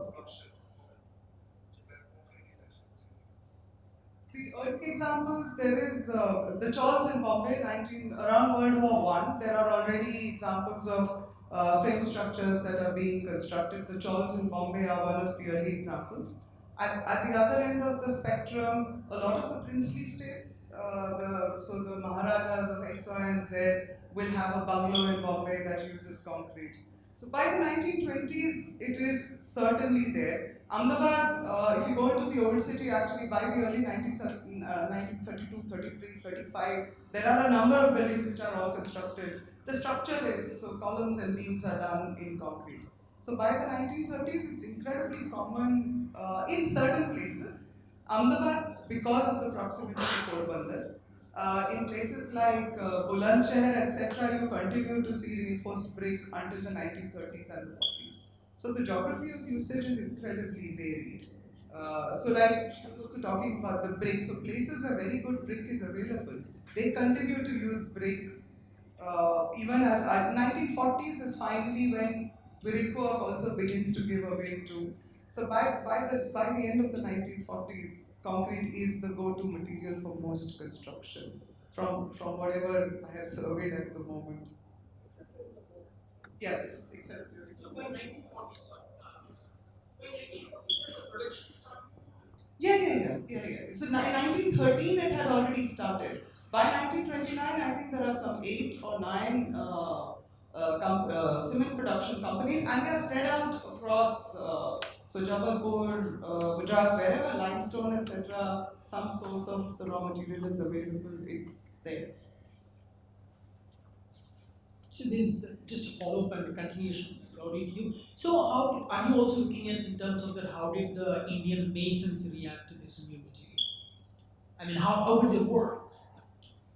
It did because all the masons must have been Indians that were using them. I hope to. Currently, that's the place where there is the absence in the archive is most evident because there is masons are invisible in the colonial archive. They are there as try and do this project using convict labor, then your project cost will be lower. But if you need to hire a mason, then the mason will cost so much. So at the moment, what I have is really indirect records of people who were involved. But one of my students, actually, she's working in Bulandshahr, she's looking at F.S. Grouse and his work with Indian craftspeople. There is a broad pattern across the period that I presented, so 1860s until the 1880s or so. The PWD is working primarily with convict labor where they can, or they are working with groups of petty contractors. The first few construction companies come on the scene at the turn of the century. But many of the construction companies have actually entirely burnt their records, so Gammon, Gannett, Dunkley, they don't have any records, they didn't bother keeping them. So they would have hired a number of people. So there is a distinct thread to the labor question, and hopefully sort of build into the project in due course.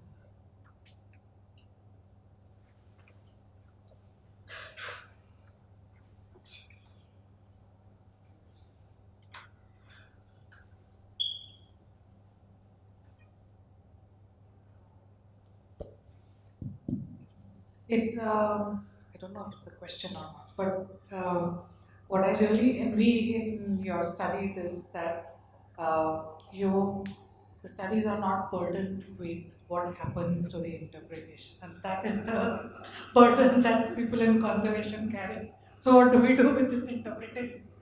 But the question is then that actually more from the archaeological point of view, that the purpose of, of archaeology is to uncover evidences from the past uh, and interpret them. Lately now, it has also become partly the purpose of archaeology in the national realm to interpret it for the current generation, which has not been the burden earlier on, but it is more so now. And in that context, you also used just once the term conservation, and conservation has entered the realm of archaeology more rigorously than used. And the kind of discussions in conservation realm that we always face is this balance between conserving things the way we have found it for the sake of it being evidence, and that is where the question of material authenticity and authenticity of the form comes from. But there is also this kind of narrative where you say that you restore it to a particular form, and because we started with the discussion of form, you restore it to a form so that it can be interpreted better by the people who are seeing. Conservation is clearly they prefer the latter for some reason. Possibly it's obvious, but I just want to know the archaeological view of it. That's a good question. Thank you for that. So I'm not a, so if I was to look at it, let us say from the Archaeological Survey of India, then it's not as if conservation is not part of their job. It's in fact a major part of their job. In fact, large parts of the funds of the ASI actually go into conservation. And probably a large part of the corruption also comes from that. So they are highly secretive about their so-called recipes and things like that. The kind of things that go into making of certain mortars. And I know people who have tried to get hold of these recipes, but the ASI doesn't let go of these. So they want. I suppose that's their aim, to maintain as much of an authenticity as possible. Or, trying to keep ancient mortars and using the same constituents to make them. So the thing is that the state was, ASI is the state. It's the state government which deals with that. But the state functions differently. So while the ASI may be a little more particular about authenticity, they make a little, there's a lot of arguments, for example, between Aga Khan Trust, Rakesh and what the ASI wants, and the color of this tiles and whatnot. And there are several arguments, for both sides, and there's a huge debate about it. But I've seen certain state structures, for example, in Telangana and Andhra Pradesh, where the kind of conservation they've done is frightening, actually. They've just completely covered things in concrete. Completely. Like there's a stupa, and you can't at all make out what the earlier structure would have been like. It's just completely morphed into something else. And they think there's nothing wrong with that. So it's not one way of doing things, so you have to look at it in different ways. And I suppose I agree that I think the better way to do it is to show what the building has become, but not completely change it so that it looks completely different. To show what the vestiges would have been like, to show the extent to which some conservation has been done. it is a progression after all. It is an experiment. And why not let people see that experiment? I think a lot of people have a lot of arguments, for example, with what has been done with Pompeii. It's like completely changed and it looks very different from what. So I'm not very familiar with all of these arguments, but I can give you some examples of what has been done in various places.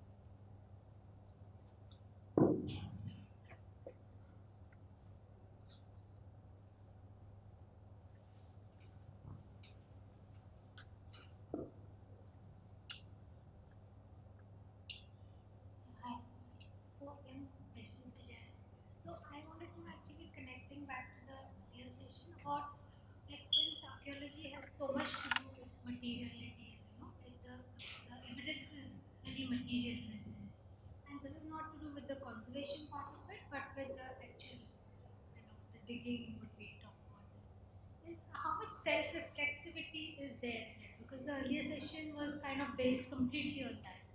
And the example I considered is sensational. I recently read about it, which was this object which was found, which was excavated a Roman ruin, like this thing which about 30 years ago, which they classified as a sewing tool, which is a wooden thing, and now they think it's definitely a phallic object. So it looks very much like.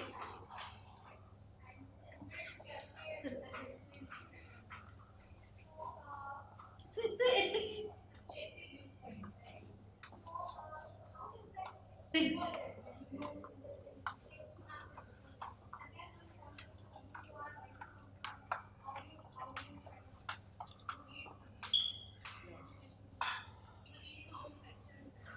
Right. Yeah. Thank you for that. I mean, at the risk of boring everybody, you need to actually look at the history of the discipline itself.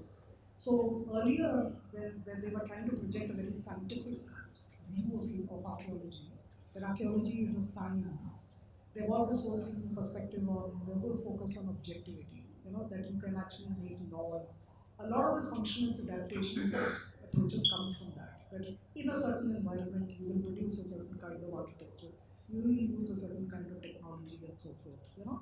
That you can make general laws about this kind of thing. That was up till, I would say, in the 80s. After the 80s, then there was, following the postmodernist frame, there was what we call post-processual archaeology, where it was this thing of reading, so you could read the material in different ways.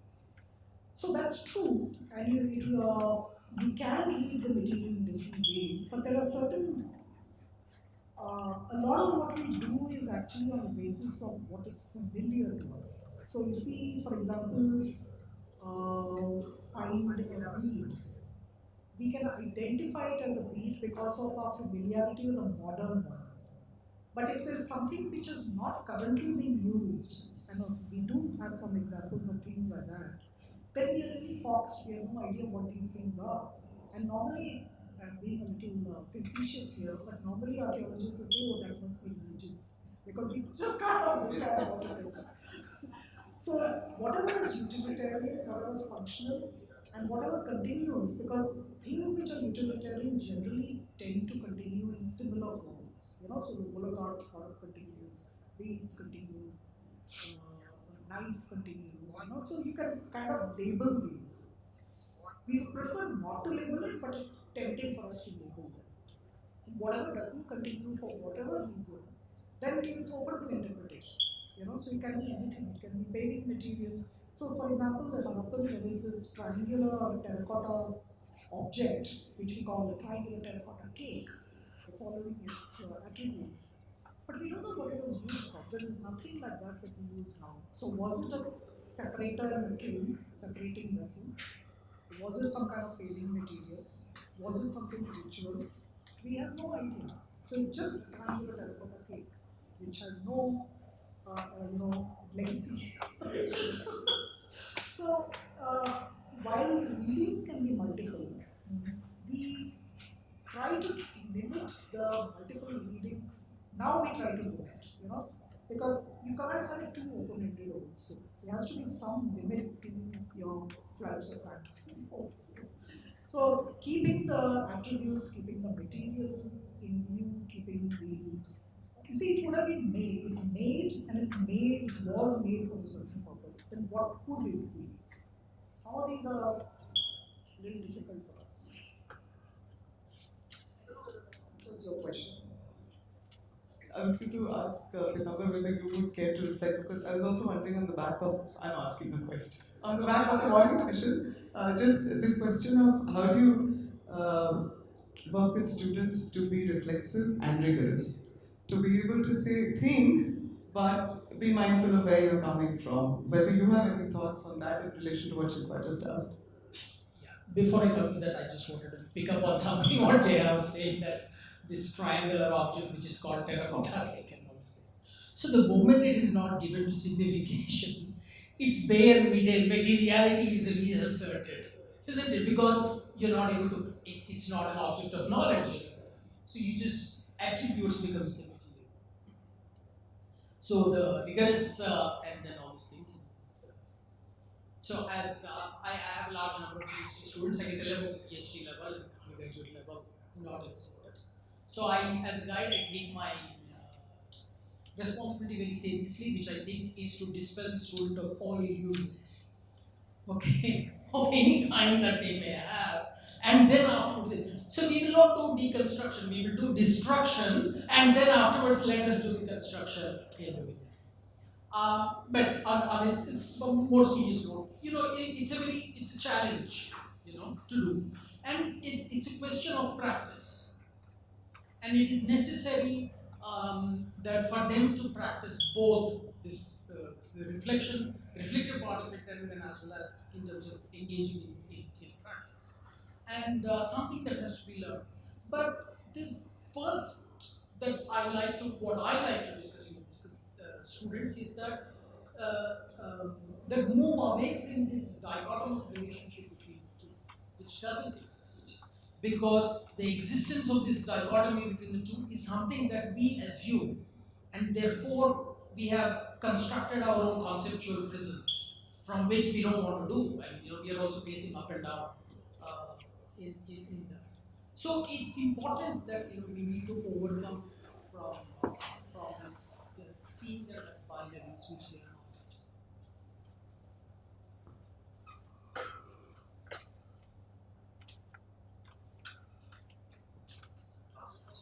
Yeah, last question. Last.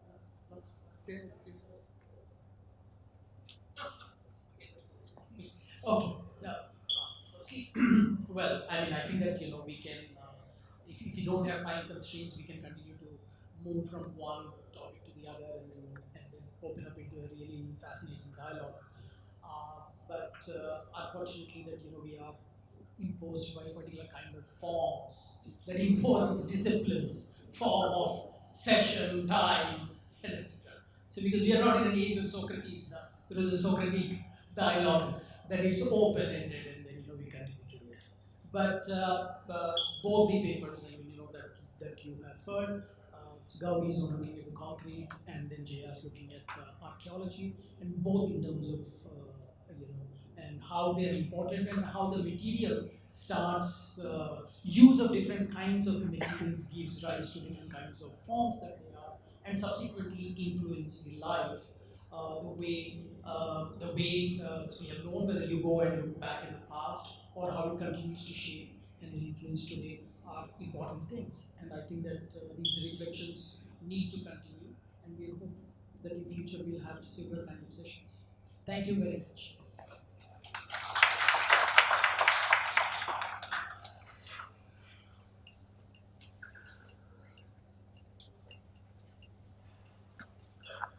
We'll have a tea break and we'll join back. We'll start again at 4:30.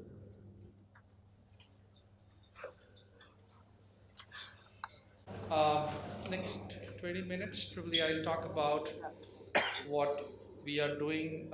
We means me and the team at CEPT University and CRDF in terms of thermal comfort.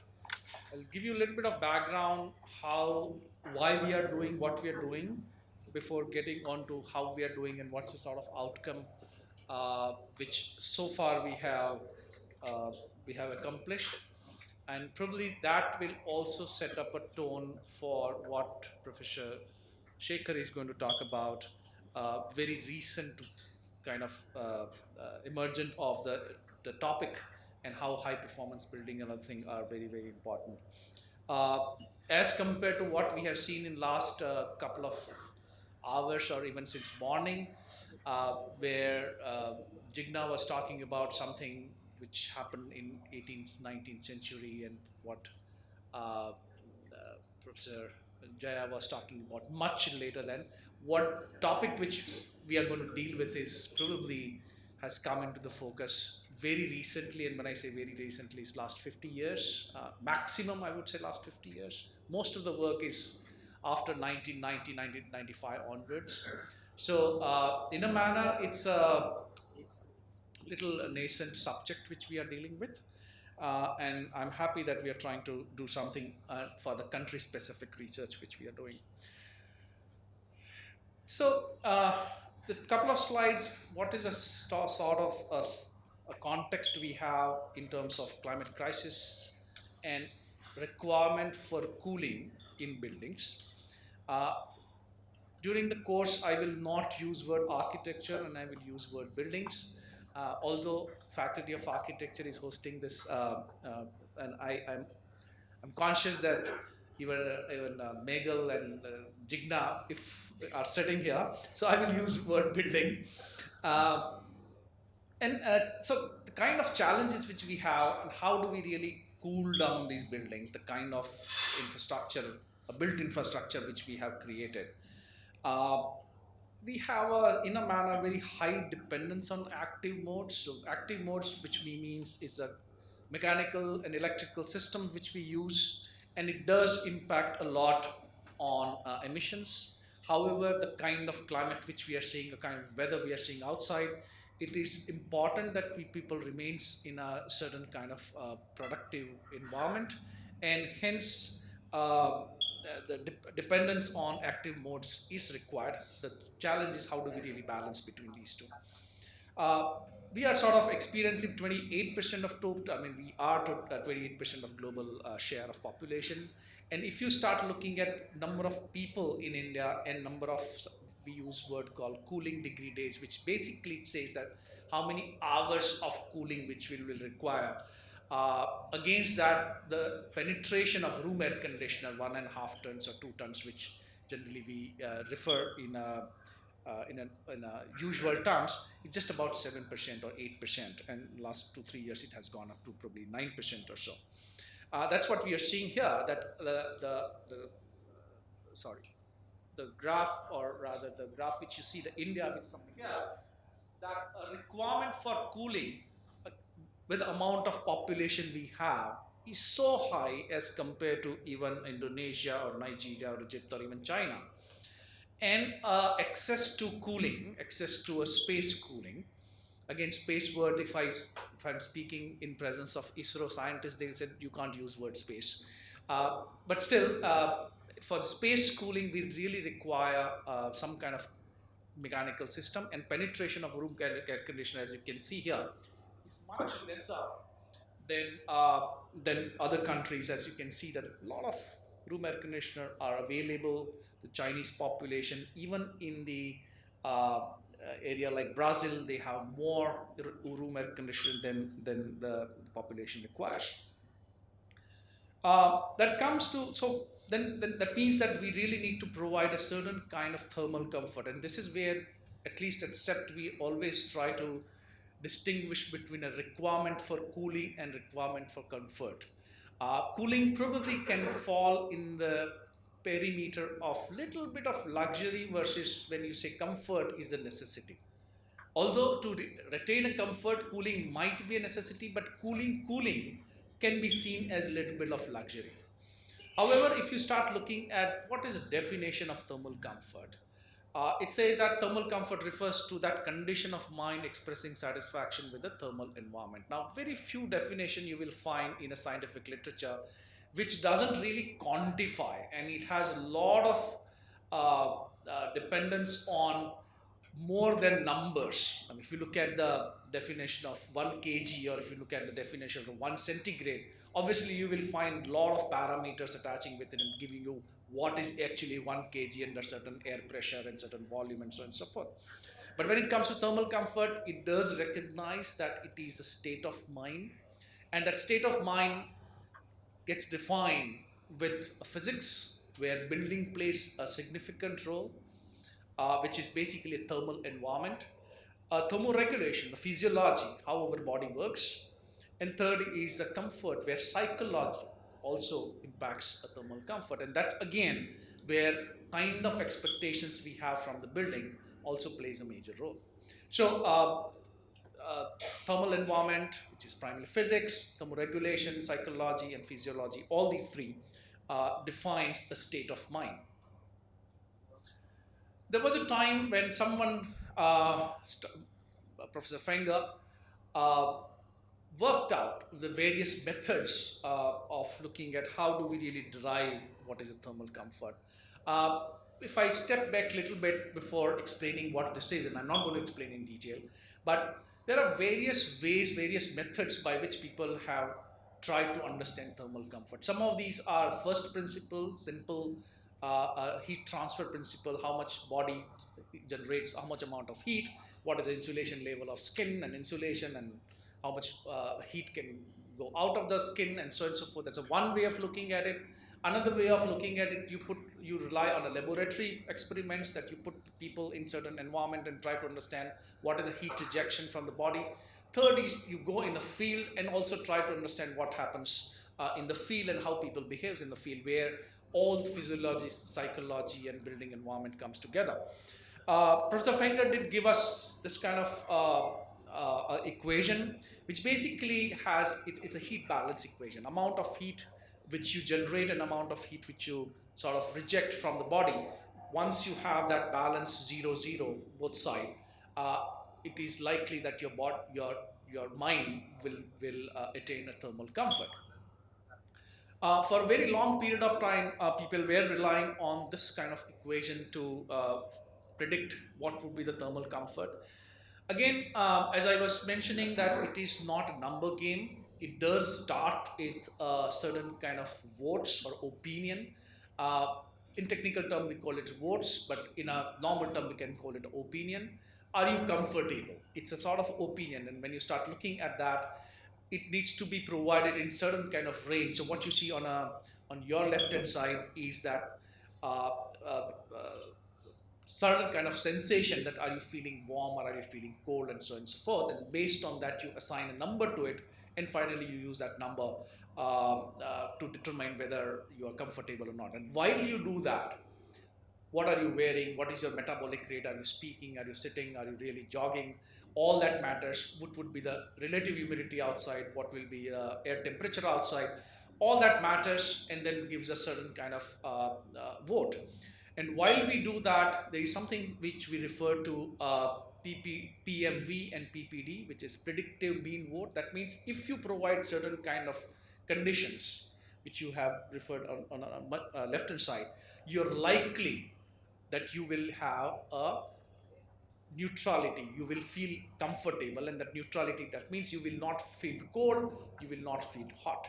Now I'm explaining this a little bit more because it has a bearing on a kind of work which we are doing, and many times people do come to us, especially from the campus, say that we know what you're doing, but we really don't know how does it happen. And that's why I'm explaining subject matter a little bit. It may sound like a lecture of MTech BEP program, but it's just trying to prepare a base that where the whole research it sits in. So many standards of thermal comfort are based on heat balance method, as I was explaining, that it's simple mathematics derived from extensive laboratory research. We call it the climate chambers, where you can maintain temperature and relativity and put human being inside it, trying to understand whether he or she is comfortable or not. Universally applicable across the building type. That means the moment you derive that, it is assumed that if you are in a vegetable market or if you are in a five-star hotel, you will have the same kind of sensations, or you will have same kind of comfort level. That's the sort of the basis of some of these, and that's what the equation gives us. It also is a strict reliance on laboratory base. That means you are not really creating a real time, real life situation, and people may have certain kind of biases, or the certain kind of biases may get generated when you ask them to be either part of the laboratory. So there is a limit by which you start relying on the results coming out of these labs, or coming out and the kind of equations which we have. And that's where the work which we do at CEPT, which relies a lot on, we call it an adaptive model. Uh, the model which I referred earlier could be called static model, or could be called PMV and PPD model, which is basically equation based. Here is also equation, but the way equation gets derived, the basis of that is very, very different. And the premise of adaptive model suggests, or rather it states, that people have naturally adapt and make the adjustment in order to reduce the discomfort. I know some of you are sitting like this. That means you're adjusting your comfort by not allowing amount of heat which goes out from the body. Voluntary adjustments, altering activity, posture, clothing, opening or closing windows, all that also plays a major role in deciding whether you are comfortable or not. Involuntary adjustments, shivering, sweating. Important factor behind adaptive process is also outdoor weather conditions. The equation which I described earlier does not take what is happening outside. Whether it's a winter or it's summer, it's 45-degree outside or 20-degree outside, it does suggest that if you provide 24-degree plus minus 1 with a 50% relative humidity, person is likely to be comfortable. That was the premise, that was the assumption of that model. Here it says that no, it's not the case. If outdoor is lower, you may require different kind of situation. If outdoor goes higher, you may require different kind of situation. That means that it believes that human body is also in tune with whatever is happening outside, and we are not like a machine, like a computer, or like any other, that you provide certain kind of operative temperatures or operative conditions and they will perform very well. So if a chance occurs that produces discomfort, people will tend to act to restore their comfort, and that's sort of the basis of adaptive thermal comfort model. Similar thing which has been described on the left hand side, that you have indoor environment, you have heat balance, you have a thermoregulation, and integration of that. Physiologic and psychology also plays role, and then it decides what is your comfort or discomfort. Coming to India, in 1984, one British researcher at that time, and one person, Dr. Sharma from IIT Roorkee, or rather, that time it was Roorkee University, it's not IIT, IIT was been named recently. They studied what is the thermal comfort of Indians. Now, adaptive models suggest that whatever conditions which you are determining to provide a comfort to human being, it is depends upon region, it depends upon race, it depends upon where are you coming from. If person is from Jammu and Kashmir residing in Ahmedabad, probably it will take a while, at least 2 or 3 years for him or to accustom towards environment. That means it has a regionality.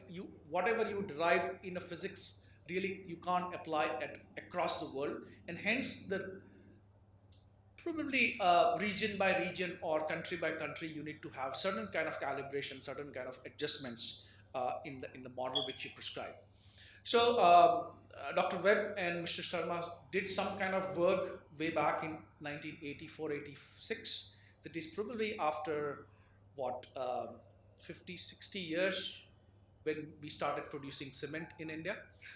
But that's just trying to connect what Gauri and Jigna was stating earlier. And then the few researchers studied in various cities or various climate zones. So here what you see is the various cities, and what you see here is on x-axis the researchers, or rather papers, who were determining that if you provide a certain kind of conditions in terms of operative temperature, people will be comfortable. So you have warm and humid climate, number of studies, composite climate, cold climate, hot and dry climate. Number of studies took place in last probably 15-16 years, but there was not a single comprehensive study where one point in time, one set of researcher goes across the country over the year and trying to figure it out what is a thermal comfort condition, so what is the thermal comfort sensations of people. That's when we started working.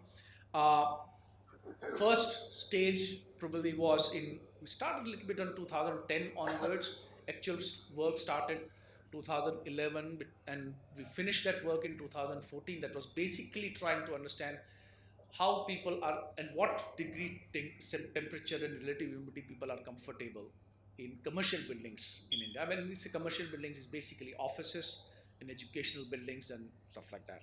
Also, the kind of buildings. Also, I'm not getting too much into detail, but the kind of buildings, what I meant is either air-conditioned buildings or naturally ventilated buildings or mix of these. We call it a mixed mode buildings. Because if you are sitting in an air-conditioned office, your expectation is different from the building.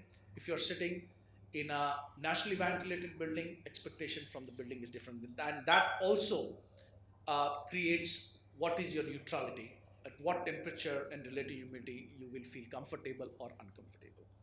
So there are three kind of further division happen in the commercial buildings. Second work which we started in 2019, 2022, which was primarily looking at a residential building. And I'll talk about certain kind of challenges which we faced when we did first and we did second one. But in subsequent slide, what I'm going to do is I would be talking more about the recent work and how it compares with the work which we did earlier.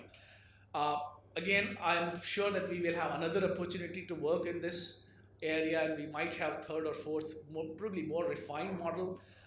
Yash, my colleague, has started working on future weather files, and in future, at what point in time person would be comfortable, probably, let's say, if you really look at 2050, 2070 kind of period, what would be the condition which we will require. So hopefully, next 3-4 years down the line, we might have another presentation to this group and what will happen in the future. But anyway, the way we work is that we look at various conditions, various cities. Researchers go to these places. We select the buildings where researchers go, and we collect the data. There are certain kind of data which we collect is sort of, we call it a one-time data, trying to understand what kind of buildings, what kind of material, how much is window area, how many people are staying there, and so on and so forth. Second kind of more spatial details, whether it's a north side residence or south side residence. We call this as a one time, where baseline data and building plan data gets collected, and then almost every month researchers go to the same people with some kind of survey form and certain kind of instruments, trying to understand whether they are comfortable or not. If not, at what conditions? If yes, at what conditions? We call it a right now, right here survey, which is repetitive and instantaneous at one point in time. The kind of work, kind of survey that takes place, again, there are two versions. One version, which is a survey where researcher will ask person that are you comfortable, and so probably one slide I'll explain you very briefly what kind of questions we have, and while that person is providing that responses, what are the environmental condition, indoor environmental condition under which that person is responding also gets measured, and that's where the instrumentation takes place right on site. There are certain parameters which I'm listing it here. The kind of, more spread, different kind of houses in different kind of cities do get selected. These are the kind of questions we have. 3 or 4 are very, very important. One is a TSV, which is thermal sensation. We simply ask, are you feeling, what is your sensation? And they say that, okay, I'm neutral, I'm cold, that means you are on plus side. You're minus, that means, I'm feeling warm, that you're minus side, that's what the number is assigned to with it. Second is preference vote. Yes, if you are feeling comfortable, what is your preference? I said, no, I don't want change. Somebody said, no, I want to be cooler. Somebody said, I want to be a little warmer, even if I am feeling comfortable. And this is where we also try to understand what is the aspiration of the society. Predominantly, we do see that people are comfortable, but if you ask that what you want to be, they will say, we want to be cooler. And this is where the cooling and comfort we try to sort of separate it out. That why that happens, because probably they just want to have a little bit of more comfort or unnecessary comfort just to feel cool. Even if they have to sit like this, or if they have to put a combo, they are fine, but they want to feel cooler about it. A lot of cleaning of a data takes place. Probably if the survey is taking place for 4 days or 5 days every month, probably 10 days goes into cleaning up a data and trying to make sense what happens. And the kind of ability we have, and kind of, and this is very important, where you don't create a bias in your research. So what I'm showing you here is when we were doing commercial building work, we had about 10,000 points. Ruthlessly we cull it out to about 6,000 plus, and we said this is what the data we should rely on, and one should not be attached with the data which you collect. Similar thing happens when we were looking at residential, about 2,600, we cull it out to 2,100, again for the various reasons, whether it is a mistake or it is a malfunctioning of the instruments or some other reasons, and so on and so forth. Now this is what happens. Now what you see, black solid dots is AMV, that is actual mean vote. That means at that point in time, people felt that they are not feeling cold, they are not feeling hot. That's what we call it a neutrality. The hollow black dots, it says that predictive mean vote, as per the equation which I showed you earlier, which is a static model, which doesn't really account where you are, what is your outdoor condition, whether it's air conditioned building or non-air conditioned building, and so on and so forth. And what you see, two lines are sort of trend lines. That means the solid line which you're seeing is probably, this has been this is changed, but solid line is what probably your PMV is suggesting, and the dotted line is what AMV suggesting. That means that every increase in temperature, probably people will have a, they are higher tolerance, they are higher level, they can adapt the situation. And based on all this, it's not a single line which we try to derive. We don't say that, okay, if you as per this, if you put a person at XYZ temperature and relative humidity, he will be comfortable. We are not saying that. What we say is that that's a band. So if this is my complete neutrality, we say that under this condition, 90% people would be comfortable, and under that condition, 80% people would be comfortable, whether they would be cooler side, the warmer side, or cooler side. And finally, what happens is that one gets a kind of equation which you get right on top, which is G neutrality. That means person is likely to be comfortable. 0.47 multiply by something, and that's what it is. Point which I'm making here is that here what you see on x-axis is outdoor temperature, and inside y-axis which you see is indoor temperature. If you just rely on a static model, irrespective of what happens outside, it will give you flat line. Then at this point in time, you should be comfortable. But when you start looking at physiology, adaptability, whether person can open a window or not, whether he can change his clothing, whether you can, what is happening outdoors, which is outdoor conditions, you will realize that at higher temperature, people would like to have higher indoor temperature. And when you have outdoor temperature which goes down, people would like to have a lower outdoor temperature. That means human body has a ability to adapt, and once it's adapt, it would seek similar kind of situation. It does not want to come under stress. That when outdoor temperature is very high, if you provide 24 degree to a person, he will feel cold. At the same time, if you have outdoor temperature 22 degree, and if you provide him 28 degree, he will feel really, really warm. So that's what the difference, that's what the adaptive model is all about. What is the implication of these? Probably I'll wrap up in next 2 or 3 minutes. Impact of research on policy. Yes, so scientific accuracy versus ease of implementation. Now what happens is, we derive this equation, and for 5 climate zones, we have 5 equations, and 7 kind of buildings, 7 types of building, we have 7 types of equations, and all that goes in the research paper. But when we go to National Building Code, when we go to Energy Conservation Building Code, policymakers does not want to complicate anything. that can you just give me one, even any kind of enforcement becomes a nightmare for policymakers. When you have a 5 7 10 equation for somebody to rely on, definitely is not going to get implemented. So consciously, even for the sake of, I mean, we know that, yeah, we are reducing certain kind of scientific accuracy, but we still say that, okay, can we have a one equation? And again, that single equation also get derived with a lot of statistical analysis, that what is the best equation to provide at the national level. So one is, yes, scientific accuracy versus ease of implementation, and we always put a ease of implementation on a higher priority.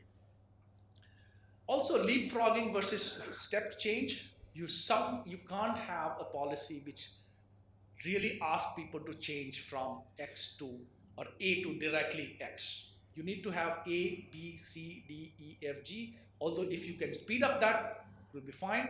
But we really can't take a leapfrogging. It has to be sort of step change over a period of time.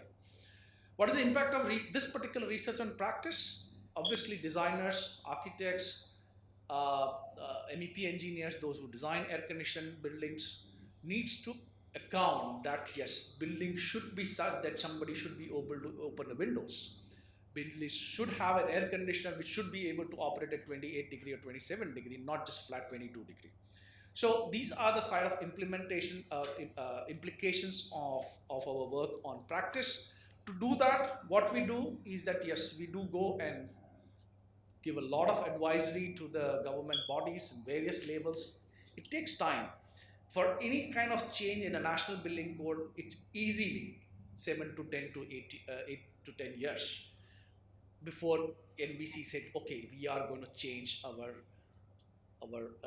code from X to Y.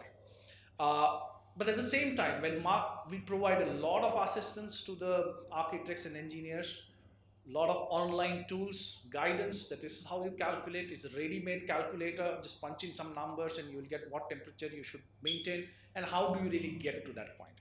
So our research doesn't stop simply at the publishing paper and looking at how many citations do we have. It also goes beyond and say that, yes, what is sort of final implications and what is the impact of that. We also compare what is happening, what we have done versus what US researchers are saying, or what US standards are saying, what European standards are saying, and this is where you see that the blue and green are the US Europe slopes for the neutral comfort level. That means lower temperature are preferred there. When it comes to India, the black bold line, we prefer higher temperatures. We also try to look at how this is going to behave in the future. When you have outdoor comfort, outdoor temperature starts going up, we use something called UTCI, that is Universal Thermal Comfort Index. When you have X UTCI outside, what would be the temperature would be required inside? And then recently we have started looking at how do you differentiate between what is causing because of the psychology and what is a change which is causing because of the physiology, and what is a change which is sort of happening because of the thermal environment. So that's a work in progress. We'll end there and we'll sort of take up questions some other point in time. Can I request Professor Shekhar? Sunil? Very quickly to introduce myself, Chandrasekhar, professor in the Department of the Built Environment in the College of Design and Engineering at National University of Singapore.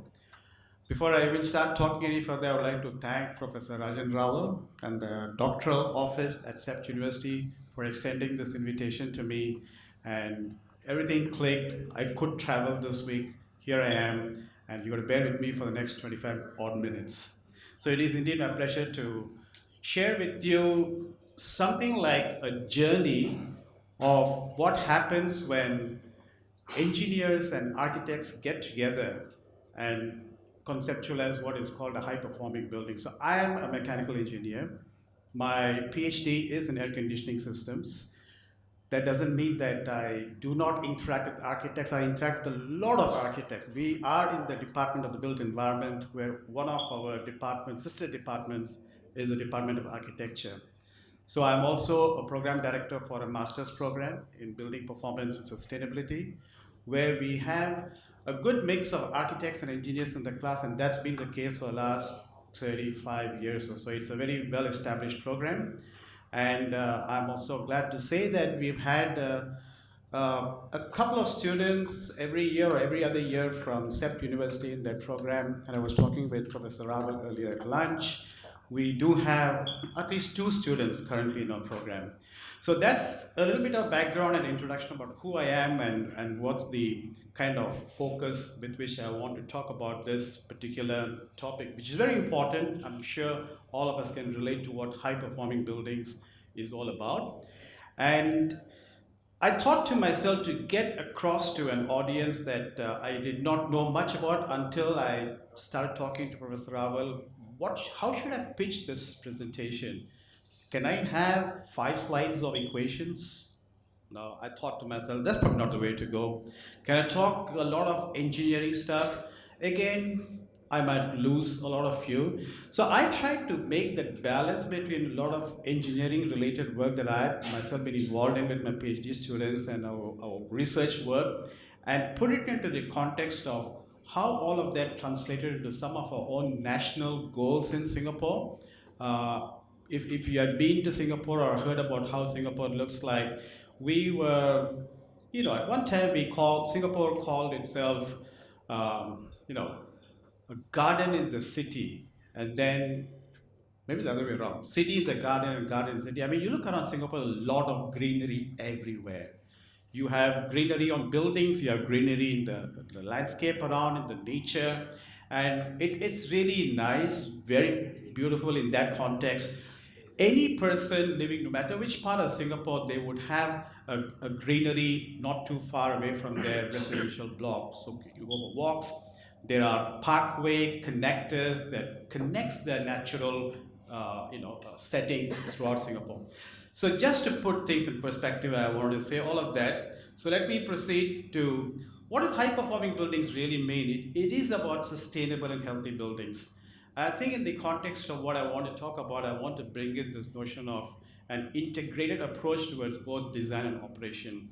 We can't design the best building, that's what we would want to think, but it's also how buildings are operated. And a lot of things came up earlier in the sessions too, that you need to have buildings that can relate to nature, you have operable windows, all of that will come in as we go along. High performing buildings, what exactly is involved? There is the concept of zero energy buildings, words that you may have heard about. There are cities and communities that need to relate to that. Comfort, health, and well being. Professor Raval already set the stage very nicely, and I've just built upon that in some form or the other as we go along. Energy, sustainability. These are very important keywords. And I highlighted these two as an important box in itself, because to me and to a lot of us, it's all about people. We build buildings because people are involved. They're going to be staying inside. You can have the most sustainable building, the least energy consuming building. If we turned off all the lights, turned off all the air conditioning, that's not functional. So we understand where we come from. It's human centricity and the needs for people in the building that drives how we want to build buildings and make it as a high performing building. So let me proceed further. So what happens? Sustainable and healthy built environment starts with a concept design. And in my program, together with 2 of my colleagues, we run a studio. It's called Green Building Integration and Evaluation Studio, where we give them this opportunity to develop something from scratch in Singapore, a real life project, so to speak, where they start building from scratch in terms of the design concept, what goes into it, and they have to come up with a high performing building. It's been a requirement in the course for the last 10, 12 years. And we always emphasize on the starting point, which is the concept design. So you need to understand where the building is and all this sort of thing. So again, high performing buildings, we need to understand the people involved, the stakeholders, who are the key people involved. All of these are professional disciplines that become the key players involved in making all of this happen. You have designers, owners, builders or contractors, operators, regulators, you have to conform to regulatory requirements in whatever country we are talking about. And of course, I keep emphasizing the users and occupants, they are the most important people in the entire context. I like this slide because I can talk on this for 2-3 minutes, or I can talk on this for 1 hour. So I choose the former, 2-3 minutes. So what's this about? In your typical architecture curriculum, I'm sure you would start with make the building as efficient as possible before you start using the first unit of energy in whatever form it is, be it in the form of electricity or in the form of hot water, cold water. So we're going to get our passive designs right. There you go, all those aspects, building orientation, the facade system that goes into it, the window wall ratio, how much glass you put in for view out, daylight, operable windows to get the wind in, all of this becomes extremely important. And then Professor Abel did mention about the active design, mechanical systems, air conditioning is required in certain situations, probably in a lot of situations, where you got to get the environmental requirements in the building right. So we then talk about lighting, there you go, lighting, the air conditioning concept here, without going into too much of details of what that is, air conditioning involves massive equipment, we call them chillers and air handling units. Let's not go into the nitty-gritty of those things, but they are high energy intensive component, right? In a building, say in Singapore, we always say air conditioning or cooling energy consumption can be anywhere between say 40 to even 60% sometimes of the total energy consumption of the building. And this is what we have those buildings for: the thermal comfort, the visual comfort, noise, acoustic comfort, indoor air quality. I do a lot of work in both thermal comfort and indoor air quality. Indoor air quality is very, very crucial. How does the indoor environment relate to what happens or what exists in the outdoor environment? There is a relationship. We need ventilation. We need to bring outside air for dilution of indoor contaminants. And by the way, a lot of things inside the building, they pollute the indoor environment. We pollute the indoor environment. If we were not there, the environment inside will be cleaner. You know how? We release carbon dioxide, right? A lot of CO2 buildup is not so good because it creates certain environmental conditions in the space which is then which then needs to be removed from the indoor environment. So ventilation, I'm sure as architects you would understand the concept of ventilation and how we maintain good indoor air quality or good indoor environmental quality. Now, all of this is very good when we're talking about new buildings. As designers from scratch, we will know where the starting point is. We can come up with innovative ideas. Everything would be great. What about existing buildings? We are constrained by a lot of things in existing buildings. And if you look at the building stock in any country, majority of the buildings are the existing buildings. And if we want to set them right on the path of sustainability, on the path of building providing good environmental conditions for people, there are a lot of challenges. So a lot of building rating systems worldwide talks about new buildings and existing buildings. So we got to be looking at the two slightly differently. Some of the constraints are you can't change the building, you can't rotate the building if it is already built. A lot of the facade system, the window wall ratio, they're pretty constrained, we can't do much about it. So maybe, well, what I'm saying here is the facade system, if you want to go to that level of renovation and refurbishment, one can, but most of the time you don't go that far. You're probably working more with the mechanical systems. So existing buildings, a lot of challenges. So just to give you an overview of how this talk is going to go for the rest of the presentation, I will be giving some things that we have been doing in Singapore at the national level, how our green building design has evolved.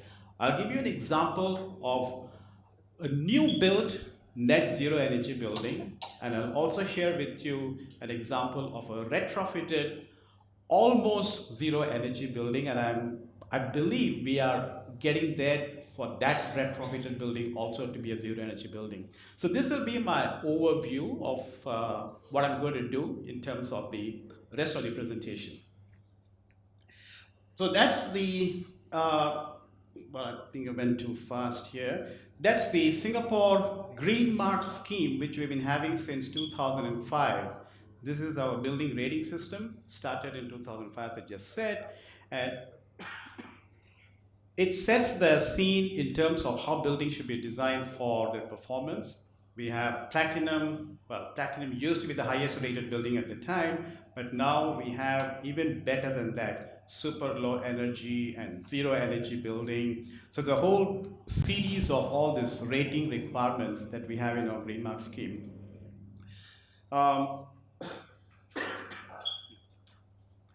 So we started in 2005, and as of end 2021, we have about 49% of our buildings which are Green Mark certified. And our target is by 2030, we should get to about 80% of all buildings in Singapore to be Green Mark certified. Now, the certification itself requires a certain minimum level of energy performance, which also includes a certain minimum level of indoor environmental conditions to be complied with. Let me go further. So these are the categories. There are some hyperlinks that are provided here. I'm not going to go into them to show what they are, but I'm sure you will be given a chance to look at them as handout materials or whatever form it's passed to you. Please do take a look at these links. They have lots of information. So this whole idea of the super low energy buildings is a rather recent concept in Singapore. And we are talking about doing better than even the best-in-class buildings at this time, or at the time when we first conceptualized it. The best of it is really a zero energy concept. We have this national goal, Singapore Green Plan 2030. And in here, there are several things that are related to the building performance. 80% of buildings to be Green Mark certified by 2030 in terms of the gross floor area of the buildings in Singapore. 80% improvement from the base level of energy that going back to say the 2005 when we first introduced the building rating systems. It has to improve 80% improvement based on 2005 levels, and then 80% of all new developments to be super low energy buildings. So there's a lot of challenging requirements, but that's the plan. 2030, another 7 years away, and this is the goal we are driving towards. So this fits in line with that. 2030, 80% buildings to be Green Mark certified. We are about 50%, I believe, as of last year. Another 30% to go. The interesting thing is it kind of becomes like a very challenging towards the last few percentage of buildings, because most of the good buildings that were built in the last, say, 10, 15 years have been built. Most of the existing buildings that we could quickly retrofit to become high performing or better performing have been done. So with the remaining buildings, it always is a challenge. Existing buildings to be retrofitted to a high performing building is always a challenge. I want to talk a little bit about my own area, so to speak, HVAC systems, ventilation systems. Been doing a lot of work in comfort and air quality related research. And why do we use this ventilation in this concept of air conditioning or HVAC systems? Thermal comfort and indoor air quality for sure. The last 3 years, the pandemic has highlighted an important aspect of why we need good indoor air quality. The airborne infection risk mitigation, been doing quite a bit of work in that with a lot of international colleagues. We have also done work in the past, even before the COVID-19 had started. How do we ensure the microenvironment, the place where you're seated, if you were to have the comfort of not having to wear a mask during the peak of a pandemic and still be comfortable as in you're comfortable and feel safe in the environment, we need to address the airborne transmission as an important aspect of what's happening. Energy efficiency, and the key word that we are talking increasingly in today's context is resiliency. We need to have systems that are resilient We need to have systems that can change from one mode of operation to another. A lot of effort is going on in this aspect, not just in our group, but throughout the world in different parts of the research groups as well as professional communities. So when it comes to HVAC systems, I changed the background. That's all that's happening in this slide because we need to relate to the external climate. And this is what we see in a tropical setting. What happens on the outside in the ambient environment has a direct impact on what happens in the indoor environment. So I will again talk about two aspects related to this HVAC systems, the building systems, but from a resiliency perspective. The first one is the pandemic response. I want to just talk about what do current ventilation standards call for. There are ventilation standards, as we heard about 55, ASHRAE standard 55 as an example in the previous presentation. We have similar requirements for ventilation. I'm sure in India, the ECPC code would call for certain ventilation requirement. These are based on comfort and perception or perceived indoor air quality of people. But should we have ventilation that's based on health requirements? Should there be such a standard? Not easy to come by. Should there be one?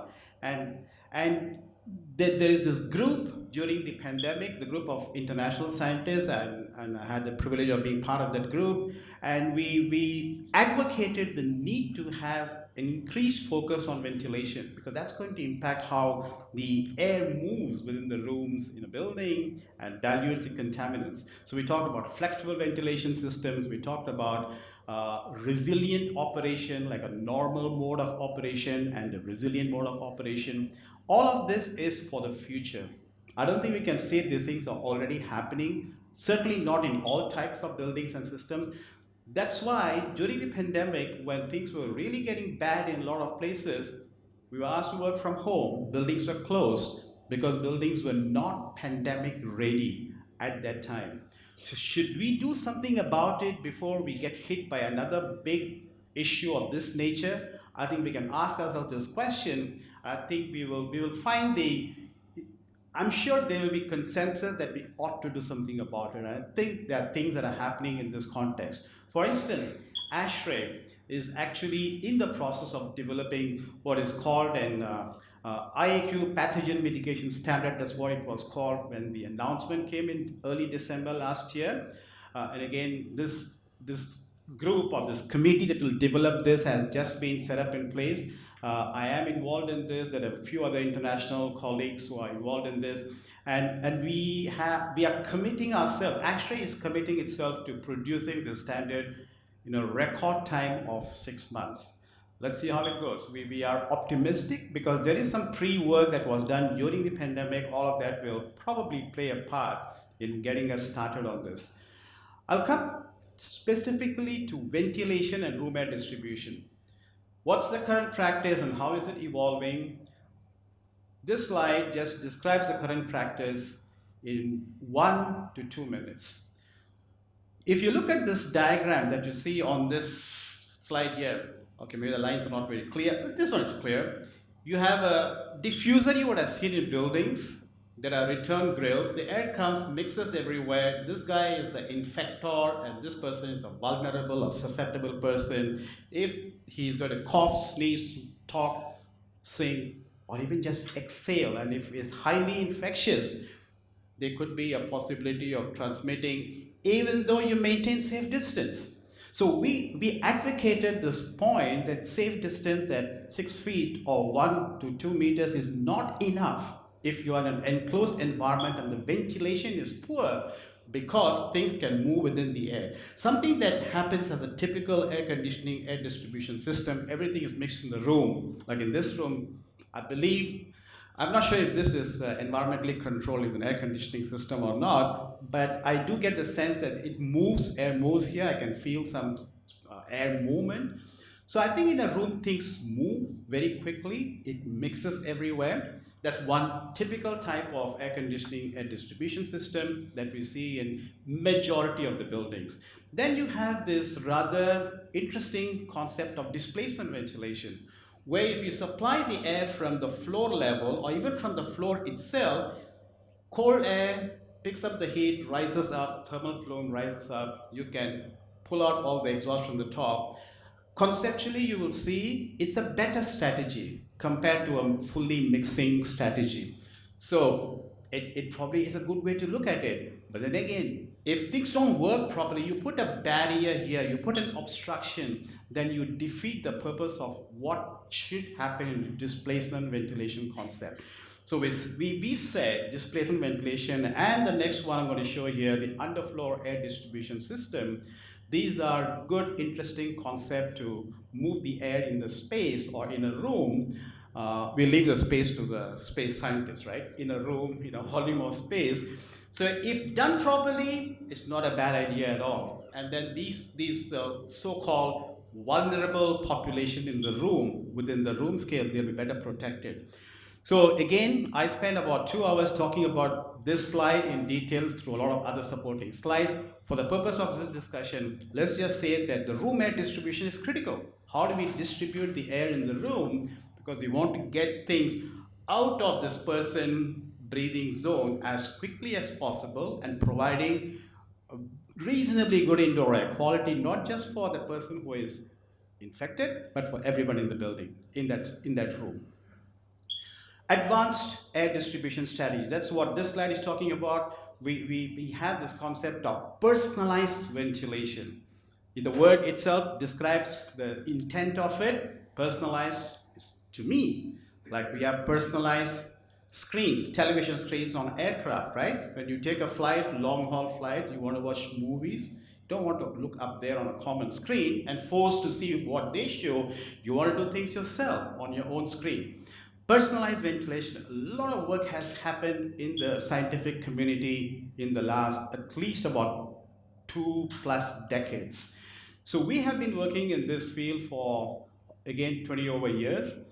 And the advantage is, again, obvious, isn't it? If I can get clean air to the person's breathing zone, right now where I'm standing and right now where you are seated, you would feel the comfort of clean, safe air being delivered to you, and then you will probably enjoy a better air quality, which goes without saying, because you are not exposed to somebody else's exhaled air or somebody else's contaminants coming towards your breathing zone. That's what personalized ventilation research is all about. We have another concept that we have worked in our group, some other groups have also worked too. We decouple the ventilation from cooling. So let me just focus on tropical climate. That's where I come from in Singapore. We don't have any heating requirements. For us, it's 365 days of air conditioning, cooling, and dehumidification, as we call it. So if we mix the ventilation air and the room air that is recirculated, it only gives us a certain level of benefit.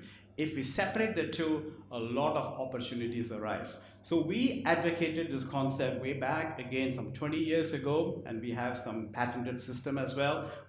I think I have one slide to talk about that. I'll just mention that as we go along.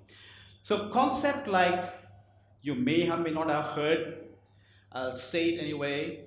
Outdoor air for ventilation is supplied to the room, and in the room, instead of your normal air distribution, say supplied diffusers, it's a unique kind of technology that's called chilled beams. So the principle is the outside air, as it goes through this, it induces the room air and creates that additional cooling, because you have a small cooling coil as well in this chill beam.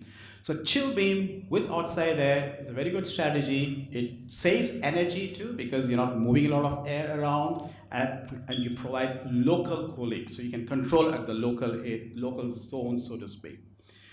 So this is our patented system. We did this way back in 2004, I believe we got the patent. Decoupling the two, ventilation. I think I can play this. So just to show that the two air streams move through the two compartments of an air handling unit, and we distribute the two air streams separately. And in the zones, in the various rooms or open plan space or whatever, we can control the requirement of ventilation and cooling as per the needs in the particular zone. So it's a local demand ventilation kind of a strategy. I'm going to skip through some of this in the interest of the time. We have an example in our own campus building in NUS. This is another building that we installed that particular system back again in 2009. That's the unit it looks like, and it actually won an award at the ASEAN Energy Group 2011, I think the time was. Now let's look at the haze component. We have this outdoor pollution that gets terribly polluted at certain times because of the forest fires from nearby regions, and we have a thick cloud of haze that engulfs the whole of Singapore. We had a very bad haze episode in 2015, and that's how it looked like. It was clear, when it gets worse, and when it gets worst. When it got worse rather, in 2015. During that time, for about 3 months, we had very high outdoor air levels where the PM 2.5 level was of the order of about 200 plus microgram per meter cube. That's a lot. To put things in perspective, WHO in the latest requirements call for, I think it's 12 microgram per meter cube, right? So it's very, very high. So we would typically see in Singapore about 25, 30 micrograms per meter cube. Today, if I went into a Med Bureau site, it will be about 20, 25. We have not had these sort of numbers on a typical day. But we can get those episodes, so what do we do then? So we did some work in trying to do something between the outdoor environment and the indoor environment. We call that the fan filter unit. And here is an example of how it looks like. We put, let's say you have any of these rooms, any of this window, you can just go and put in a fan filter unit. And what it does is, that's how it looks like. On the window, we put this panel, and in the panel, we mount the fan filter unit. So here is the outside, here is the room. We have a fan and a high-performing filter, a HEPA filter as we call it. Look at the numbers. The red one is outside.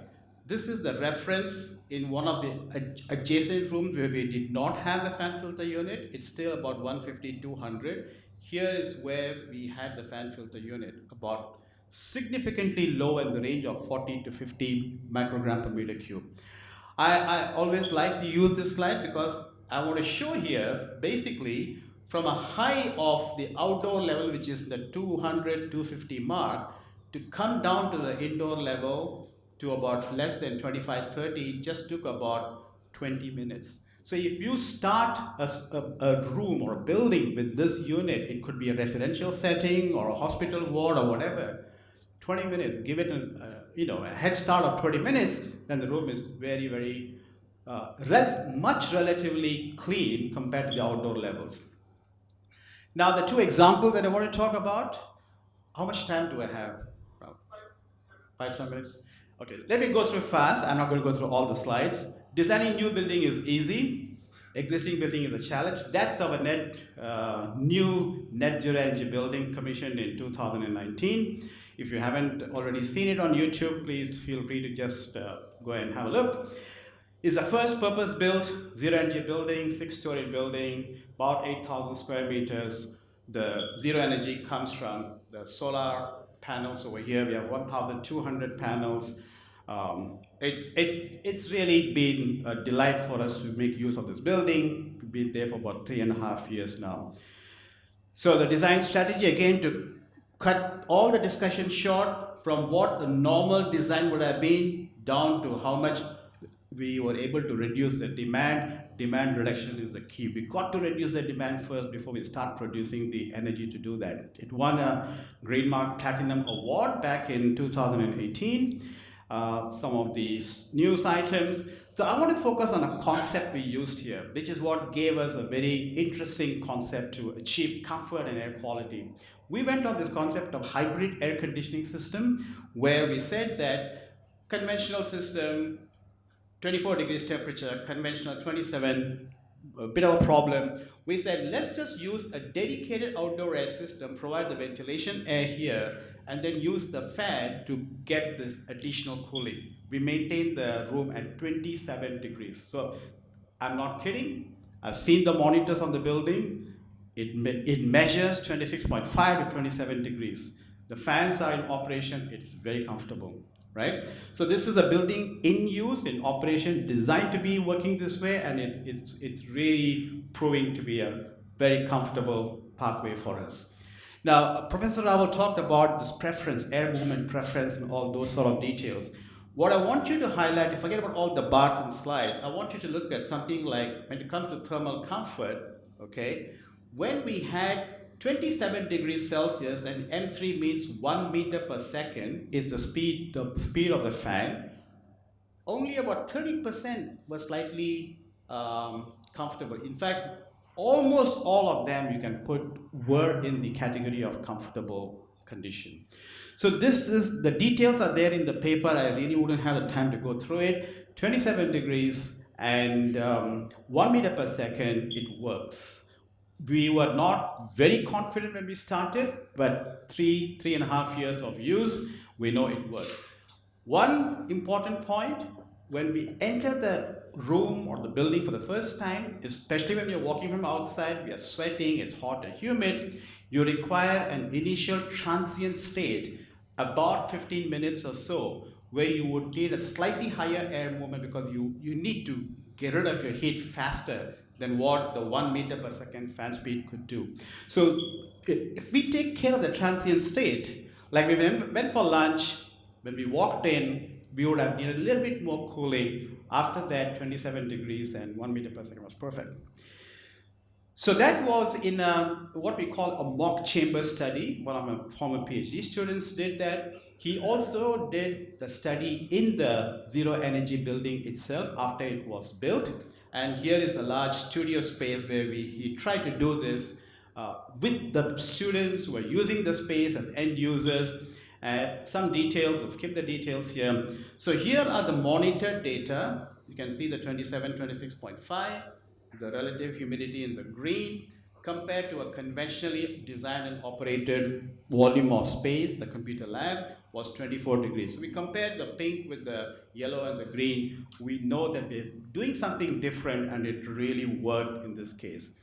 I'm going to skip through the slides just to highlight we were saving about 26 to 30% energy. And that's not really complicated to understand. When you maintain your room at a warmer temperature in an air conditioning operation, you save energy. You don't have to cool as much, right? So it really was a winner on that front too. Again, some details about comfort and thermal comfort sensation and thermal acceptability. We'll skip the details for now and all these accolades. Want to highlight this. This building, since June 2022, is not energy positive. We are producing more energy through our design system of the solar panels than the building is consuming. So it's a case of effective operational side of things as well. I want to just take a couple of minutes for the last example, which is about existing buildings. We had the luxury of having had some of the oldest buildings on campus. Now, why do I say that? It then provided us the opportunity to work with them to make the point that yes, existing buildings can also become a high-performing building. And here is the example of that. SDE4 is somewhere here. These are the old buildings I'm talking about, 1 and 3. My office is in this building. It still continues to be the oldest building, at least in our school, okay? I don't use any of those nice things that we have managed to install. So what's happening with the SDE 1 and 3 existing building? It was designed to be a retrofitted building, high-performing retrofitted building. One important consideration is we made use of a lot of considerations like how can we address the carbon footprint issue here? The embodied carbon, I didn't hear the word embodied carbon earlier. I wanted to talk about that in a question session earlier. A lot of building, when it comes to high performing, we need to address the embodied carbon, which is the amount of carbon that gets stuck into the building before we just even start using it. Like the materials, like the transportation involved in getting the building materials from elsewhere. If you use indigenous material, your embodied carbon is going to be reduced. So in this case, a basic design objective given to the consultants was make as much use of the existing materials in the building because we're not demolishing the building. we are retrofitting it. So a lot of things happen from the point of view of the embodied carbon. This is the old building.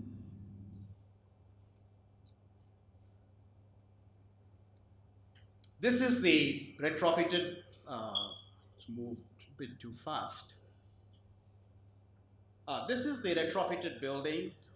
We had some old shading devices, they were reused, retrofitted and installed. So that's what I'm talking about. An example of how we address the decarbonization issue, really through a living example on our own campus. Decarbonization as a buzzword was not that big, a thought process when we started looking at the design or the retrofit design of it. But today we are quite delighted that it's actually making a point towards that particular aspect of building decarbonization. Again, we have solar panels installed at the top. Hybrid system, hybrid air conditioning is used, and I think I have an example here of how that looks like. We have ventilation supplied as outside air into the rooms, and we have fans. That's the concept of the hybrid system right through the different buildings. My last couple of slides, I think. So the goal in existing buildings is all about how do you make use of whatever you have in the building, make use of the facade, the materials on the facade, in whatever form it exists, can we reuse them? And then through some kind of, I suppose, more thought through and innovative concept of lighting, air conditioning, we can build in a good amount of conservation features in the operational side of things. So I had this slide earlier, coming back to it just to say that the most critical aspect for high performing buildings, we cannot forget two aspects, the sustainability, sustainable design, as well as the healthy building design. People, that's the most important thing. And we can't accomplish all of this without approaching it in an integrated manner. We can't just focus on energy, things won't get done. We can't just focus on human requirements. It'll be a very high energy intensive building. So this is my last slide. If we were to look at the various aspects, people are getting more and more aware. I think that's critical. Today, I think all aspects of the society, whether it is the common ordinary person, whether it's the professionals, I think we ask this question: how can it be better improved from an energy performance?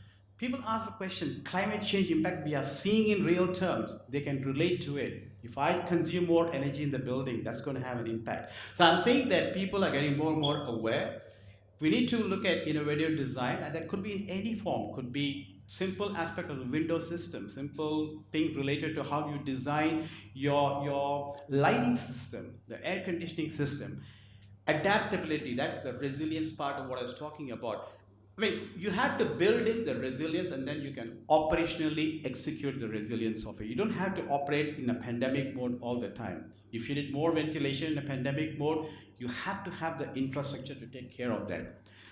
Okay, I believe that's my last slide. As I said, thank you for your attention. I may have overshot the time a little bit, but I apologize for that. Thank you for your attention, and we take some questions now together. Professor Rao. So I was looking forward to asking questions myself.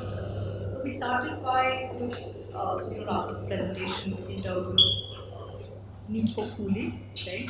And the session is based on its relevance with the climate crisis and the fact that we, specifically in tropical climates, we're going to see more heat waves, more need for cooling.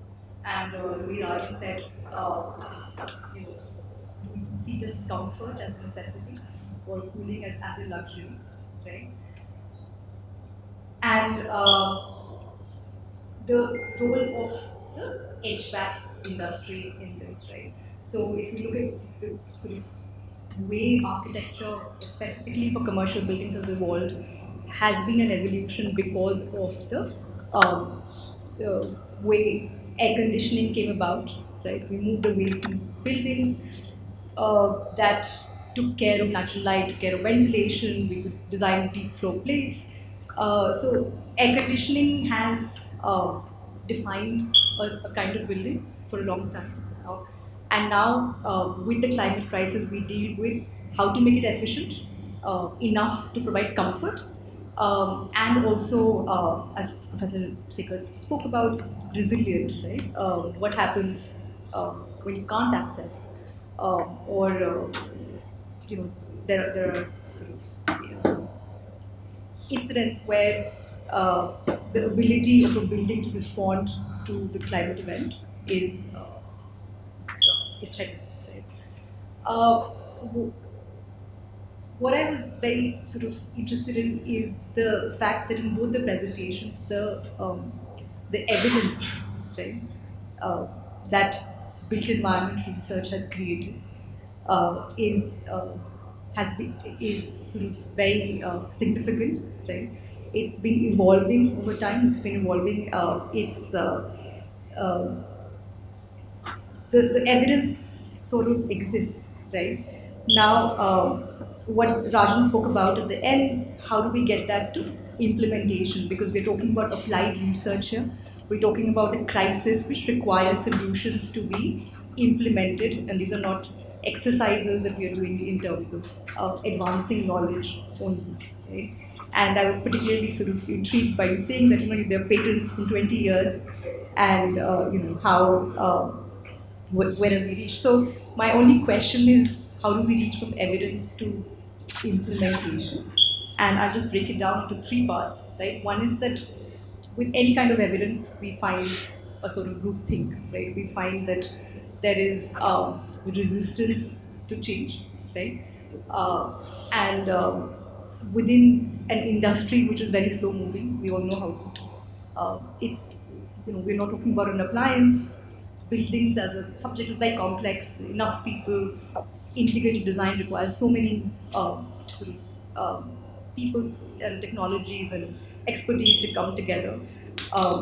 How does research sort of address that? The second part of the question is just uh, when implementation becomes hard, does it become, we do what we can do. Okay? Uh, and we saw some of that in the pandemic. You spoke about the ventilation part, and it's difficult to say airborne transmission, and then how will people respond? What are the opportunities available within buildings, right? So we try and not create that narrative, which then becomes very difficult to control, right? And that also hinders implementation. And then the third part, which is um, as academicians doing this kind of research, do we think it's our role also? It's our role to take it forward, and to what aspect? And I'll just stop here.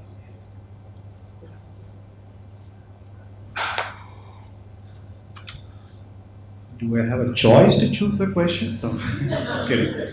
Actually, it's interesting you put those three questions. I think it could have been placed better the way you've done it. It's absolutely. I was just thrilled the way you asked those questions after the summary that you presented. Um, I want to take, I don't know which order it was, the first question, or rather, there was a question about policy, right? How do we take it to the implementation stage? A lot of work that we did in our group, and I think most researchers do in the built environment community, is very practice oriented. It's got to have an impact in the real life, and it affects everyone. It's not just the professionals, not just office goers. It affects everyone or anyone who has a place to stay, or residential settings, affects the residential settings as well. Um, I think, at least from the experience that I have from Singapore, I can say this: the free mark rating system that we have, which was implemented in 2005, I think was instrumental in raising the industry practice, different levels over the years. So it's been an evolution. The requirement that would have got a platinum in 2005 probably would not even have fetched the minimum rating, say 10, 12 in 2018, 2019, that kind of time frame. So what happened is it didn't mean, I mean, it wasn't the case that the requirements were diluted in any way. It just became, you just have to do it. You can't get points anymore. But you got to do something more to get the additional points. So Platinum in 2021, we have the 2021 version now, means a lot more needs to be done, and the industry is geared itself towards that. We always believed in Singapore in the various standardization committee that I work with, and I'm involved in a couple of them. We always know that we can set the bar there, but if the industry is here, nothing is going to, nobody is going to do anything about it. So you got to work with the industry, and that's what has happened. At least with the energy part, the performance improvements have been quite significant in the building. I'm talking in terms of chiller and cooling energy requirements perspective. So that's the, you had a question related to that, right? The policy, how do we do it? We got to take the industry with us. Research findings are great, the papers talk about all those nice things, but if the industry cannot implement them, I think we lose out on the relevance and significance of it. That's very critical. And you had another question. Can you just tell me what the question was? I will get the point very quickly. Is it our role to play a part? Absolutely. We have to. I mean, universities and researchers are not there just to generate new knowledge and new information, which is required for all the publications and citations. We do that. But to translate that into practice probably is an even more important goal. I would even argue now that we know so much about the impact of climate change and its impact on the built environment, I think it is our responsibility. We owe it to ourselves, we owe it to the community at large, we owe it to everyone. Where we can do something to improve, we have to be part of that. And I think, I'm sure Professor Rao will agree with me, we play a part in whatever form that we can, be it through our local, for me, the local committees that I work with, the local technical guidance that we can provide to various professional engineers and the architects and those kind of professional societies that we have, and even otherwise through normal conversation that one may want to have. In fact, it is amazing. In Singapore, I was just a judging panel for, the equivalent of, what do you call them here? The year 12 students in school. They had an environmental sustainable, something with environmental sustainability, a project that they were working on for one whole year, and then some of them were shortlisted, and then they were asked to present. It's amazing the thought process that goes on with these children. They're not even into the university yet. They are in the secondary school, just going to graduate in a year's time from school system. But their principles and the thought process of what can be done, some of them could be. Sorry, actually, the rat is on your shoes. Even the rat wants to hear what we can do about sustainability at the built environment. Yeah, so I think we really owe it to all of us and to to society where we can make a difference. We should play a part in that. The first question, then I pass the mic to. Or do you want to take the first question? Any of this?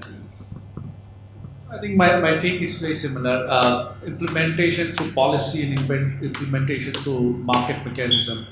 Probably looking at the priorities of various government keeps changing apart from attending COP27 and COP28. I think I have more faith in the market before government starts looking at the things. Market and academics and also probably the CSOs or civil service organizations who can really play major role in pushing the agenda of implementation, I would say. Just one example, I'm a little more excited about hearing that today morning, is there's something called Cricket for Climate. And this group in Australia is pushing Australian Cricket Board to make Australian cricket net zero by 2024. And that's where probably certain kind of push, kind of green lawns which we see in when people are playing cricket and so on, also requires a point I'm trying to make is that awareness amongst the citizens and push from the citizens and support from the market probably will help us reach to certain level before we look at the policy implementation. At least if they, I mean, what we have seen in India, the moment we got a new ministry called Ministry of Information Technology, people are saying, no, no, please don't, otherwise, or whatever we have done in the last 5, 7 years will get killed. We don't need ministry. So sometimes we don't need a policy to even move forward with it, and without that, we are better off.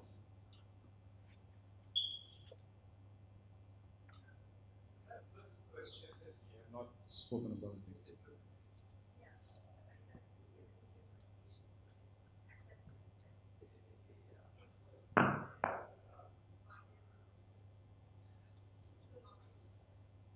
Yeah, so on evidence base, I think it's very, very challenging because we are not trying, we can't rely on evidence, or how do we really create an evidence for something which is yet to come?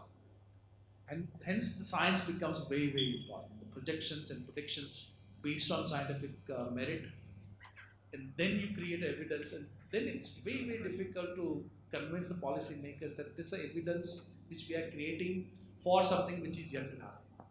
So that's the one of the challenge, at least personally, we have faced. I'll just respond to that and add to what Raval has said. The zero energy building example I took about the hybrid air conditioning, 27 degrees, indoor design condition in Singapore buildings. If I even told this to anyone in Singapore, say 10 years ago, they'll look at me with a strange expression, say, "Are you kidding? 27 degrees indoor setting, indoor environment?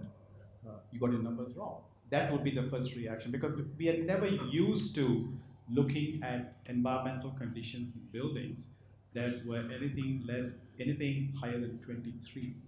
There have been buildings that are operated at 22 degrees, 21 degrees. To your point, somebody said you rather wear a jacket than feel warm and stuffy. But I think what most people fail to realize, thermal comfort, which is that state of mind, that satisfaction level, is not only responding to temperature. And you had a slide where you put on the two subjective parameters, which is the activity level of the clothing and the four important environmental or the physical parameters. Temperature is there, of course. Then there is relative humidity, right?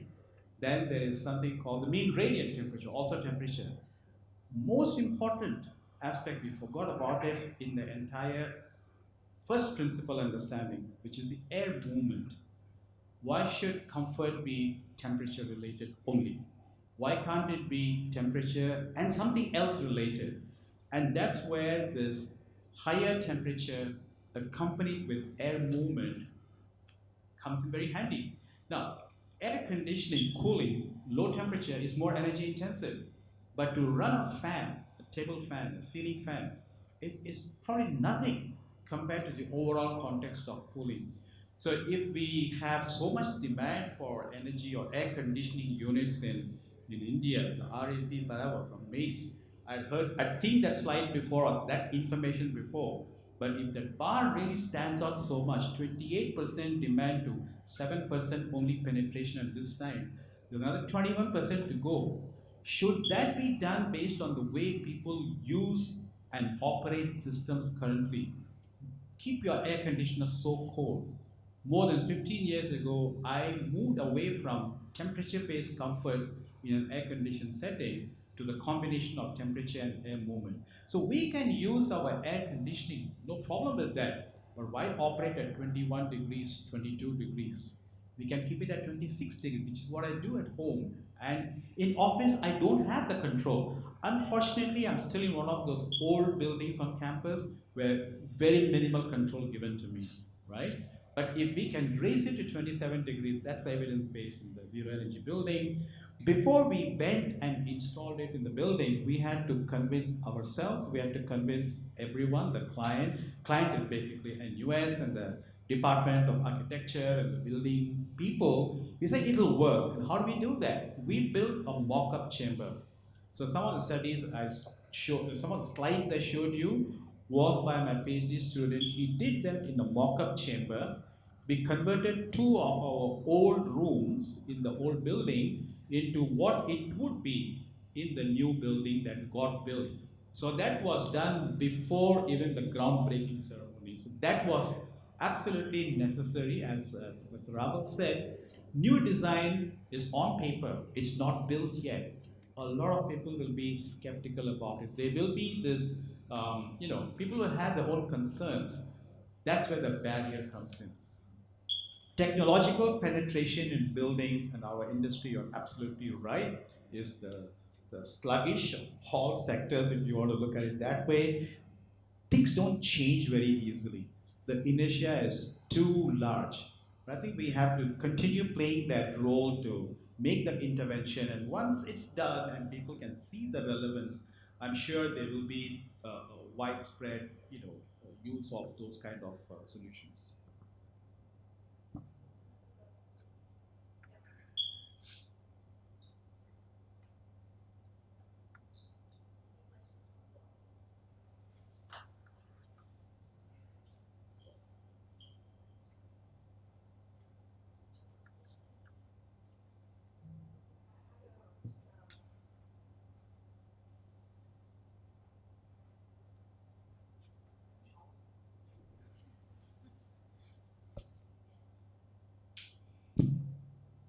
So I've had a very brief kind of my paths crossed with this discourse for 2 years, in 2007 and 2008, and that's what I was telling Rajan. By that I can understand this. I passed this subject, so I know this a little.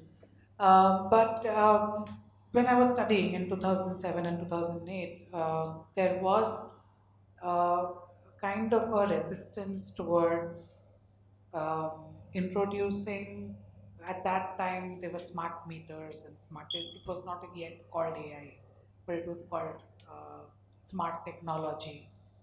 In order to navigate or in order to control the environments. And at that time, the resistance essentially was twofold. One was that in large office spaces, especially the open plan office spaces and many other spaces, the smart technology was not able to do micromanagement. So if somebody moves in a room, either the entire room lights up and everything will be on, and that possibly the studies showed that it consumed more energy than manual systems would. And the other part was that it required people to change their behavior, in the sense how they would use spaces for smart systems to work, and that behavior change is very difficult. So I just want to know what has changed. Thanks for that question. I think very important again in the overall context. Those years, say about 10, 15 years ago, the concept of, I don't think we called smart buildings yet at the time. The notion of intelligent buildings have been there since the 90s. And what it meant was you can automate a lot of stuff in the buildings in terms of control. I am again a believer in getting the control in the hands of the people. And I'm sure, Rajan, you are involved in the occupant behavior and occupant control sort of annex activity. You can speak more to that. And both Rajan and I, we are currently involved in another annex from Europe, from IEA, which is to do with personalized environmental control system, PECS. So these having new evolutionary approaches in the overall discussion that we're talking about, where we're saying that people are the most important components in the entire discussion. And we're going to get that control and that user experience back to the user, thereby operable windows, thereby the use of how you create that microenvironment. The personalized ventilation research is all underpinned by the need to give that control for ventilation and air quality to the individual person in the building. So I'll just pass the mic to Rajan to add to that. Yeah, no, I think the physics-based modeling was a was a notion up to a certain point in time, but slowly we have realized that it is not just physics-based modeling, that thermodynamics of the building you understand and thermodynamics of HVAC, but also we really need to understand occupant behavior. And a lot of work has happened in last 7, 10 years or could be more, trying to understand occupant behavior and trying to develop a stochastic models based on that, which goes and sits on top of the physics-based modeling. That yes, windows can be open, but when will people likely to open window? And based on that, you do your modeling and try to figure it out how building is going to behave. But yes, interaction with the sensors and controls is always a challenge. And I think until design community comes up and helps the engineers, I don't think that we will be able to say, because people still don't know whether it's up or down.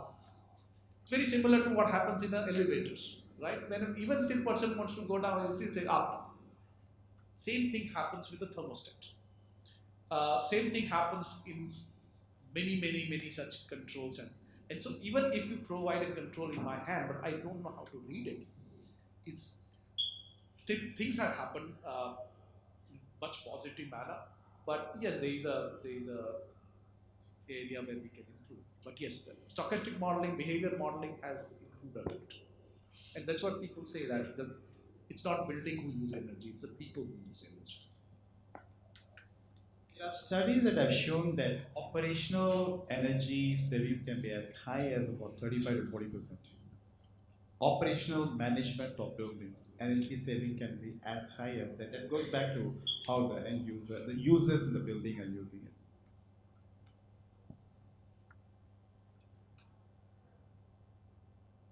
Hello.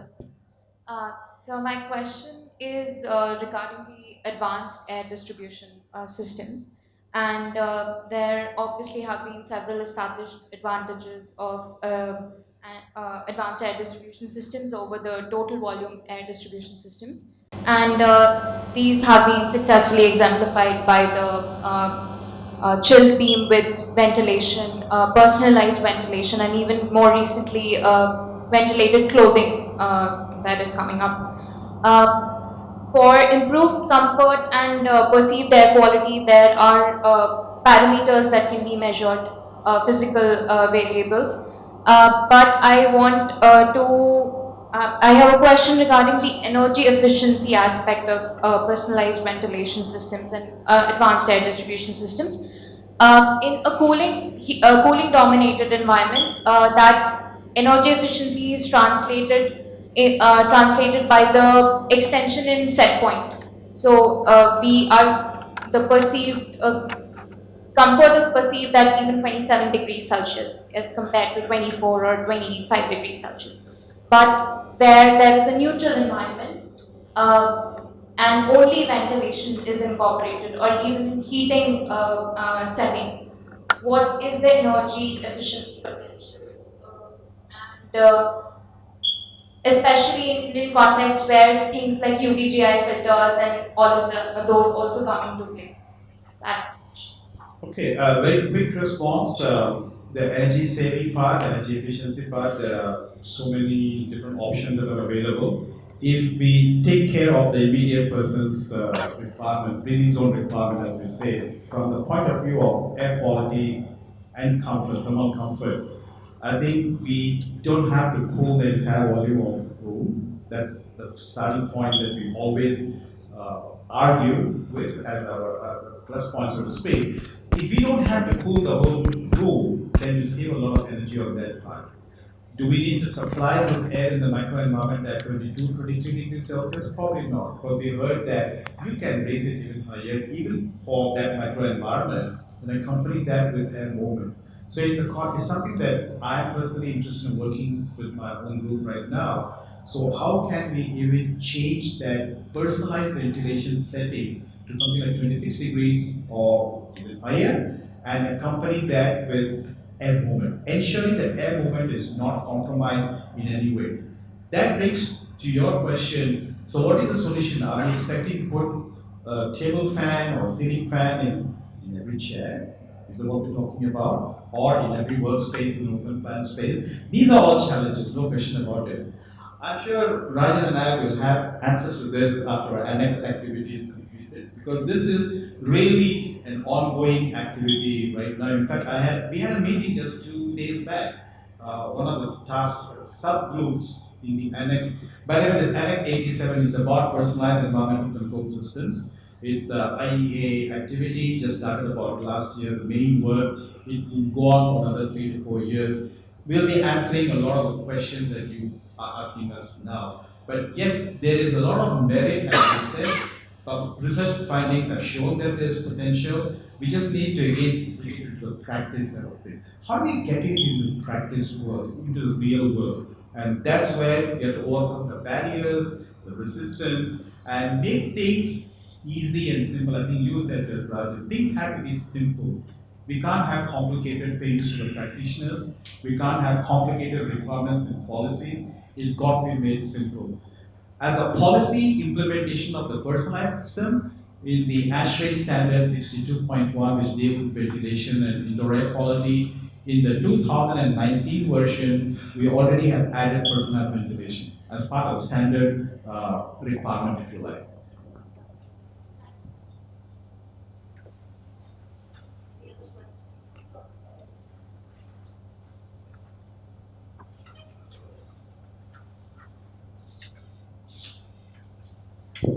Just a quick clarification.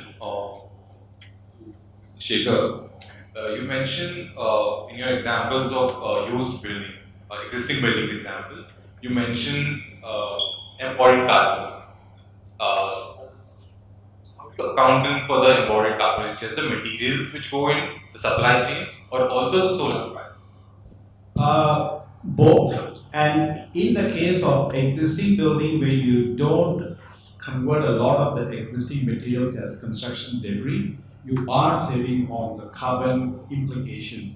And anything that's built concrete or glass or whatever that extends beyond a time when you decide to demolish, it is going to be positive in terms of the embodied carbon calculation. In other words, the longer the building stays the way it is, you are reducing the embodied carbon footprint at the time you are computing the overall carbon emission requirement. The whole world, everybody is talking about carbon emissions in some form or the other. There are so many different computational tools that are available to compute that. I think ASHRAE has one, or in the process of developing one. We have one in Singapore that comes from the Singapore Green Building Council, our own BCA as part of the Green Mark 2021 version. There is a tool to calculate the embodied carbon. It's challenging, it's very difficult to account for all the factors, but that's what, I mean, the way we took for this existing building was, as long as we make use and recycle most of the existing building materials, that would be to our advantage. We didn't do the calculation then, but now doing it, we find it's very beneficial. I'm supposed to conclude the proceedings of the day. Technically, I'm supposed to do that for half an hour. I don't see energy on anybody's face for listening to me for half an hour. I'm going to be very, very quick about this. I think we had a wonderful day where we saw a whole bunch of research projects which came forward from something that was highly personalized, radical proximities. I won't go beyond that, to something that was more science and physics oriented, but eventually was also talking about customizing that for human beings and people. In terms of, and this is specifically for our PhD students because that's where we would like this to go. I think that there are a couple of critical questions for me as an outsider kind of a person who's not necessarily very research and research oriented, is the question of how do we convert, and a lot of what we are all talking about today, I would put under a category called personal knowledge, where it is your personal experiences. And what was wonderful in today's day is that a lot of it, or most of it, came as empirical, hands-on, bottom-up approach to research rather than saying existing frameworks, let's see whether they are evident or not. And in India particularly, I think that this is one of the most critical things that we have been not working with very strongly, and there is very little funding actually available for that kind of work. But I do hope that we will continue to see this process of, and I'm using the term from Polanyi, which is saying personal knowledge, and the translation of personal knowledge into something that, of course, is tacit, but has to, and what is the important question in the way forward is how is that translated into something that somebody else can verify? And the degree of explicitness with which we will express what we are doing to our professional body, to the market, to the other people who are involved in the built environment, I think that is where clearly we will establish the need for research. Otherwise, very often it remains like tautological and does not then become acceptable as research. And architecture is one of the disciplines that faces this problem in tremendous terms, because most architectural education focuses on the individual and the subjectivity of the individual. So as responsible researchers in the way forward, I would hope to see a lot more of such sessions where there is a higher and higher degree of expressing the processes, the methodologies, and the kind of evidences that we can bring forward in order to suggest the research backdrops, rather than suggesting just that projects which have converted into research or vice versa. So that was one important thing that I felt. I will not try to connect what Rajan and Professor Shekhar were trying to say towards. I mean, that's left the dots, and connecting the dots I would leave to you all. But I think increasingly becoming disciplined about our research and becoming disciplined about expressing our research is something I look forward to. Thank you all. You've been a wonderful audience, and I'll see you back tomorrow morning at Aarti's gone. 10? Yes, thank you. So tomorrow morning at 10, where the today's session was more oriented for architecture, tomorrow we're going to move into planning. Thank you all.